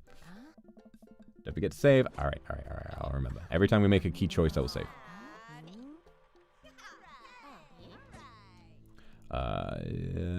Clearance bin for hot deals. Blah, blah, blah, blah, blah, blah. I'm here to suck your dick. I mean blood. Blood. Oh, shit. Managing debt is just part of being an adult. So true. Beef up my grilling skills. This is going to be the party. Hey, what's up? Hey. I'm really interested in Joseph's route. If we play this game again after today, so I'm gonna try. I'll finish after we hopefully get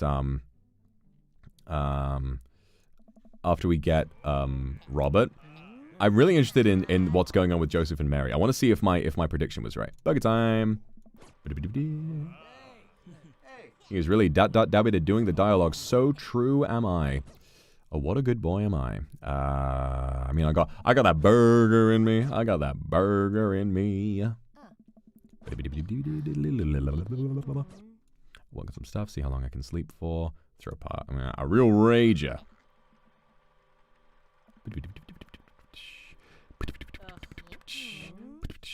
I have a right to be concerned. She's when she came home late.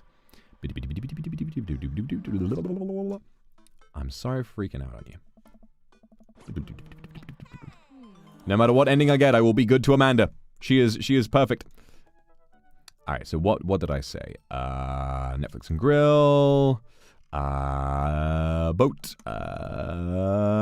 Top tier grillmanship. President of space. What'll make me cry? Being hopelessly lost. Why I never leave home without my keys. Spent a lot of time thinking about lawnmower modifications. There we go. I am an expert at this game. I'm a genius speedrunner. Alright, Robert. We will message him, and then we will not. But every time he wants to have sex, we will not do it.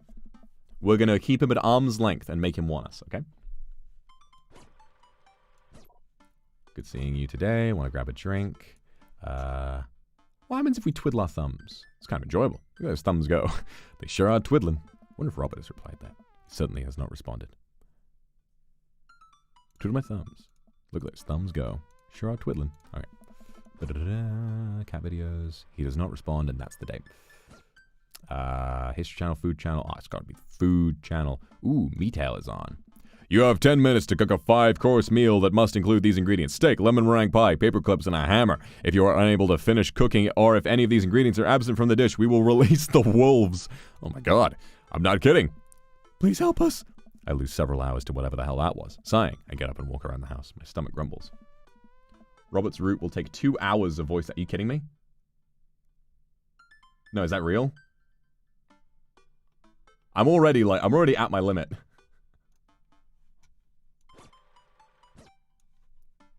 Make a sandwich. Real. Oh fuck, we might have to do this another time. After I was doing my singing practice, like I did fuck up my throat a little bit, so I've got to be easy on it. I'm fine. Oh fuck, I really want to see what happens in this route. All right. We'll get to the next part of his, and then we will save, and we'll call it a day. I will continue this next week, because I'm really interested. I would love, honestly, any other day. Do the first day, yeah. Any other day, I would have continued, but I want to be... Robert is a character that is hard on my throat, and I need to go easy on it. Are you sure that's all you're upset about? You have to tell me what's actually wrong. No. Tell me more about this dog. Yeah, see, we got to do the right thing. Seriously, you know you can talk to me about anything, of course. Save you doofus. I'm going to save when I get to a part with Robert. You up?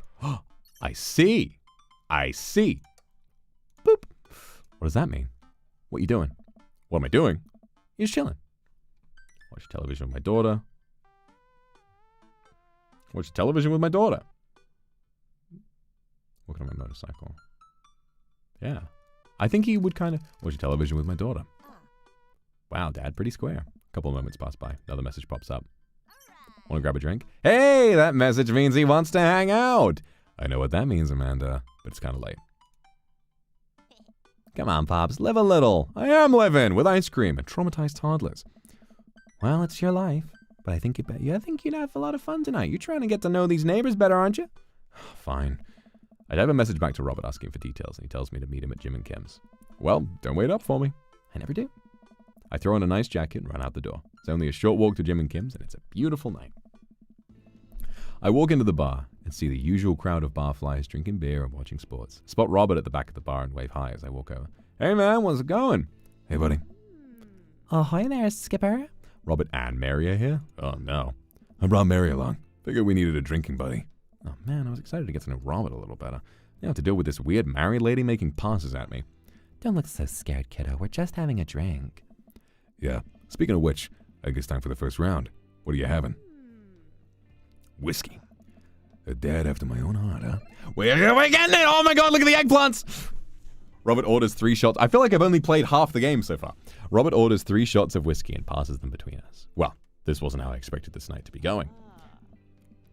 Here's to bad decisions and relaxed moral values, fellas. What have I got myself into? We all knock back the shots. I almost choke on the whiskey as it burns down. Just sip it! Sip it! Savor the flavor! Holy hell, that was a kick. I look over at Robert and Mary, who seem like old pros at this. Robert grabs his jacket and throws it on. Let's get marching. What? The night's young, Chief. Come on, we're bar hopping. Oh, all right. We leave the bar and start walking down the street. I still don't know this area of town very well, so I just follow Robert. So where are we headed? Irish. Irish I were drinking. It's an Irish pub. A good pun is the whiskey to my heart. Ugh, puns are the lowest form of humor. Vox, try harder. Ouch. Am I going to be the butt of the joke all night? Jesus, Mary, put your fangs away for a second. We walk into Irish I were drinking. The bar is pretty much the same as Jim and Kim's, except for the old-timey Irish memorabilia on the wall. Next round. What are you having? Whiskey hasn't failed me yet. Beer might be good. Whiskey hasn't failed me yet. Let's do it. He loves it. We can bond over whiskey. This is my kind of man. Thank you, Phoenix, for the super. We simply saw you from across the bar and we like you. No, we're being picked up by a pair of swingers. Robert orders 3 more glasses of whiskey and we post up in a garish green booth. Mary slides in and slides up next to Robert, which makes me breathe a sigh of relief. Let's sip this one way, don't we? Yes, thank you. Suit yourself. Mary immediately downs her shot in one gulp and burps loudly. That'll put hair on your chest. You truly are the paragon of grace and beauty. Mary grabs my drink and sips on it. Hey, Vox, Vox, be a dear and get us another round, will you? I don't know how to process this evening at all. I get up and order another round of drinks from the bartender. As I head back, I see Mary and Robert having a lively conversation. Robert roars with laughter. I don't think I've ever seen this guy smile, let alone laugh. I take a seat across the booth from them and pass out the drinks. So Edith's kid stuck some pot brownies under the table at the last bake sale, right? And I spot that little hemp sweatshirted gremlin in the act. So I go up to Edith with the baggie, and I'm about to tell her when all of a sudden she just freaks out at me. "You're ruining the bake sale," she says. "I could have been PTA president. Your roots are bad," and blah, blah, blah. So what did you do? I told her to have a brownie and that everything was going to be fine. They both erupt in laughter. I politely follow along with the story. She ate 3. More laughter. Okay, that was actually pretty funny. She called the cops and told them that time had stopped. Mary looks directly at me. "You smoke weed?" What? "You know, the devil's lettuce." I have 2 big fat blunts in my purse right now. Want a blaze?" I'm a law-abiding citizen. You with the feds? That, to be completely honest with you, that is undercover cop dialogue. I worked hard for what I have, and no 2-bit corner boy is going to drop the dime on me. You take what you're pushing somewhere else, and I keep running my business the way I want it run. What? Remember, you come with the king. You best not miss. Jesus, kid, dial it back. I'm such a genius! Robert giggles helplessly. I'm just kidding, cowboy. Lay off the kid, Mary. Might be used to your brand of humor. Fine, fine. We sit around and sip our drinks, people watching and cracking jokes. After a little bit of time, I begin to warm up to Mary. Her jokes become much funnier and much less scary. But it seems like she's not going anywhere anytime soon. I just wanted some time alone with Robert. I wonder if I can get her to leave somehow. All right, well, we saved, so we're good. Isn't Joseph wondering where you are? Lots of eligible batches around here, huh? Could you get the next round? Now, she's going to hate this. She's going to be like, "Oh, don't get me started on Joseph." lots of eligible batches around here, huh? Could you get the next round? I mean, this will give us like a moment, right? But then again, we're at the bar. Okay, well, You trying to ditch me, pal? no. Because if you're trying to ditch me, you can just tell me to scram. No, it's fine. Fox wants some alone time with his new best buddy, Robert. Read you loud and clear, the wingman breaks formation to pursue their prey. Now, if you fellas will excuse me, Mary needs to sink her teeth into a helpless boy. Go with God. Nice seeing you. Deuces, nerds. I like her a little bit more now. There's definitely history there. Yeah, you think, we have not seen Robert's kid. Mary gets up and saunters over to a younger-looking guy at the bar. She grows on you. Does she, though? I feel like she kind of delights in making men suffer. Well, she does. What about her and Joseph? What about him? You know, they're married. And she definitely tried to get in my pants the other night, and I gestured to her across the bar where she's making goo-goo eyes at that young guy from before. He looks like he's being held hostage. Oh, that's just the thing she does. She's harmless. Tell that to the boy she's hanging off of. Poor kid looks like he's seen war. Robert lets out a hearty laugh. Hey, I got him to laugh. Oh, man. You know I pegged you for one of those straight-laced types. Oh, don't worry. I got pretty wild back in my day. Still got a little wild in you. I have a child I need to care for.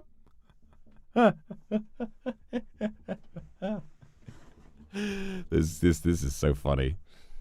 You still got a little wild in you. I feel like both of these answers are too cringe, but this one is also like way too overbearing. I'll save and we'll see what happens. Yeah, hang on.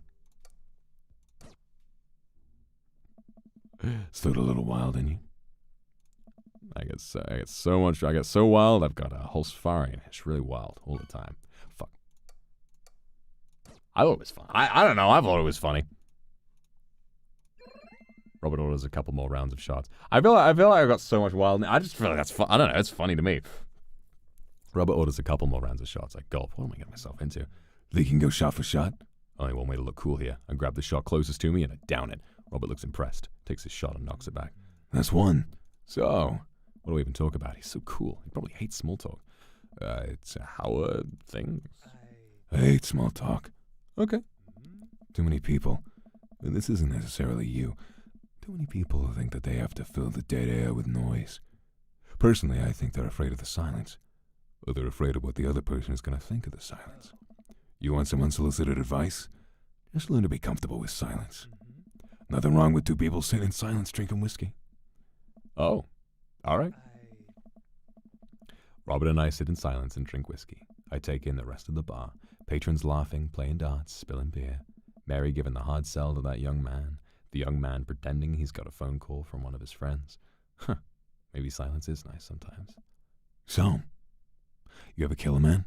I choke on my drink. Excuse me? You know, watch the life drain from someone's eyes. It's not just their life, you know. It's their hopes and dreams draining away. Every memory and experience they've ever had. Gone. No. Great, me neither.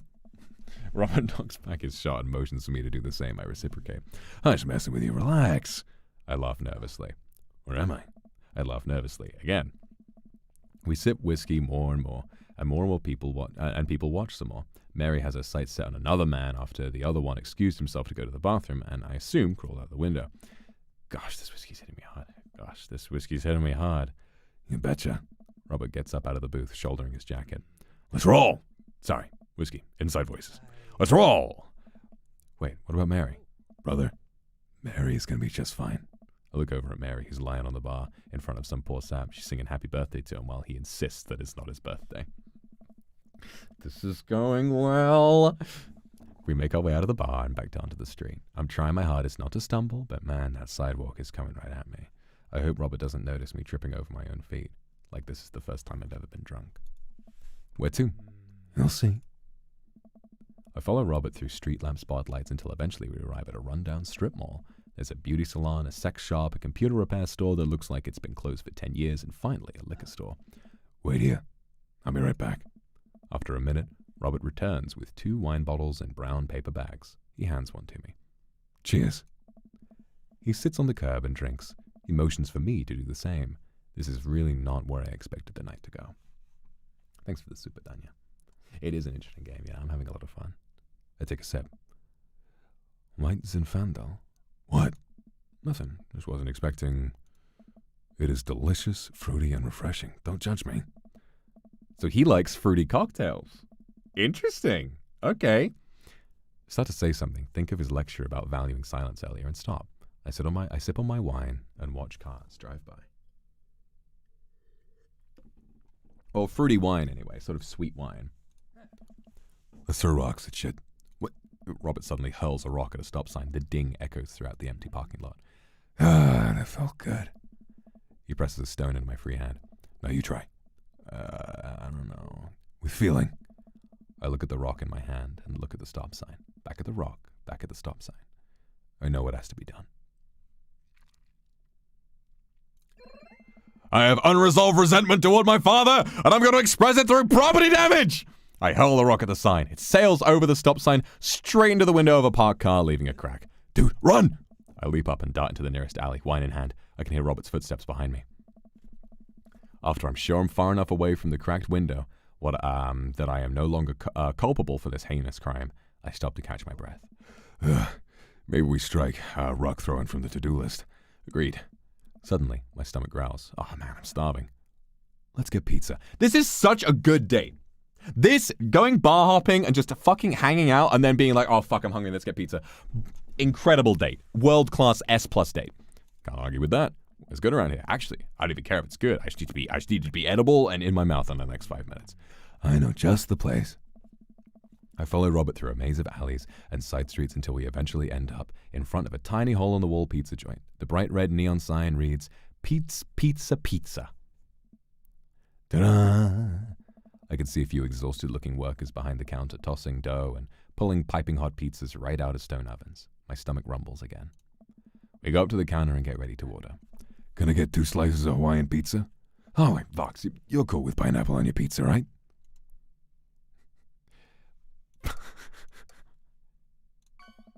Fuck, I have to like pineapple on pizza to fuck this man. God damn it. Of course. We made a minute for our pizza to come out of the oven. I'm practically drooling at the smell. The cashier hands us each a giant slice on a paper plate, so saturated with grease that I'm worried it will fall apart. We take our pizzas outside and wander through the alleyways as we eat. I take a bite. It's absolutely delicious. This is so out of character. I'm down bad enough that I'm lying about liking pineapple on pizza. Pineapple is truly the best pizza topping. You said it.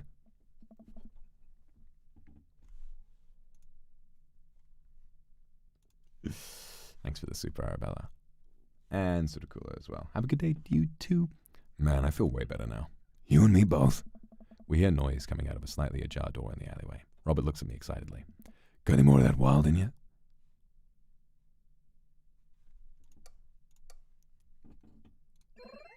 Okay, obviously that's going to be it, but I want to make sure. Good on you. Robert and I slide the door open and peek inside. It's completely dark except for some flickering light. We slowly creep forward, cautious not to be heard or seen. Shh. Don't shush me so loud. Shh. We come to the end of the hallway and find ourselves standing in front of a movie screen. Oh, this suddenly makes sense. Are we watching porn? Did we really suddenly sneak into a movie theater like a couple of teenagers? No talking during the movie. Banger! Banger individual! I love him so much! Do not talk during the movie! We look into the audience and are surprised to find that it's almost completely empty save for a row of a few teenagers in the front. They look annoyed when they notice us. Robert starts making his way to the very back of the theater and I follow him. We settle in with our wines and try to make sense of this movie. It's a romantic comedy, I think. A young man is frantically trying to get through New York to find the woman that he's finally realized he's in love with. Kiss already! There's nobody to kiss yet. You want him to kiss the taxi driver? Hell yeah. The kids down the way notice us heckling. One of them speaks up. Hey, man. It's kid. I can't. Ernest. Hey, man, keep it down. Oh, damn, that's Ernest Hemingway. You was kids. Ernest, hey, Ernest, I know you. It's me, your neighbor. Hi. Ernest turns back around, embarrassed. I turn back to Robert. You kiss anyone yet? Turns out that, yes, he did kiss someone. He made his way out to a tiny island near New York to profess his love for a woman who, for some reason, he knew would be there. She tells him that they hit the jackpot. He said that they had, but I think there was some subtext that I'm missing here. Boo, love is dead. Shut up, it's beautiful. No, you shut up. Ernest grumbles. The credits start to roll. I stand up. Robert immediately puts me back down. Hundreds of people work very hard to make this film happen, and you're gonna sit there and appreciate them. Okay. Look at that. Elizabeth Shelton. She worked really hard, but she did lots of good wardrobe design. Thank you, Elizabeth Shelton, for this beautiful film-going experience.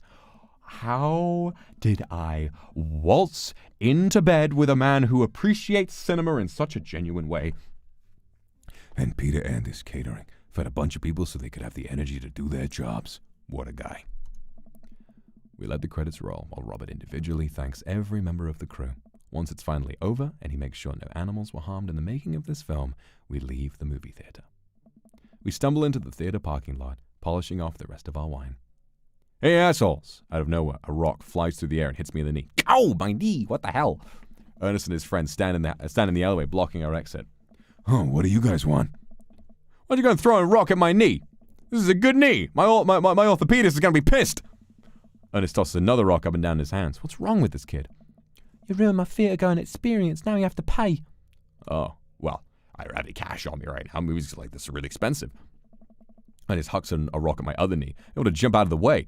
I'm probably stretched before physical activity, and I'm probably going to feel super sore in the morning. Ruin it for you, huh? That movie was pretty crappy in the first place. Hey, you take that back. There's a beautiful love story with really genuine acting. You call that good acting? What class is this mainstream slop have you been served your entire life? What? Have you ever seen any Michael Powell? Matter of Life and Death! Banger fucking film!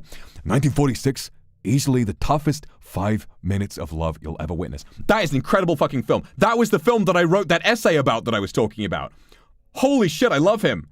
That was the movie I wrote my essay about.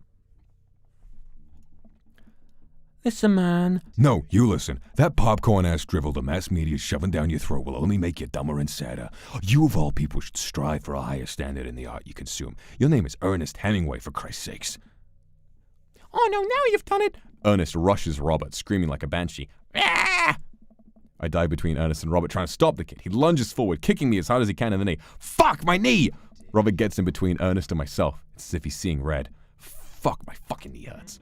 All right, buddy, if you talk like a punk, get hit like a punk. Robert squares up into a box of stung. Queensberry rules 3-minute rounds with 1 minute rests in between. No low blows, fish hooks, J jabs, J grabs are high blows. What? And don't even think about pulling an illegal turnstile. That's an automatic deduction of 3 points. You'll have to designate a second if you're unable to fulfill your role as main duelist. One of your friends over there looks like he has enough youthful vivacity to handle it. Hey man, I don't want to get dragged into this. That movie sucked. It's too late. You two are bloodbound. If he dies, you die. Sorry, I don't make the rules. Talk to Queensbury. We're just gonna go.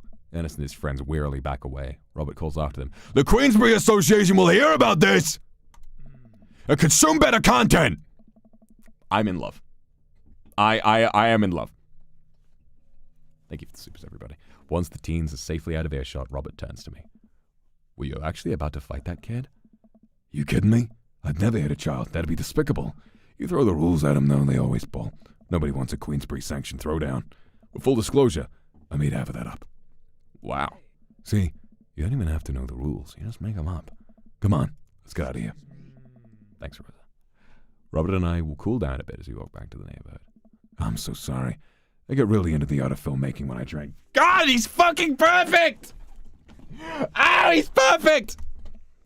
It's okay. I think it's cool how much you like movies. To be honest, I don't know a lot about them myself, out of character. Buddy, I got so much to show you. You ever see any Sam Fuller? Have it. Fuller is cash. Thanks for the adventure. Adventure's all I got, buddy. Robert throws an arm around my shoulder. We drunkenly belt out tunes all the way back. We finally get to his doorstep. This was an interesting night. I liked it. A smile forms on his cheeks, a rare sight.